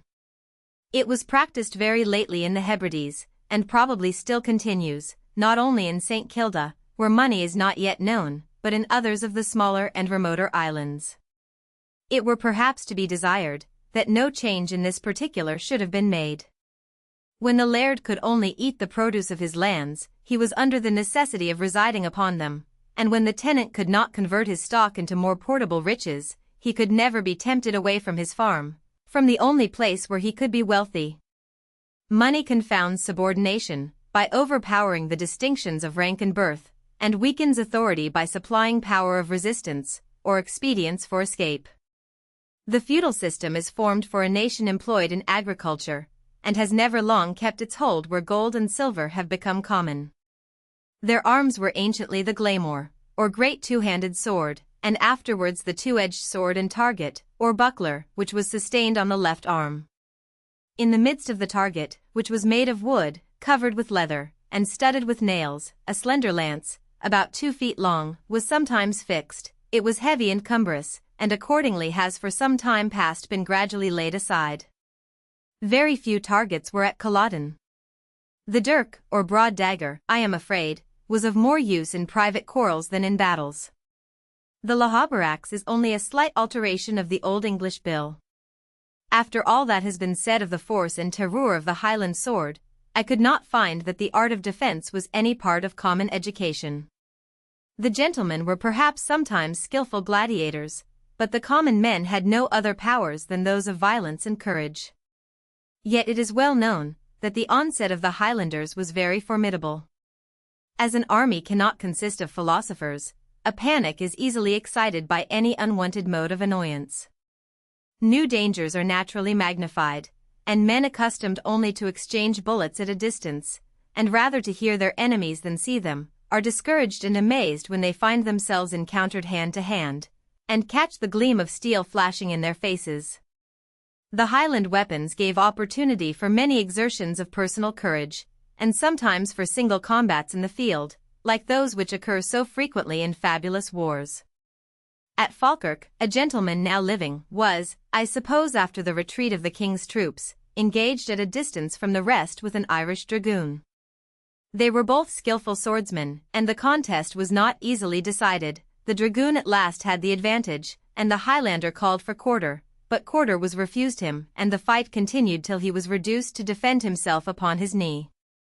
At that instant one of the MacLeods came to his rescue, who, as it is said, offered quarter to the dragoon, but he thought himself obliged to reject what he had before refused, and, as battle gives little time to deliberate, was immediately killed. Funerals were formerly solemnized by calling multitudes together, and entertaining them at great expense. This emulation of useless cost has been for some time discouraged, and at last in the Isle of Skye is almost suppressed. Of the Erse language, as I understand nothing, I cannot say more than I have been told. It is the rude speech of a barbarous people, who had few thoughts to express, and were content, as they conceived grossly, to be grossly understood. After what has been lately talked of Highland bards, and Highland genius, many will startle when they are told that the Erse never was a written language, that there is not in the world an Erse manuscript 100 years old, and that the sounds of the Highlanders were never expressed by letters, till some little books of piety were translated, and a metrical version of the Psalms was made by the Synod of Argyll. Whoever therefore now writes in this language spells according to his own perception of the sound, and his own idea of the power of the letters. The Welsh and the Irish are cultivated tongues. The Welsh, 200 years ago, insulted their English neighbors for the instability of their orthography, while the Erse merely floated in the breath of the people, and could therefore receive little improvement. When a language begins to teem with books, it is tending to refinement, as those who undertake to teach others must have undergone some labor in improving themselves. They set a proportionate value on their own thoughts, and wish to enforce them by efficacious expressions. Speech becomes embodied and permanent, different modes and phrases are compared, and the best obtains an establishment. By degrees one age improves upon another. Exactness is first obtained, and afterwards elegance. But diction, merely vocal, is always in its childhood. As no man leaves his eloquence behind him, the new generations have all to learn. There may possibly be books without a polished language, but there can be no polished language without books. That the bards could not read more than the rest of their countrymen, it is reasonable to suppose, because, if they had read, they could probably have written, and how high their compositions may reasonably be rated, an inquirer may best judge by considering what stores of imagery, what principles of ratiocination, what comprehension of knowledge, and what delicacy of elocution he has known any man attain who cannot read. The state of the bards was yet more hopeless. He that cannot read may now converse with those that can, but the bard was a barbarian among barbarians, who, knowing nothing himself, lived with others that knew no more. There has lately been in the islands one of these illiterate poets, who, hearing the Bible read at church, is said to have turned the sacred history into verse. I heard part of a dialogue, composed by him, translated by a young lady in Mull, and thought it had more meaning than I expected from a man totally uneducated, but he had some opportunities of knowledge, he lived among a learned people. After all that has been done for the instruction of the Highlanders, the antipathy between their language and literature still continues, and no man that has learned only Erse is, at this time, able to read. The Erse has many dialects, and the words used in some islands are not always known in others. In literate nations, though the pronunciation, and sometimes the words of common speech may differ, as now in England, compared with the south of Scotland, yet there is a written diction, which pervades all dialects, and is understood in every province. But where the whole language is colloquial, he that has only one part, never gets the rest, as he cannot get it but by change of residence. In an unwritten speech, nothing that is not very short is transmitted from one generation to another. Few have opportunities of hearing a long composition often enough to learn it, or have inclination to repeat it so often as is necessary to retain it, and what is once forgotten is lost forever. I believe there cannot be recovered, in the whole Erse language, 500 lines of which there is any evidence to prove them 100 years old. Yet I hear that the father of Ossian boasts of 2 chests more of ancient poetry, which he suppresses, because they are too good for the English. He that goes into the Highlands with a mind naturally acquiescent, and a credulity eager for wonders, may come back with an opinion very different from mine, for the inhabitants, knowing the ignorance of all strangers in their language and antiquities, perhaps are not very scrupulous adherents to truth, yet I do not say that they deliberately speak studied falsehood, or have a settled purpose to deceive. They have inquired and considered little, and do not always feel their own ignorance. They are not much accustomed to be interrogated by others, and seem never to have thought upon interrogating themselves, so that if they do not know what they tell to be true, they likewise do not distinctly perceive it to be false. Mr. Boswell was very diligent in his inquiries, and the result of his investigations was, that the answer to the second question was commonly such as nullified the answer to the first. We were a while told, that they had an old translation of the Scriptures, and told it till it would appear obstinacy to inquire again. Yet by continued accumulation of questions we found, that the translation meant, if any meaning there were, was nothing else than the Irish Bible. We heard of manuscripts that were, or that had been in the hands of somebody's father, or grandfather, but at last we had no reason to believe they were other than Irish. Martin mentions Irish, but never any Erse manuscripts, to be found in the islands in his time. I suppose my opinion of the poems of Ossian is already discovered. I believe they never existed in any other form than that which we have seen. The editor, or author, never could shew the original, nor can it be shown by any other. To revenge reasonable incredulity, by refusing evidence, is a degree of insolence, with which the world is not yet acquainted, and stubborn audacity is the last refuge of guilt. It would be easy to shew it if he had it, but whence could it be had? It is too long to be remembered, and the language formerly had nothing written. He has doubtless inserted names that circulate in popular stories, and may have translated some wandering ballads, if any can be found, and the names, and some of the images being recollected, make an inaccurate auditor imagine, by the help of Caledonian bigotry, that he has formerly heard the whole. I asked a very learned minister in Skye, who had used all arts to make me believe the genuineness of the book, whether at last he believed it himself? But he would not answer. He wished me to be deceived, for the honor of his country, but would not directly and formally deceive me. Yet has this man's testimony been publicly produced, as of one that held Fingal to be the work of Ossian. It is said, that some men of integrity profess to have heard parts of it, but they all heard them when they were boys, and it was never said that any of them could recite 6 lines. They remember names, and perhaps some proverbial sentiments, and, having no distinct ideas, coin a resemblance without an original. The persuasion of the Scots, however, is far from universal, and in a question so capable of proof, why should doubt be suffered to continue? The editor has been heard to say, that part of the poem was received by him, in the Saxon character. He has then found, by some peculiar fortune, an unwritten language, written in a character which the natives probably never beheld. I have yet supposed no imposture but in the publisher, yet I am far from certainty, that some translations have not been lately made, that may now be obtruded as parts of the original work. Credulity on one part is a strong temptation to deceit on the other, especially to deceit of which no personal injury is the consequence, and which flatters the author with his own ingenuity. The Scots have something to plead for their easy reception of an improbable fiction. They are seduced by their fondness for their supposed ancestors. A Scotchman must be a very sturdy moralist, who does not love Scotland better than truth. He will always love it better than inquiry, and if falsehood flatters his vanity, will not be very diligent to detect it. Neither ought the English to be much influenced by Scotch authority, for of the past and present state of the whole earth's nation, the Lowlanders are at least as ignorant as ourselves. To be ignorant is painful, but it is dangerous to quiet our uneasiness by the delusive opiate of hasty persuasion. But this is the age, in which those who could not read, have been supposed to write, in which the giants of antiquated romance have been exhibited as realities. If we know little of the ancient Highlanders, let us not fill the vacuity with caution. If we had not searched the Magellanic regions, let us however forbear to people them with Patagons. Having waited some days at Armadale, we were flattered at last with a wind that promised to convey us to Mull. We went on board a boat that was taking in kelp, and left the Isle of Skye behind us. We were doomed to experience, like others, the danger of trusting to the wind, which blew against us, in a short time, with such violence, that we, being no seasoned sailors, were willing to call it a tempest. I was seasick and lay down. Mr. Boswell kept the deck.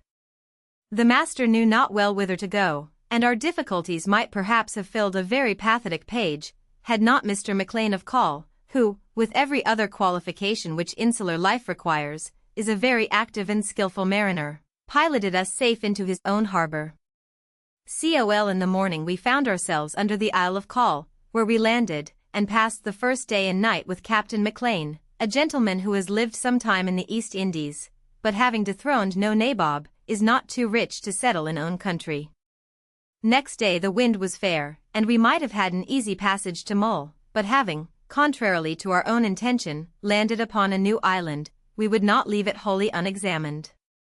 We therefore suffered the vessel to depart without us, and trusted the skies for another wind. Mr. Maclean of Call, having a very numerous family, has, for some time past, resided at Aberdeen, that he may superintend their education, and leaves the young gentleman, our friend, to govern his dominions, with the full power of a Highland chief.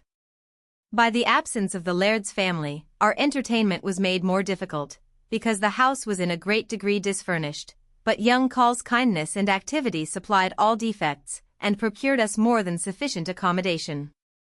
Here I first mounted a little Highland steed, and if there had been many spectators, should have been somewhat ashamed of my figure in the march. The horses of the islands, as of other barren countries, are very low. They are indeed musculous and strong, beyond what their size gives reason for expecting, but a bulky man upon one of their backs makes a very disproportionate appearance. From the habitation of Captain Maclean, we went to Grisapall, but called by the way on Mr. Hector Maclean, the minister of Call, whom we found in a hut, that is, a house of only one floor, but with windows and chimney, and not inelegantly furnished. Mr. Maclean has the reputation of great learning. He is 77 years old, but not infirm, with a look of venerable dignity, excelling what I remember in any other man. His conversation was not unsuitable to his appearance. I lost some of his goodwill, by treating a heretical writer with more regard than, in his opinion, a heretic could deserve. I honored his orthodoxy, and did not much censure his asperity. A man who has settled his opinions, does not love to have the tranquillity of his conviction disturbed, and at 77 it is time to be in earnest. Mention was made of the Erse translation of the New Testament, which has been lately published, and of which the learned Mr. Maclean of Skye spoke with commendation, but Mr. Maclean said he did not use it, because he could make the text more intelligible to his auditors by an extemporary version. From this I inferred, that the language of the translation was not the language of the Isle of Colonel. He has no public edifice for the exercise of his ministry, and can officiate to no greater number than a room can contain, and the room of a hut is not very large. This is all the opportunity of worship that is now granted to the inhabitants of the island, some of whom must travel thither perhaps 10 miles. 2 chapels were erected by their ancestors, of which I saw the skeletons, which now stand faithful witnesses of the triumph of the Reformation. The want of churches is not the only impediment to piety, there is likewise a want of ministers. A parish often contains more islands than one, and each island can have the minister only in its own turn. At Rasa they had, I think, a right to service only every third Sunday. All the provision made by the present ecclesiastical constitution, for the inhabitants of about 100 square miles, is a prayer and sermon in a little room, once in 3 weeks, and even this parsimonious distribution is at the mercy of the weather, and in those islands where the minister does not reside, it is impossible to tell how many weeks or months may pass without any public exercise of religion. Grisipol and Col. After a short conversation with Mr. McLean, we went on to Grisipol, a house and farm tenanted by Mr. Maxwain, where I saw more of the ancient life of a Highlander than I had yet found. Mrs. Maxwain could speak no English and had never seen any other places than the islands of Skye, Mull, and Call, but she was hospitable and good-humored, and spread her table with sufficient liberality.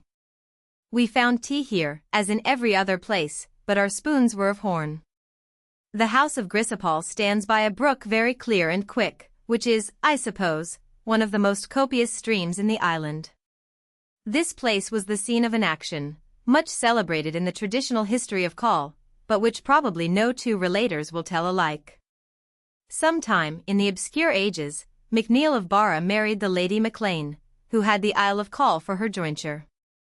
Whether MacNeil detained Call, when the widow was dead, or whether she lived so long as to make her heirs impatient, is perhaps not now known. The younger son, called John Jerves, or John the Giant, a man of great strength who was then in Ireland either for safety or for education, dreamed of recovering his inheritance, and getting some adventurers together, which, in those unsettled times, was not hard to do, invaded Colonel. He was driven away, but was not discouraged, and collecting new followers, in 3 years came again with 50 men. In his way he stopped at Ardorinish in Morvern, where his uncle was prisoner to MacLeod, and was then with his enemies in a tent. MacLean took with him only one servant, whom he ordered to stay at the outside, and where he should see the tent pressed outwards, to strike with his dirk, it being the intention of MacLean, as any man provoked him, to lay hands upon him and push him back. He entered the tent alone, with his Lochabar axe in his hand, and struck such terror into the whole assembly that they dismissed his uncle. When he landed at Call, he saw the sentinel, who kept watch towards the sea, running off to Grisipol, to give MacNeil, who was there with 120 men, an account of the invasion. He told McGill, one of his followers, that if he intercepted that dangerous intelligence, by catching the courier, he would give him certain lands in Mull. Upon this promise, McGill pursued the messenger, and either killed, or stopped him, and his posterity, till very lately, held the lands in Mull. The alarm being thus prevented, he came unexpectedly upon MacNeil. Chiefs were in those days never wholly unprovided for an enemy. A fight ensued, in which one of their followers is said to have given an extraordinary proof of activity, by bounding backwards over the brook of Grisipol. MacNeil being killed, and many of his clan destroyed, MacLean took possession of the island, which the MacNeils attempted to conquer by another invasion, but were defeated and repulsed. MacLean, in his turn, invaded the estate of the MacNeils, took the castle of Brecasig, and conquered the Isle of Barra, which he held for 7 years, and then restored it to the heirs. Castle of Col. From Grisipol, Mr. MacLean conducted us to his father's seat, a neat new house, erected near the old castle, I think, by the last proprietor. Here we were allowed to take our station, and lived very commodiously, while we waited for moderate weather and a fair wind, which we did not so soon obtain, but we had time to get some information of the present state of Call, partly by inquiry, and partly by occasional excursions. Call is computed to be 13 miles in length, and 3 in breadth. Both the ends are the property of the Duke of Argyll, but the middle belongs to MacLean, who is called Call, as the only laird. Call is not properly rocky, it is rather one continued rock, of a surface much diversified with protuberances, and covered with a thin layer of earth, which is often broken, and discovers the stone. Such a soil is not for plants that strike deep roots, and perhaps in the whole island nothing has ever yet grown to the height of a table. The uncultivated parts are clothed with heath, among which industry has interspersed spots of grass and corn, but no attempt has yet been made to raise a tree. Young Call, who has a very laudable desire of improving his patrimony, purposes some time to plant an orchard, which, if it be sheltered by a wall, may perhaps succeed. He has introduced the culture of turnips, of which he has a field, where the whole work was performed by his own hand. His intention is to provide food for his cattle in the winter. This innovation was considered by Mr. Maxwain as the idle project of a young head, heated with English fancies, but he has now found that turnips will really grow, and that hungry sheep and cows will really eat them. By such acquisitions as these, the Hebrides may in time rise above their annual distress. Wherever heath will grow, there is reason to think something better may draw nourishment, and by trying the production of other places, plants will be found suitable to every soil. Col has many locks, some of which have trouts and eels, and others have never yet been stocked, another proof of the negligence of the islanders, who might take fish in the inland waters, when they cannot go to sea. Their quadrupeds are horses, cows, sheep, and goats. They have neither deer, hares, nor rabbits. They have no vermin, except rats, which have been lately brought thither by sea, as to other places, and are free from serpents, frogs, and toads. The harvest in Col and in Lewis is ripe sooner than in Skye, and the winter in Col is never cold, but very tempestuous. I know not that I ever heard the wind so loud in any other place, and Mr. Boswell observed that its noise was all its own, for there were no trees to increase it. Noise is not the worst effect of the tempests, for they have thrown the sand from the shore over a considerable part of the land, and it is said still to encroach and destroy more and more pasture, but I am not of opinion that by any surveys or landmarks, its limits have been ever fixed, or its progression ascertained. If one man has confidence enough to say that it advances, nobody can bring any proof to support him in denying it. The reason why it is not spread to a greater extent seems to be that the wind and rain come almost together, and that it is made close and heavy by the wet before the storms can put it in motion. So thick is the bed, and so small the particles, that if a traveler should be caught by a sudden gust in dry weather, he would find it very difficult to escape with life. For natural curiosities, I was shown only two great masses of stone, which lie loose upon the ground, one on the top of a hill, and the other at a small distance from the bottom. They certainly were never put into their present places by human strength or skill, and though an earthquake might have broken off the lower stone, and rolled it into the valley, no account can be given of the other, which lies on the hill, unless, which I forgot to examine, there be still near it some higher rock, from which it might be torn. All nations have a tradition, that their earliest ancestors were giants, and these stones are said to have been thrown up and down by a giant and his mistress. There are so many more important things, of which human knowledge can give no account, that it may be forgiven us, if we speculate no longer on two stones in Colonel. This island is very populous. About 29 years ago, the fencible men of Col were reckoned 140, which is the 6th of 840, and probably some contrived to be left out of the list. The minister told us that a few years ago the inhabitants were 800, between the ages of 7 and of 70. Round numbers are seldom exact. But in this case the authority is good, and the error likely to be little. If to the 800 be added what the laws of computation require, they will be increased to at least 1,000, and if the dimensions of the country have been accurately related, every mile maintains more than 25. This proportion of habitation is greater than the appearance of the country seems to admit, for wherever the eye wanders, it sees much waste and little cultivation. I am more inclined to extend the land, of which no measure has ever been taken, than to diminish the people, who have been really numbered. Let it be supposed that a computed mile contains a mile and a half, as was commonly found true in the mensuration of the English roads, and we shall then allot nearly 12 to a mile, which agrees much better with ocular observation. Here, as in Skye and other islands, are the laird, the tacksmen, and the undertenants. Mr. Maclean, the laird, has very extensive possessions, being proprietor, not only of far the greater part of Col, but of the extensive island of Rum, and a very considerable territory in Mull. Rum is one of the larger islands, almost square, and therefore of great capacity in proportion to its sides. By the usual method of estimating computed extent, It may contain more than 120 square miles. It originally belonged to Clanronald, and was purchased by Coll, who, in some dispute about the bargain, made Clanronald prisoner, and kept him 9 months in confinement. Its owner represents it as mountainous, rugged, and barren. In the hills there are red deer. The horses are very small, but of a breed eminent for beauty. Coll, not long ago, bought one of them from a tenant, who told him that as he was of a shape uncommonly elegant, he could not sell him but at a high price, and that whoever had him should pay 1.5 guineas. There are said to be in Barra a race of horses yet smaller, of which the highest is not above 36 inches. The rent of rum is not great. Mr. McLean declared that he should be very rich if he could set his land at 2 halfpenny an acre. The inhabitants are 58 families, who continued papists for some time after the laird became a Protestant.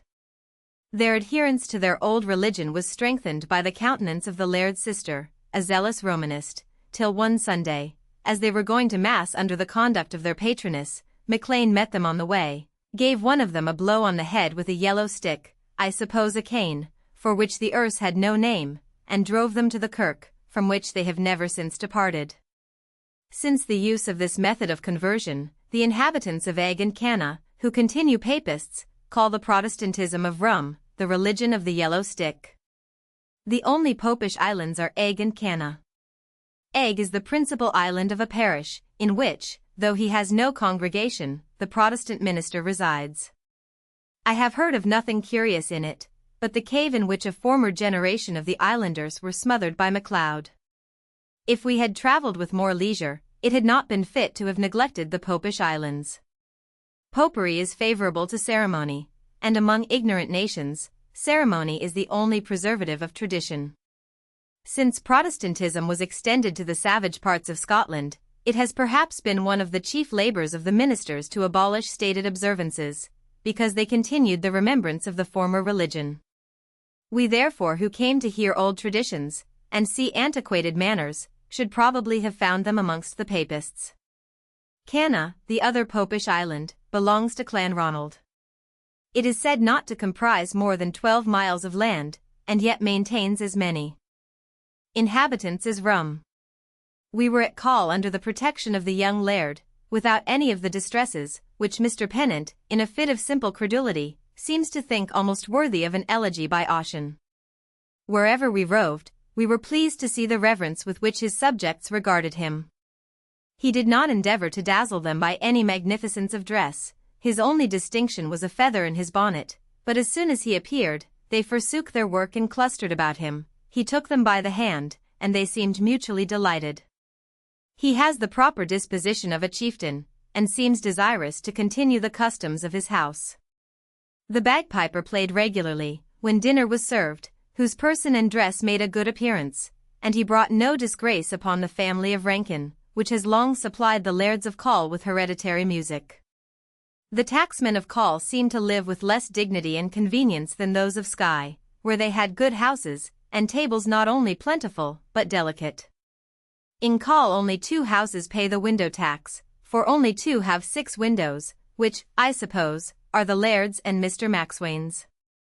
The rents have, till within 7 years, been paid in kind, but the tenants finding that cattle and corn varied in their price, desired for the future to give their landlord money, which, not having yet arrived at the philosophy of commerce, they consider as being every year of the same value. We were told of a particular mode of undertenure. The taxman admits some of his inferior neighbours to the cultivation of his grounds, on condition that performing all the work, and giving a third part of the seed, they shall keep a certain number of cows, sheep, and goats, and reap a third part of the harvest. Thus by less than the tillage of 2 acres they pay the rent of 1. There are tenants below the rank of taxmen, that have got smaller tenants under them, for in every place, where money is not the general equivalent, there must be some whose labour is immediately paid by daily food. A country that has no money, is by no means convenient for beggars, both because such countries are commonly poor, and because charity requires some trouble and some thought. A penny is easily given upon the first impulse of compassion, or impatience of importunity, but few will deliberately search their cupboards or their granaries to find out something to give. A penny is likewise easily spent, but victuals, if they are unprepared, require house-room, and fire, and utensils, which the beggar knows not where to find. Yet beggars there sometimes are, who wander from island to island. We had, in our passage to Mull, the company of a woman and her child, who had exhausted the charity of Colonel. The arrival of a beggar on an island is accounted a sinistrous event. Everybody considers that he shall have the less for what he gives away. Their alms, I believe, is generally oatmeal. Near to Call is another island called Tyrai, eminent for its fertility. Though it has but half the extent of Rum, it is so well peopled, that there have appeared, not long ago, 914 at a funeral. The plenty of this island enticed beggars to it, who seemed so burdensome to the inhabitants, that a formal compact was drawn up, by which they obliged themselves to grant no more relief to casual wanderers, because they had among them an indigent woman of high birth, whom they considered as entitled to all that they could spare. I have read the stipulation, which was indicted with juridical formality, but was never made valid by regular subscription. If the inhabitants of Call have nothing to give, it is not that they are oppressed by their landlord, their leases seem to be very profitable. One farmer, who pays only £7 a year, has maintained 7 daughters and 3 sons, of whom the eldest is educated at Aberdeen for the ministry, and now, at every vacation, opens a school, and Colonel life is here, in some respects, improved beyond the condition of some other islands. In Skye what is wanted can only be bought, as the arrival of some wandering peddler may afford an opportunity, but in Call there is a standing shop, and in Mull there are 2. A shop in the islands, as in other places of little frequentation, is a repository of everything requisite for common use. Mr. Boswell's journal was filled, and he bought some paper in Colonel. To a man that ranges the streets of London, where he is tempted to contrive wants, for the pleasure of supplying them, a shop affords no image worthy of attention, but in an island, it turns the balance of existence between good and evil. To live in perpetual want of little things, is a state not indeed of torture, but of constant vexation. I have in Skye had some difficulty to find ink for a letter, and if a woman breaks her needle, the work is at a stop. As it is, the islanders are obliged to content themselves with succedaneous means for many common purposes.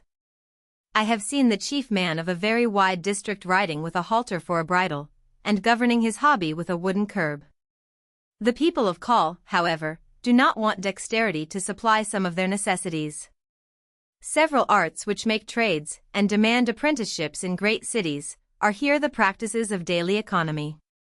In every house candles are made, both molded and dipped. Their wicks are small shreds of linen cloth. They all know how to extract from the cuddy oil for their lamps. They all tan skins, and make brogues. As we traveled through Skye, we saw many cottages, but they very frequently stood single on the naked ground.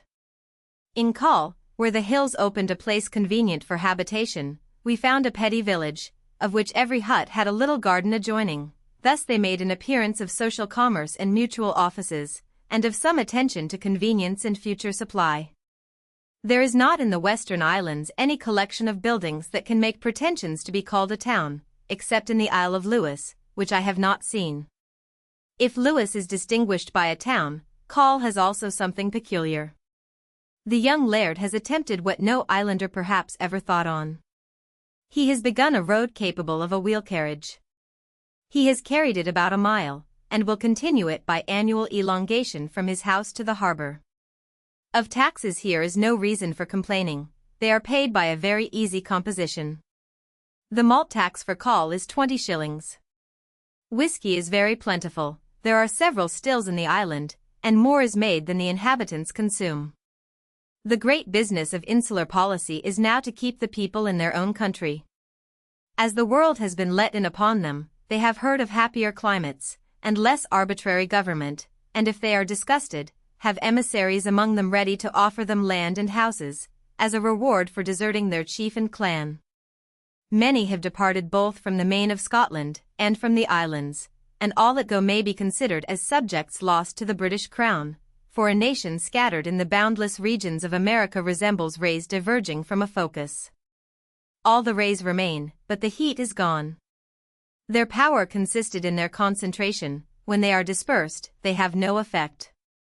It may be thought that they are happier by the change, but they are not happy as a nation, for they are a nation no longer. As they contribute not to the prosperity of any community, they must want that security, that dignity, that happiness, whatever it be, which a prosperous community throws back upon individuals. The inhabitants of Call have not yet learned to be weary of their heath and rocks, but attend their agriculture and their dairies, without listening to American seducements. There are some, however, who think that this emigration has raised terror disproportionate to its real evil, and that it is only a new mode of doing what was always done. The Highlands, they say, never maintained their natural inhabitants, but the people, when they found themselves too numerous, instead of extending cultivation, provided for themselves by a more compendious method, and sought better fortune in other countries. They did not indeed go away in collective bodies, but withdrew invisibly, a few at a time, but the whole number of fugitives was not less, and the difference between other times and this is only the same as between evaporation and effusion. This is plausible, but I am afraid it is not true. Those who went before, if they were not sensibly missed, as the argument supposes, must have gone either in less number, or in a manner less detrimental than at present, because formerly there was no complaint. Those who then left the country were generally the idle dependents on overburdened families, or men who had no property, and therefore carried away only themselves. In the present eagerness of emigration, families, and almost communities, go away together. Those who were considered as prosperous and wealthy sell their stock and carry away the money. Once none went away but the useless and poor. In some parts there is now reason to fear that none will stay but those who are too poor to remove themselves, and too useless to be removed at the cost of others. Of antiquity there is not more knowledge in Cole than in other places, but everywhere something may be gleaned. How ladies were portioned, when there was no money, it would be difficult for an Englishman to guess. In 1649, Maclean of Dronard and Mull married his sister Fingalla to Maclean of Call, with 180 kine, and stipulated that if she became a widow, her jointure should be 360. I suppose some proportionate tract of land was appropriated to their pasturage. The disposition to pompous and expensive funerals, which has at one time or other prevailed in most parts of the civilized world, is not yet suppressed in the islands, though some of the ancient solemnities are worn away, and singers are no longer hired to attend the procession. 19 years ago, at the burial of the Laird of Call, were killed 30 cows, and about 50 sheep. The number of the cows is positively told, and we must suppose other victuals in like proportion. Mr. Maclean informed us of an odd game, of which he did not tell the original, but which may perhaps be used in other places, where the reason of it is not yet forgot. At New Year's Eve, in the hall or castle of the Laird, where, at festal seasons, there may be supposed a very numerous company, one man dresses himself in a cow's hide, upon which other men beat with sticks.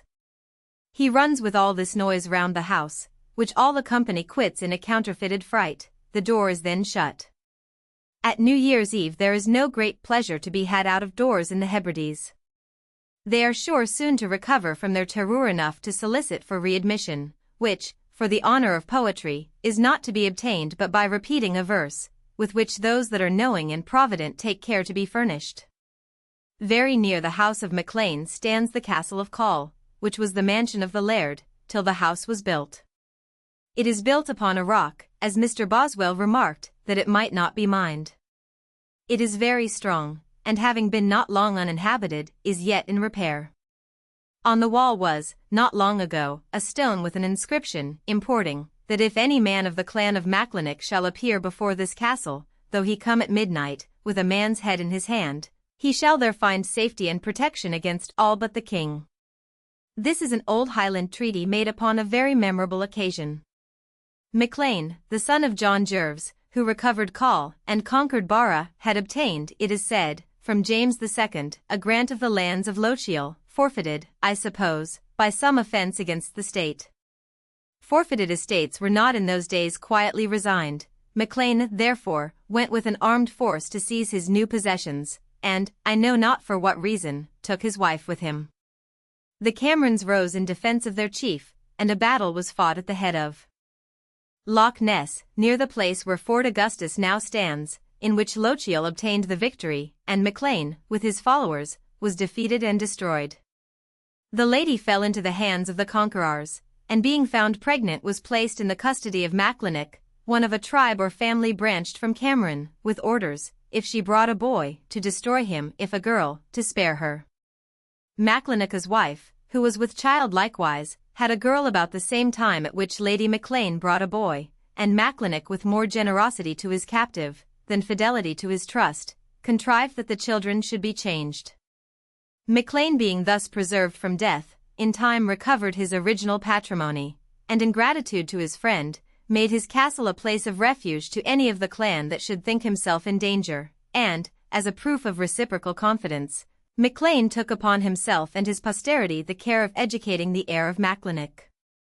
This story, like all other traditions of the Highlands, is variously related, but though some circumstances are uncertain, the principal fact is true. Maclean undoubtedly owed his preservation to Macleanic, for the treaty between the two families has been strictly observed. It did not sink into disuse and oblivion, but continued in its full force while the chieftains retained their power. I have read a demand of protection made not more than 37 years ago, for one of the Macleanics, named Ewan Cameron, who had been accessory to the death of Mac Martin, and had been banished by Lochiel, his lord, for a certain term, at the expiration of which he returned married from France, but the Mac Martins, not satisfied with the punishment, when he attempted to settle, still threatened him with vengeance. He therefore asked, and obtained shelter in the Isle of Colonel. The power of protection subsists no longer, but what the law permits is yet continued, and Maclean of Coll now educates the heir of Macleanic. There still remains in the islands, though it is passing fast away, the custom of fosterage. A laird, a man of wealth and eminence, sends his child, either male or female, to a tacksman, or tenant, to be fostered. It is not always his own tenant, but some distant friend that obtains this honor, for an honor such a trust is very reasonably thought. The terms of fosterage seem to vary in different islands. In Mull, the father sends with his child a certain number of cows, to which the same number is added by the fosterer. The father appropriates a proportionable extent of ground, without rent, for their pasturage. If every cow brings a calf, half belongs to the fosterer, and half to the child, but if there be only one calf between two cows, it is the child's, and when the child returns to the parent, it is accompanied by all the cows given, both by the father and by the fosterer, with half of the increase of the stock by propagation. These beasts are considered as a portion, and called Mac-alive cattle, of which the father has the produce, but is supposed not to have the full property, but to owe the same number to the child, as a portion to the daughter, or a stock for the son. Children continue with the fosterer perhaps 6 years, and cannot, where this is the practice, be considered as burdensome. The fosterer, if he gives 4 cows, receives likewise 4, and has, while the child continues with him, grass for 8 without rent, with half the calves, and all the milk, for which he pays only 4 cows when he dismisses his dolt, for that is the name for a foster child. Fosterage is, I believe, sometimes performed upon more liberal terms. Our friend, the young Laird of Coll, was fostered by Maxwain of Grisapall. Maxwain then lived a tenant to Sir James MacDonald in the Isle of Skye, and therefore Coll, whether he sent him cattle or not, could grant him no land. The dolt, however, at his return, brought back a considerable number of Mac-alive cattle, and of the friendship so formed there have been good effects. When MacDonald raised his rents, Maxwain was, like other tenants, discontented, and, resigning his farm, removed from Skye to Coll, and was established at Grisapall. These observations we made by favor of the contrary wind that drove us to Coll, an island not often visited, for there is not much to amuse curiosity, or to attract avarice. The ground has been hitherto, I believe, used chiefly for pasturage. In a district, such as the I can command, there is a general herdsman, who knows all the cattle of the neighborhood, and whose station is upon a hill, from which he surveys the lower grounds, and if one man's cattle invade another's grass, drives them back to their own borders. But other means of profit begin to be found. Kelp is gathered and burnt, and sloops are loaded with the concreted ashes. Cultivation is likely to be improved by the skill and encouragement of the present heir, and the inhabitants of those obscure valleys will partake of the general progress of life. The rents of the parts which belong to the Duke of Argyll have been raised from 55 to £105, whether from the land or the sea I cannot tell. The bounties of the sea have lately been so great that a farm in Southwest has risen in 10 years from a rent of £30 to 180. He who lives in Call and finds himself condemned to solitary meals and incommunicable reflection will find the usefulness of that middle order of tacksmen, which some who applaud their own wisdom are wishing to destroy. Without intelligence man is not social, he is only gregarious, and little intelligence will there be, where all are constrained to daily labor, and every mind must wait upon the hand. After having listened for some days to the tempest, and wandered about the island till our curiosity was satisfied, we began to think about our departure. To leave Call in October was not very easy. We however found a sloop which lay on the coast to carry kelp, and for a price which we thought levied upon our necessities, the master agreed to carry us to Mull, whence we might readily pass back to Scotland. Mull, as we were to catch the first favourable breath, we spent the night not very elegantly nor pleasantly in the vessel, and were landed next day at Tobermorar, a port in Mull, which appears to an unexperienced eye formed for the security of ships, for its mouth is closed by a small island, which admits them through narrow channels into a basin sufficiently capacious. They are indeed safe from the sea, but there is a hollow between the mountains, through which the wind issues from the land with very mischievous violence. There was no danger while we were there, and we found several other vessels at anchor, so that the port had a very commercial appearance. The young Laird of Call, who had determined not to let us lose his company, while there was any difficulty remaining, came over with us. His influence soon appeared, for he procured us horses, and conducted us to the house of Dr. Maclean, where we found very kind entertainment, and very pleasing conversation. Miss Maclean, who was born, and had been bred at Glasgow, having removed with her father to Mull, added to other qualifications, a great knowledge of the Erse language, which she had not learned in her childhood, but gained by study, and was the only interpreter of Erse poetry that I could ever find. The Isle of Mull is perhaps in extent the third of the Hebrides.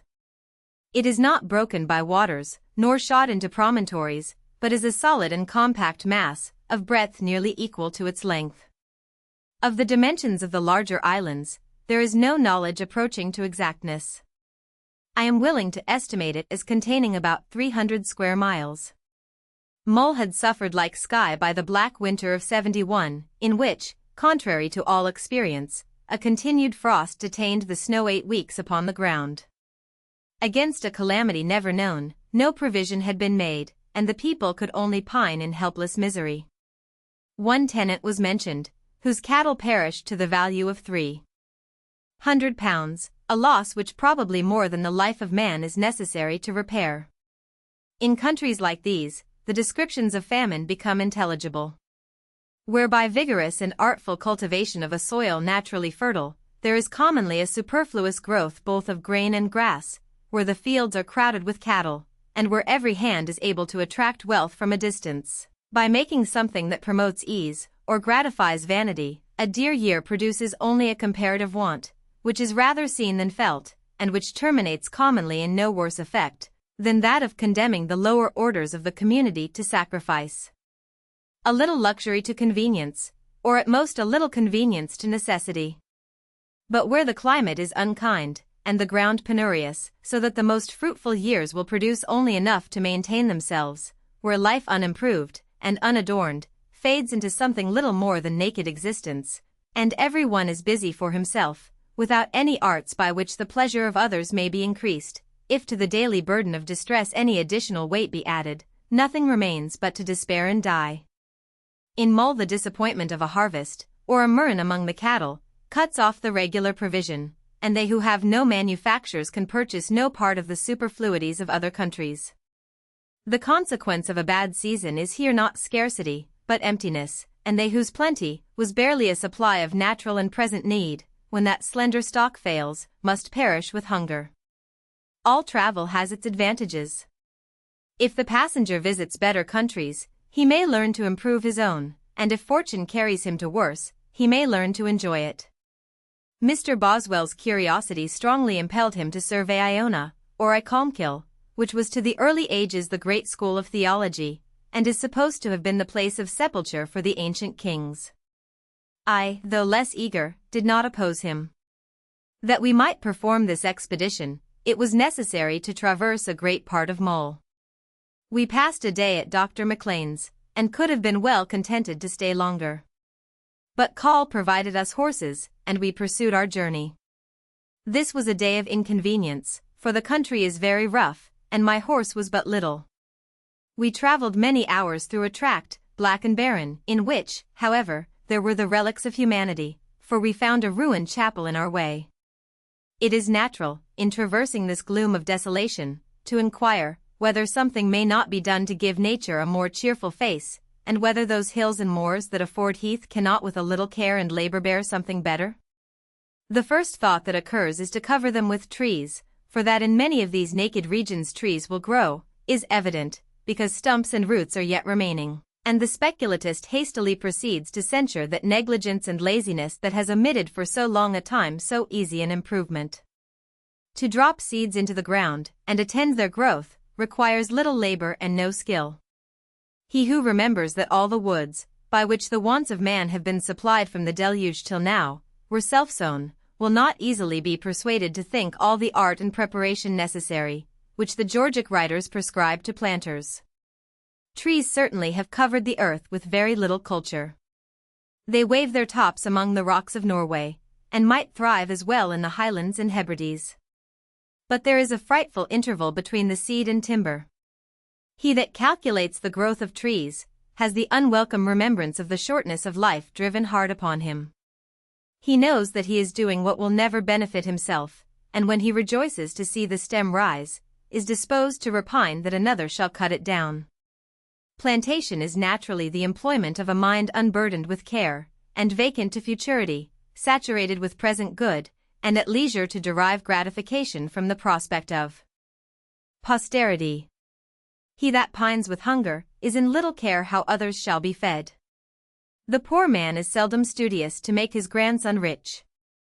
It may be soon discovered why in a place which hardly supplies the cravings of necessity, there has been little attention to the delights of fancy, and why distant convenience is unregarded, where the thoughts are turned with incessant solicitude upon every possibility of immediate advantage. Neither is it quite so easy to raise large woods as may be conceived. Trees intended to produce timber must be sown where they are to grow, and ground sown with trees must be kept useless for a long time, enclosed at an expense from which many will be discouraged by the remoteness of the profit, and watched with that attention which, in places where it is most needed, will neither be given nor bought. That it cannot be ploughed is evident, and if cattle be suffered to graze upon it, they will devour the plants as fast as they rise.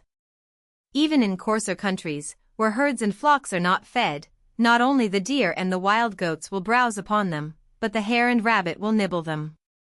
It is therefore reasonable to believe, what I do not remember any naturalist to have remarked, that there was a time when the world was very thinly inhabited by beasts, as well as men, and that the woods had leisure to rise high before animals had bred numbers sufficient to intercept them. Sir James Macdonald, in part of the wastes of his territory, said or sowed trees, to the number, as I have been told, of several millions, expecting, doubtless, that they would grow up into future navies and cities, but for want of enclosure, and of that care which is always necessary, and will hardly ever be taken, all his cost and labour have been lost, and the ground is likely to continue an useless heath. Having not any experience of a journey in Mull, we had no doubt of reaching the sea by daylight, and therefore had not left Dr. McLean's very early. We travelled diligently enough, but found the country, for road there was none, very difficult to pass. We were always struggling with some obstruction or other, and our vexation was not balanced by any gratification of the eye or mind. We were now long enough acquainted with hills and heath to have lost the emotion that they once raised, whether pleasing or painful, and had our mind employed only on our own fatigue. We were however sure, under Call's protection, of escaping all real evils. There was no house in Mull to which he could not introduce us. He had intended to lodge us, for that night, with a gentleman that lived upon the coast, but discovered on the way that he then lay in bed without hope of life. We resolved not to embarrass a family, in a time of so much sorrow, if any other expedient could he found, and as the island of Ulva was over against us, it was determined that we should pass the strait and have recourse to the laird, who, like the other gentlemen of the islands, was known to Colonel. We expected to find a ferry boat, but when at last we came to the water, the boat was gone. We were now again at a stop. It was the 16th of October, a time when it is not convenient to sleep in the Hebrides without a cover, and there was no house within our reach, but that which we had already declined. Ulva, while we stood deliberating, we were happily espied from an Irish ship that lay at anchor in the strait. The master saw that we wanted a passage, and with great civility sent us his boat, which quickly conveyed us to Ulva, where we were very liberally entertained by Mr. MacQuarrie. To Ulva we came in the dark, and left it before noon the next day. A very exact description therefore will not be expected. We were told that it is an island of no great extent, rough and barren, inhabited by the Macquaries, a clan not powerful nor numerous, but of antiquity, which most other families are content to reverence. The name is supposed to be a deprivation of some other, for the Erse language does not afford it any etymology. MacQuarrie is proprietor both of Ulva and some adjacent islands, among which is Staffa, so lately raised to renown by Mr. Banks. When the islanders were reproached with their ignorance, or insensibility of the wonders of Staffa, they had not much to reply. They had indeed considered it little, because they had always seen it, and none but philosophers, nor they always, are struck with wonder, otherwise than by novelty. How would it surprise an unenlightened ploughman, to hear a company of sober men, inquiring by what power the hand tosses a stone, or why the stone, when it is tossed, falls to the ground? Of the ancestors of MacQuarrie, who thus lies hid in his unfrequented island, I have found memorials in all places where they could be expected. Inquiring after the relics of former manners, I found that in Ulva, and, I think, nowhere else, is continued the payment of the mercata mulierum, a fine in old times due to the laird at the marriage of a virgin. The original of this claim, as of our tenure of Borough English, is variously delivered. It is pleasant to find ancient customs in old families. This payment, like others, was, for want of money, made anciently in the produce of the land. MacQuarrie was used to demand a sheep, for which he now takes a crown, by that inattention to the uncertain proportion between the value and the denomination of money, which has brought much disorder into Europe. A sheep has always the same power of supplying human wants, but a crown will bring at one time more, at another less. Ulva was not neglected by the piety of ardent times, it has still to show what was once a church. Inchkenneth in the morning we went again into the boat, and were landed on Inchkenneth, an island about a mile long, and perhaps half a mile broad, remarkable for pleasantness and fertility. It is verdant and grassy, and fit both for pasture and tillage, but it has no trees. Its only inhabitants were Sir Alan MacLean and two young ladies, his daughters, with their servants. Romance does not often exhibit a scene that strikes the imagination more than this little desert in these depths of western obscurity, occupied not by a gross herdsman, or amphibious fisherman, but by a gentleman and two ladies, of high birth, polished manners and elegant conversation, who, in a habitation raised not very far above the ground, but furnished with unexpected neatness and convenience, practiced all the kindness of hospitality, and refinement of courtesy. Sir Alan is the chieftain of the great clan of MacLean, which is said to claim the second place among the Highland families, yielding only to MacDonald.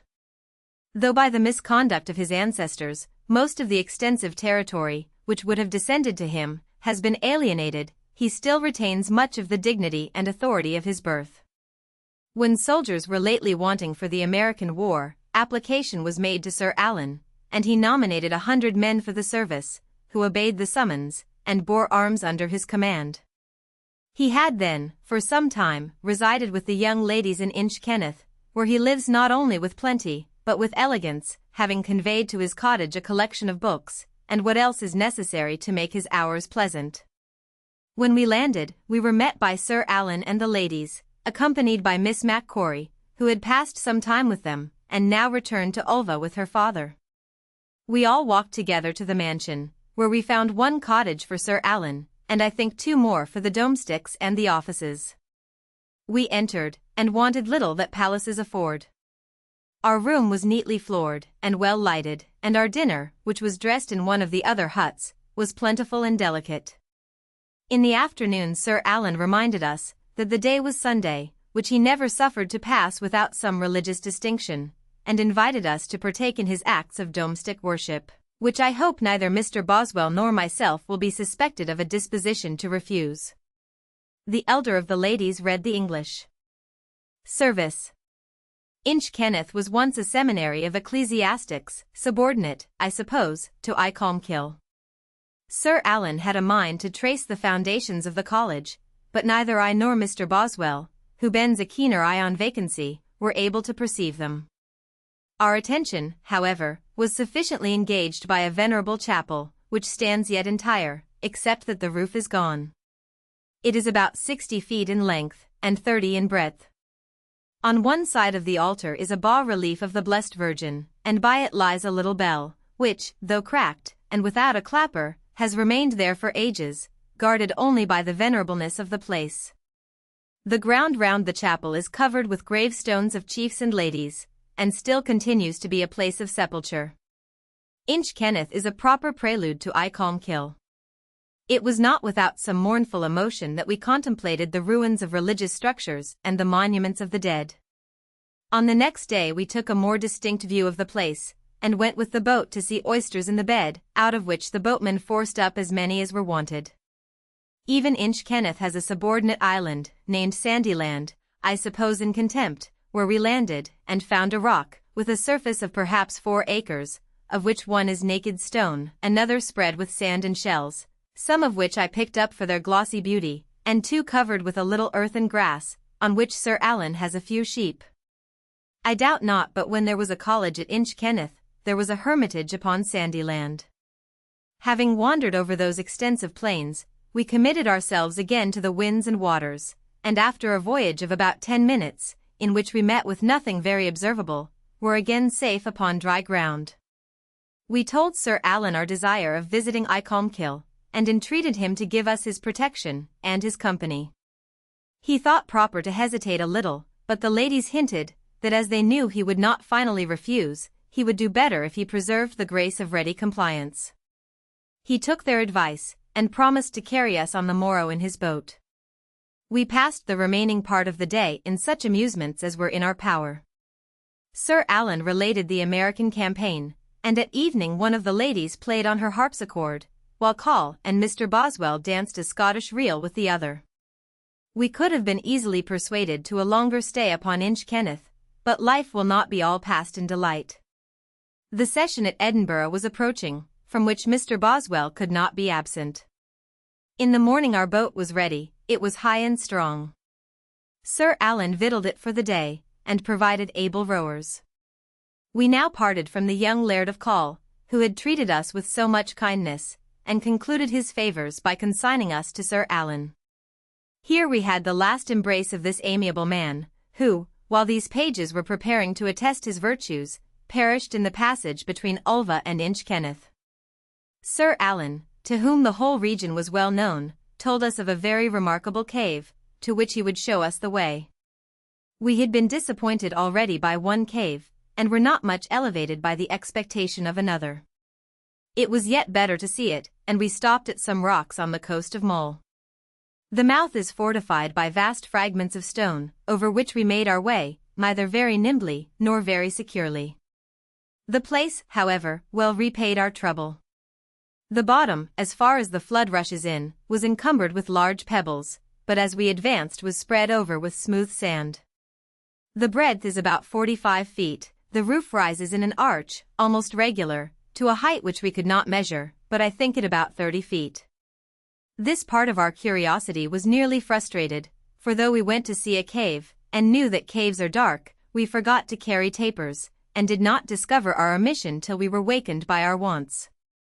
Sir Alan then sent one of the boatmen into the country, who soon returned with one little candle. We were thus enabled to go forward, but could not venture far. Having passed inward from the sea to a great depth, we found on the right hand a narrow passage, perhaps not more than 6 feet wide, obstructed by great stones, over which we climbed and came into a second cave, in breadth 25 feet. The air in this apartment was very warm, but not oppressive, nor loaded with vapors. Our light showed no tokens of a feculent or corrupted atmosphere. Here was a square stone, called, as we are told, Fingal's table. If we had been provided with torches, we should have proceeded in our search, though we had already gone as far as any former adventurer, except some who are reported never to have returned, and, measuring our way back, we found it more than 160 yards, the 11th part of a mile. Our measures were not critically exact, having been made with a walking pole, such as it is convenient to carry in these rocky countries, of which I guessed the length by standing against it. In this there could be no great error, nor do I much doubt but the Highlander, whom we employed, reported the number right. More nicety, however, is better, and no man should travel unprovided with instruments for taking heights and distances. There is yet another cause of error not always easily surmounted, though more dangerous to the veracity of itinerary narratives than imperfect mensuration. An observer deeply impressed by any remarkable spectacle does not suppose that the traces will soon vanish from his mind, and having commonly no great convenience for writing, defers the description to a time of more leisure and better accommodation. He who has not made the experiment, or who is not accustomed to require rigorous accuracy from himself, will scarcely believe how much a few hours take from certainty of knowledge, and distinctness of imagery, how the succession of objects will be broken, how separate parts will be confused, and how many particular features and discriminations will be compressed and conglobated into one gross and general idea. To this dilatory notation must be imputed the false relations of travelers, where there is no imaginable motive to deceive. They trusted to memory what cannot be trusted safely but to the eye, and told by guess what a few hours before they had known with certainty. Thus it was that Wheeler and Spawn described with irreconcilable contrariety things which they surveyed together, and which both undoubtedly designed to show as they saw them. When we had satisfied our curiosity in the cave, so far as our penury of light permitted us, we clambered again to our boat, and proceeded along the coast of Mull to a headland, called Ayton, remarkable for the columnar form of the rocks, which rise in a series of pilasters, with a degree of regularity, which Sir Alan thinks not less worthy of curiosity than the shore of Staffa. Not long after we came to another range of black rocks, which had the appearance of broken pilasters, set one behind another to a great depth. This place was chosen by Sir Alan for our dinner. We were easily accommodated with seats, for the stones were of all heights, and refreshed ourselves and our boatmen, who could have no other rest till we were at Icolmkill. The evening was now approaching, and we were yet at a considerable distance from the end of our expedition. We could therefore stop no more to make remarks in the way, but set forward with some degree of eagerness.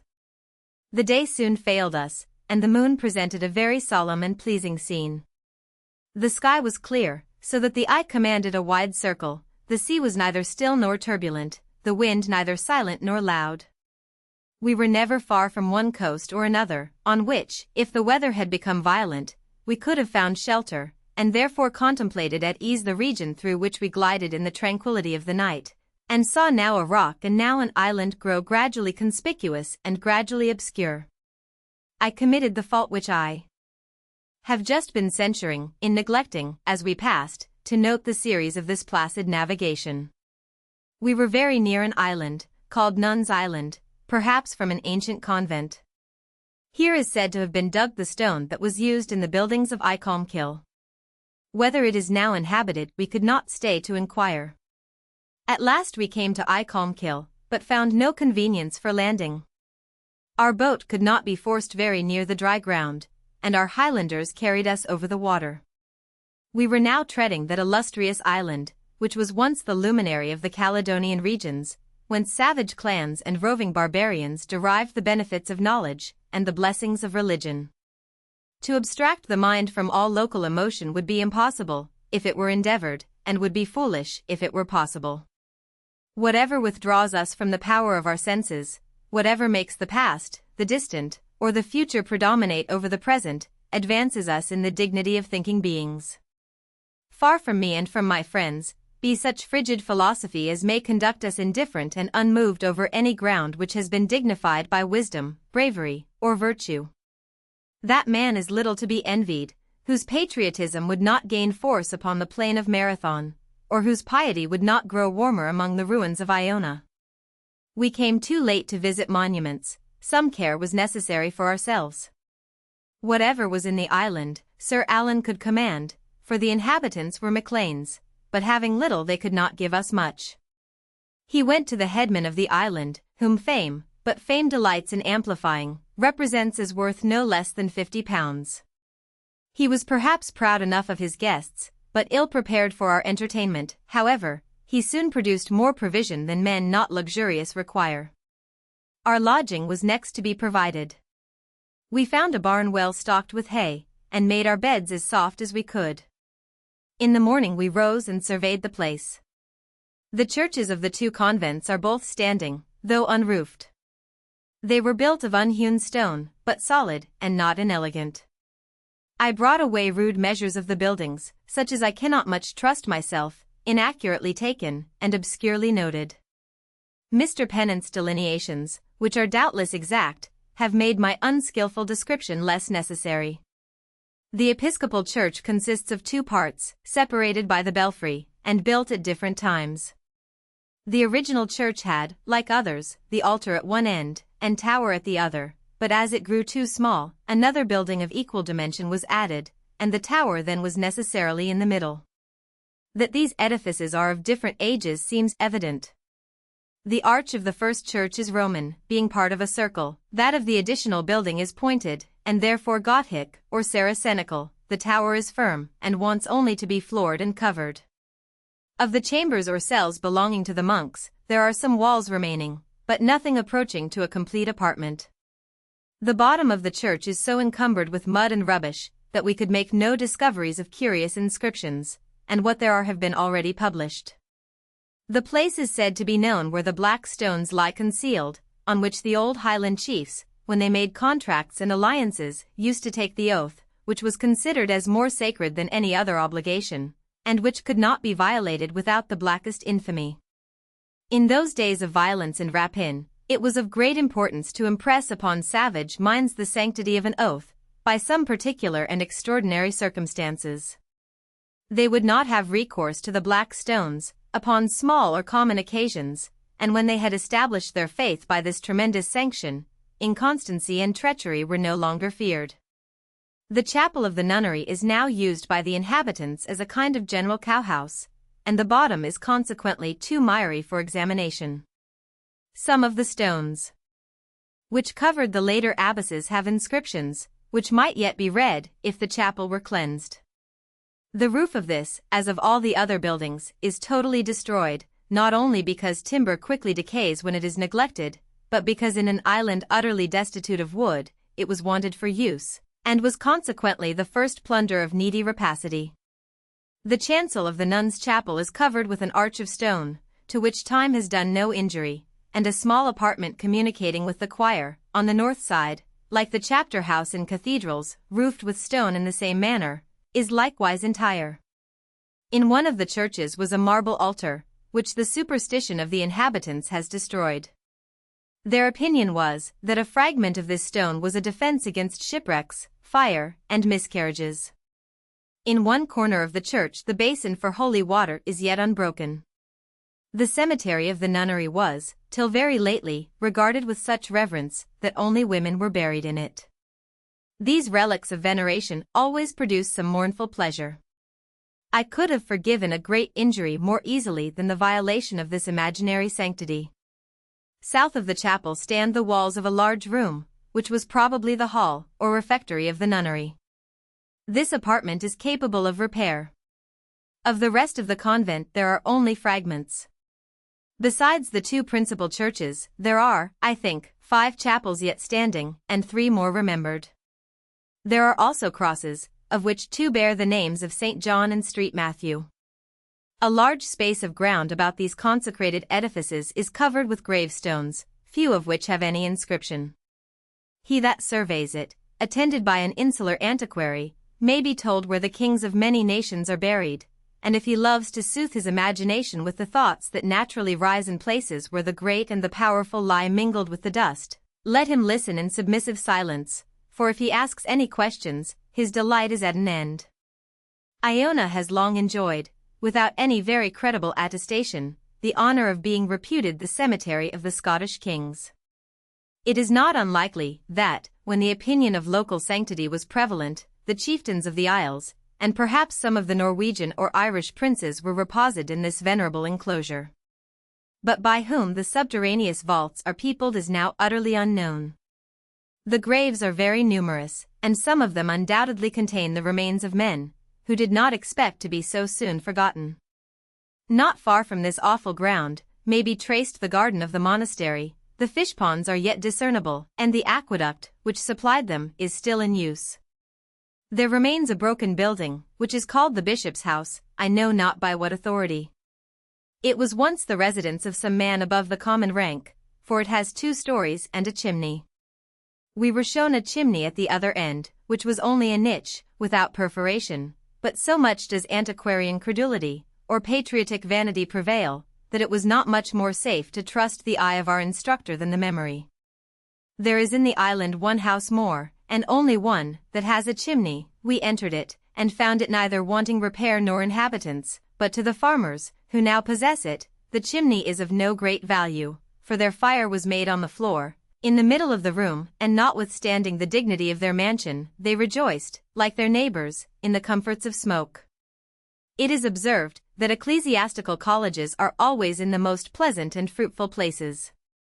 While the world allowed the monks their choice, it is surely no dishonor that they chose well.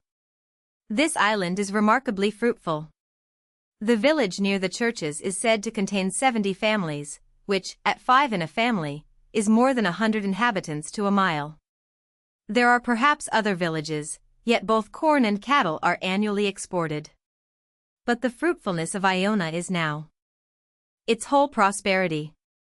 The inhabitants are remarkably gross, and remarkably neglected. I know not if they are visited by any minister.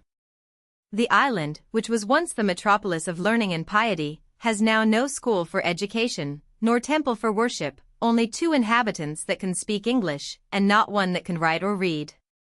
The people are of the clan of MacLean, and though Sir Alan had not been in the place for many years, he was received with all the reverence due to their chieftain.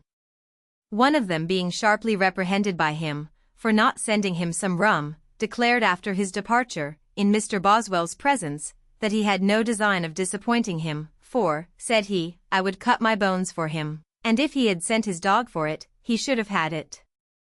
When we were to depart, our boat was left by the ebb at a great distance from the water, but no sooner did we wish it afloat, than the islanders gathered round it, and, by the union of many hands, pushed it down the beach. Every man who could contribute his help seemed to think himself happy in the opportunity of being, for a moment, useful to his chief. We now left those illustrious ruins, by which Mr. Boswell was much affected, nor would I willingly be thought to have looked upon them without some emotion.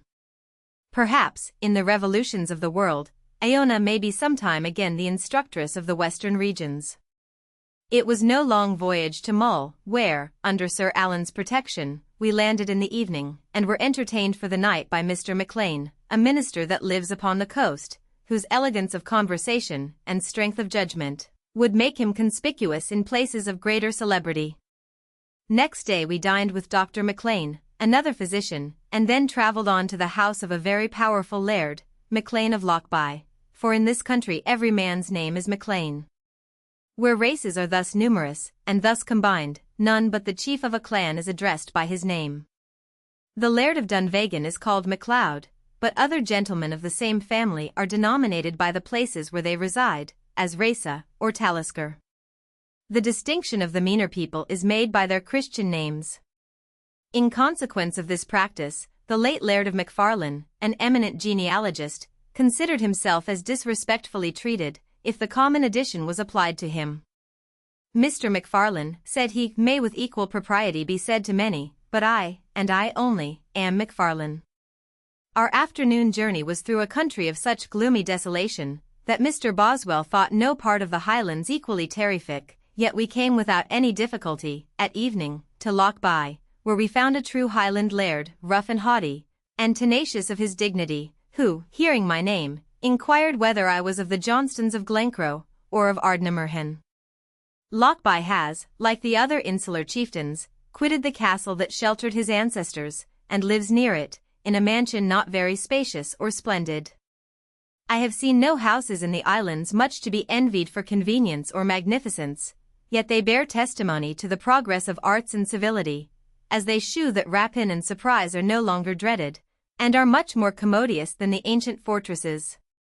The castles of the Hebrides, many of which are standing, and many ruined, were always built upon points of land, on the margin of the sea. For the choice of this situation there must have been some general reason, which the change of manners has left in obscurity. They were of no use in the days of piracy, as defenses of the coast, for it was equally accessible in other places. Had they been sea marks or lighthouses, they would have been of more use to the invader than the natives, who could want no such directions of their own waters. For a watchtower, a cottage on a hill would have been better, as it would have commanded a wider view. If they be considered merely as places of retreat, the situation seems not well chosen, for the laird of an island is safest from foreign enemies in the centre. On the coast he might be more suddenly surprised than in the inland parts, and the invaders, if their enterprise miscarried, might more easily retreat. Some convenience, however, whatever it was, their position on the shore afforded, for uniformity of practice seldom continues long without good reason. A castle in the islands is only a single tower of 3 or 4 stories, of which the walls are sometimes 8 or 9 feet thick, with narrow windows, and close winding stairs of stone. The top rises in a cone, or pyramid of stone, encompassed by battlements. The intermediate floors are sometimes frames of timber, as in common houses, and sometimes arches of stone, or alternately stone and timber, so that there was very little danger from fire. In the center of every floor, from top to bottom, is the chief room, of no great extent, round which there are narrow cavities, or recesses, formed by small vacuities, or by a double wall. I know not whether there be ever more than one fireplace. They had not capacity to contain many people, or much provision, but their enemies could seldom stay to blockade them, for if they failed in the first attack, their next care was to escape. The walls were always too strong to be shaken by such desultory hostilities, the windows were too narrow to be entered, and the battlements too high to be scaled. The only danger was at the gates, over which the wall was built with a square cavity, not unlike a chimney, continued to the top. Through this hollow the defendants let fall stones upon those who attempted to break the gate, and poured down water, perhaps scalding water, if the attack was made with fire. The castle of Lochbuy was secured by double doors, of which the outer was an iron grate. In every castle is a well and a dungeon. The use of the well is evident. The dungeon is a deep subterraneous cavity, walled on the sides, and arched on the top, into which the descent is through a narrow door, by a ladder or a rope, so that it seems impossible to escape, when the rope or ladder is drawn up.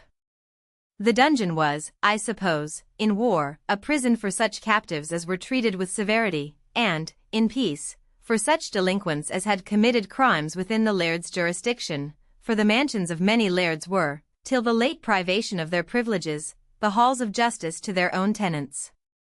As these fortifications were the productions of mere necessity, they are built only for safety, with little regard to convenience, and with none to elegance or pleasure. It was sufficient for a laird of the Hebrides, if he had a strong house, in which he could hide his wife and children from the next clan. That they are not large nor splendid is no wonder.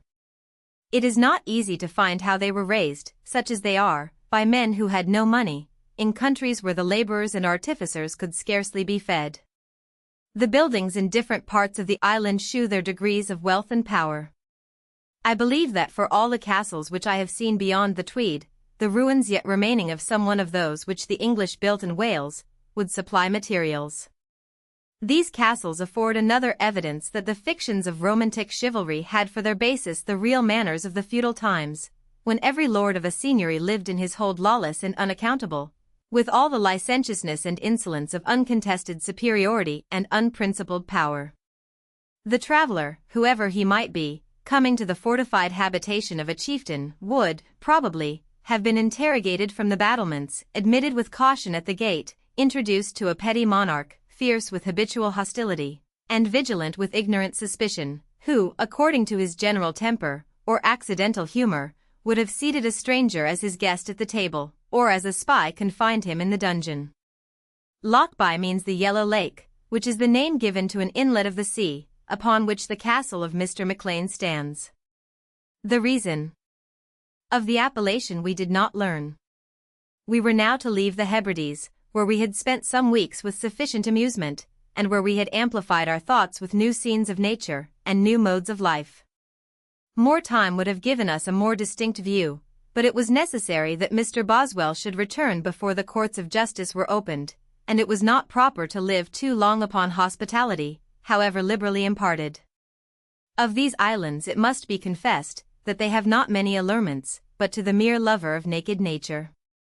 The inhabitants are thin, provisions are scarce, and desolation and penury give little pleasure.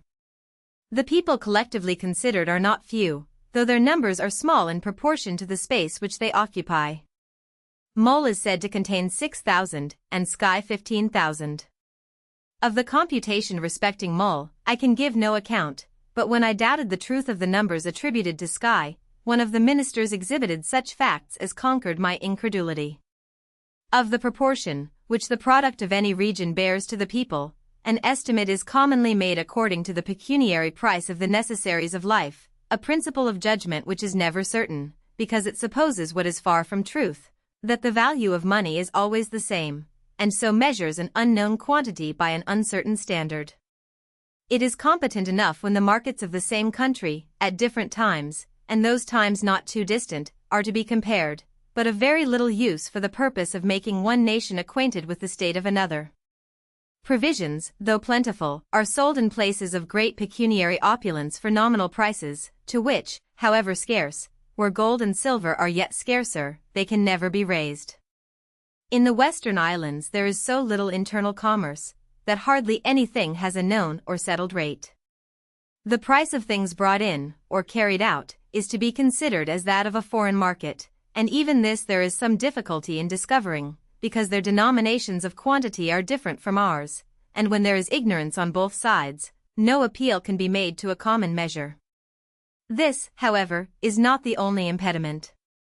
The Scots, with a vigilance of jealousy which never goes to sleep, always suspect that an Englishman despises them for their poverty, and to convince him that they are not less rich than their neighbors, are sure to tell him a price higher than the true. When Leslie, 200 years ago, related so punctiliously that 100 hen eggs, new laid, were sold in the islands for a penny, he supposed that no inference could possibly follow, but that eggs were in great abundance. Posterity has since grown wiser, and having learned that nominal and real value may differ, they now tell no such stories, lest the foreigner should happen to collect, not that eggs are many, but that pence are few.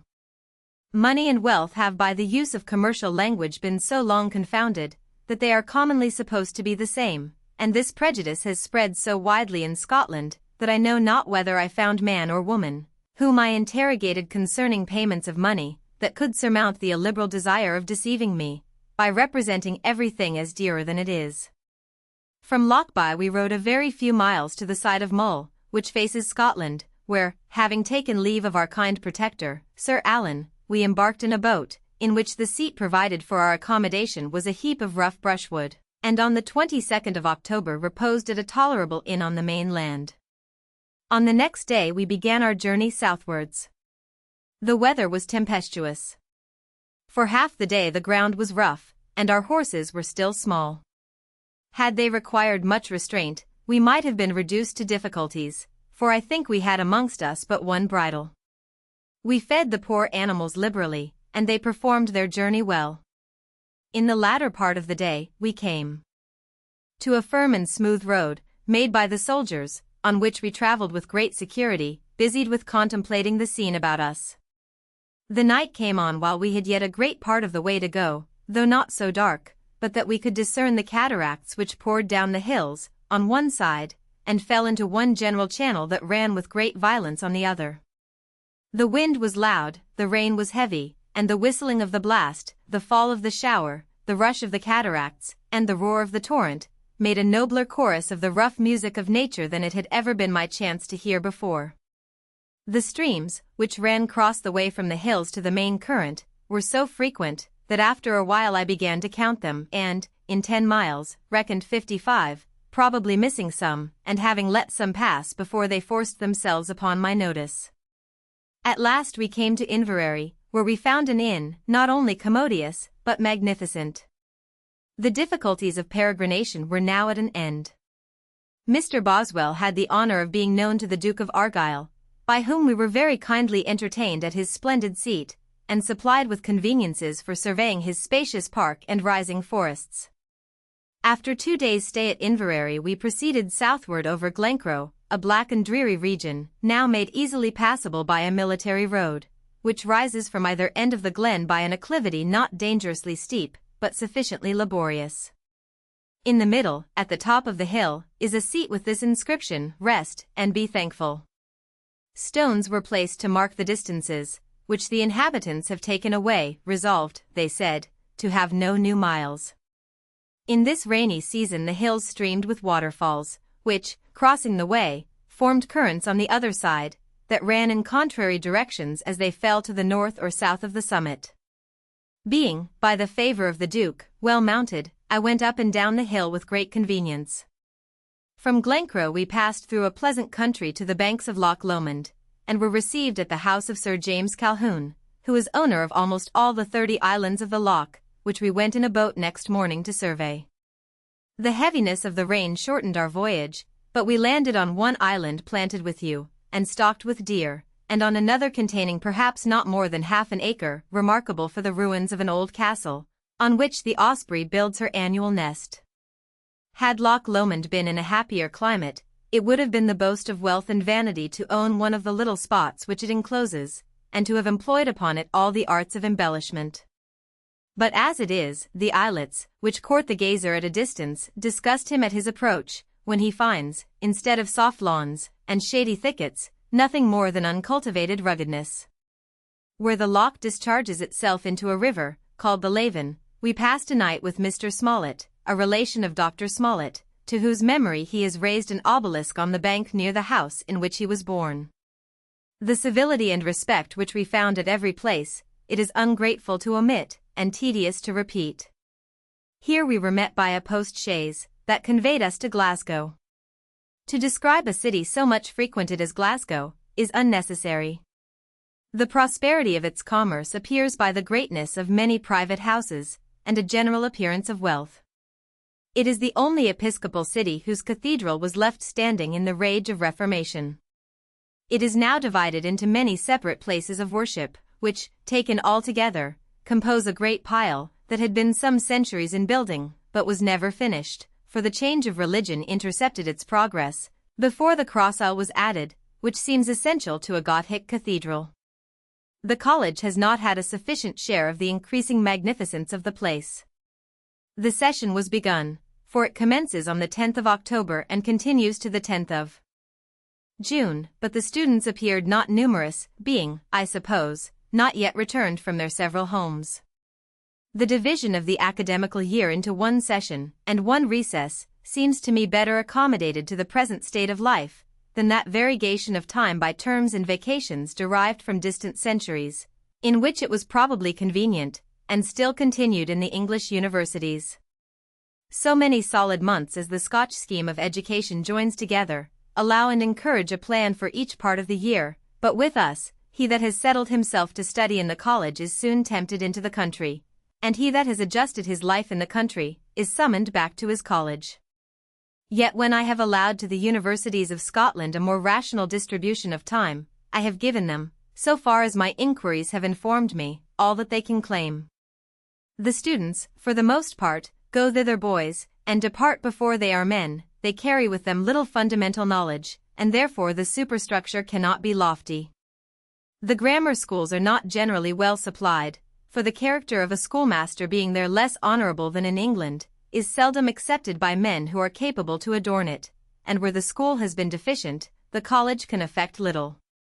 Men bred in the universities of Scotland cannot be expected to be often decorated with the splendors of ornamental erudition, but they obtain a mediocrity of knowledge, between learning and ignorance, not inadequate to the purposes of common life, which is, I believe, very widely diffused among them, and which countenanced in general by a national combination so invidious, that their friends cannot defend it, and actuated in particulars by a spirit of enterprise, so vigorous, that their enemies are constrained to praise it, enables them to find, or to make their way to employment, riches, and distinction.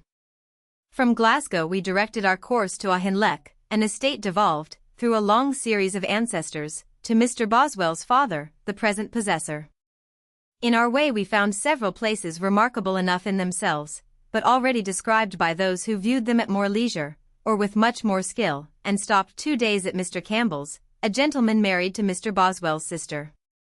Auchinleck, which signifies a stony field, seems not now to have any particular claim to its denomination. It is a district generally level and sufficiently fertile, but like all the western side of Scotland, incommoded by very frequent rain. It was, with the rest of the country, generally naked, till the present possessor finding, by the growth of some stately trees near his old castle, that the ground was favourable enough to timber, adorned it very diligently with annual plantations. Lord Auchinleck, who is one of the judges of Scotland, and therefore not wholly at leisure for domestic business or pleasure, has yet found time to make improvements in his patrimony. He has built a house of hewn stone, very stately and durable, and has advanced the value of his lands with great tenderness to his tenants. I was, however, less delighted with the elegance of the modern mansion than with the sullen dignity of the old castle. I clambered with Mr. Boswell among the ruins, which afford striking images of ancient life. It is, like other castles, built upon a point of rock, and was, I believe, anciently surrounded with a moat. There is another rock near it, to which the drawbridge, when it was let down, is said to have reached. Here, in the ages of tumult and rapine, the laird was surprised and killed by the neighbouring chief, who perhaps might have extinguished the family, had he not in a few days been seized and hanged, together with his sons, by Douglas, who came with his forces to the relief of Auchinleck. At no great distance from the house runs a pleasing brook, by a red rock, out of which has been hewn a very agreeable and commodious summer-house, at less expense, as Lord Auchinleck told me, than would have been required to build a room of the same dimensions. The rock seems to have no more dampness than any other wall. Such opportunities of variety it is judicious not to neglect. We now return to Edinburgh, where I passed some days with men of learning, whose names want no advancement from my commemoration, or with women of elegance, which perhaps disclaims a pedant's praise. The conversation of the Scots grows every day less unpleasing to the English, their peculiarities wear fast away, their dialect is likely to become in half a century provincial and rustic, even to themselves. The great, the learned, the ambitious, and the vain, all cultivate the English phrase, and the English pronunciation, and in splendid companies Scotch is not much heard, except now and then from an old lady. There is one subject of philosophical curiosity to be found in Edinburgh, which no other city has to shew, a college of the deaf and dumb, who are taught to speak, to read, to write, and to practice arithmetic, by a gentleman, whose name is Braidwood. The number which attends him is, I think, about 12, which he brings together into a little school, and instructs according to their several degrees of proficiency. I do not mean to mention the instruction of the deaf as new. Having been first practiced upon the son of a constable of Spain, it was afterwards cultivated with much emulation in England, by Wallace and Holder, and was lately professed by Mr. Baker, who once flattered me with hopes of seeing his method published. How far any former teachers have succeeded, it is not easy to know. The improvement of Mr. Braidwood's pupils is wonderful. They not only speak, write, and understand what is written, but if he that speaks looks towards them, and modifies his organs by distinct and full utterance, they know so well what is spoken, that it is an expression scarcely figurative to say, they hear with the eye. That any have attained to the power mentioned by Burnet, of feeling sounds, by laying a hand on the speaker's mouth, I know not, but I have seen so much, that I can believe more. A single word, or a short sentence, I think, may possibly be so distinguished. It will readily be supposed by those that consider this subject, that Mr. Braidwood's scholars spell accurately. Orthography is vitiated among such as learn first to speak, and then to write, by imperfect notions of the relation between letters and vocal utterance, but to those students every character is of equal importance, for letters are to them not symbols of names, but of things. When they write they do not represent a sound, but delineate a form. This school I visited, and found some of the scholars waiting for their master, whom they are said to receive at his entrance with smiling countenances and sparkling eyes, delighted with the hope of new ideas. One of the young ladies had her slate before her, on which I wrote a question consisting of 3 figures, to be multiplied by 2 figures. She looked upon it, and quivering her fingers in a manner which I thought very pretty, but of which I know not whether it was art or play, multiplied the sum regularly in 2 lines, observing the decimal place, but did not add the 2 lines together, probably disdaining so easy an operation. I pointed at the place where the sum total should stand, and she noted it with such expedition as seemed to shew that she had it only to write. It was pleasing to see one of the most desperate of human calamities capable of so much help. Whatever enlarges hope, will exalt courage, after having seen the deaf taught arithmetic, who would be afraid to cultivate the Hebrides. Such are the things which this journey has given me an opportunity of seeing, and such are the reflections which that sight has raised. Having passed my time almost wholly in cities, I may have been surprised by modes of life and appearances of nature, that are familiar to men of wider survey and more varied conversation. Novelty and ignorance must always be reciprocal, and I cannot but be conscious that my thoughts on national manners are the thoughts of one who has seen but little. End of the Project Gutenberg ebook A Journey to the Western Isles of Scotland. This file should be named 2064.txt or 2064.zip. This and all associated files of various formats will be found in https://www.gutenberg.org/dirs/2/0/6/2064. Updated editions will replace the previous one. The old editions will be renamed. Creating the works from public domain print editions means that no one owns a United States copyright in these works, so the Foundation, and you, can copy and distribute it in the United States without permission and without paying copyright royalties. Special rules, set forth in the general terms of use part of this license, apply to copying and distributing Project Gutenberg TM electronic works to protect the Project Gutenberg TM concept and trademark. Project Gutenberg is a registered trademark, and may not be used if you charge for the ebooks, unless you receive specific permission. If you do not charge anything for copies of this ebook, complying with the rules is very easy. You may use this ebook for nearly any purpose, such as creation of derivative works, reports, performances, and research. They may be modified and printed and given away. You may do practically anything with public domain ebooks. Redistribution is subject to the trademark license, especially commercial redistribution. By Samuel Johnson.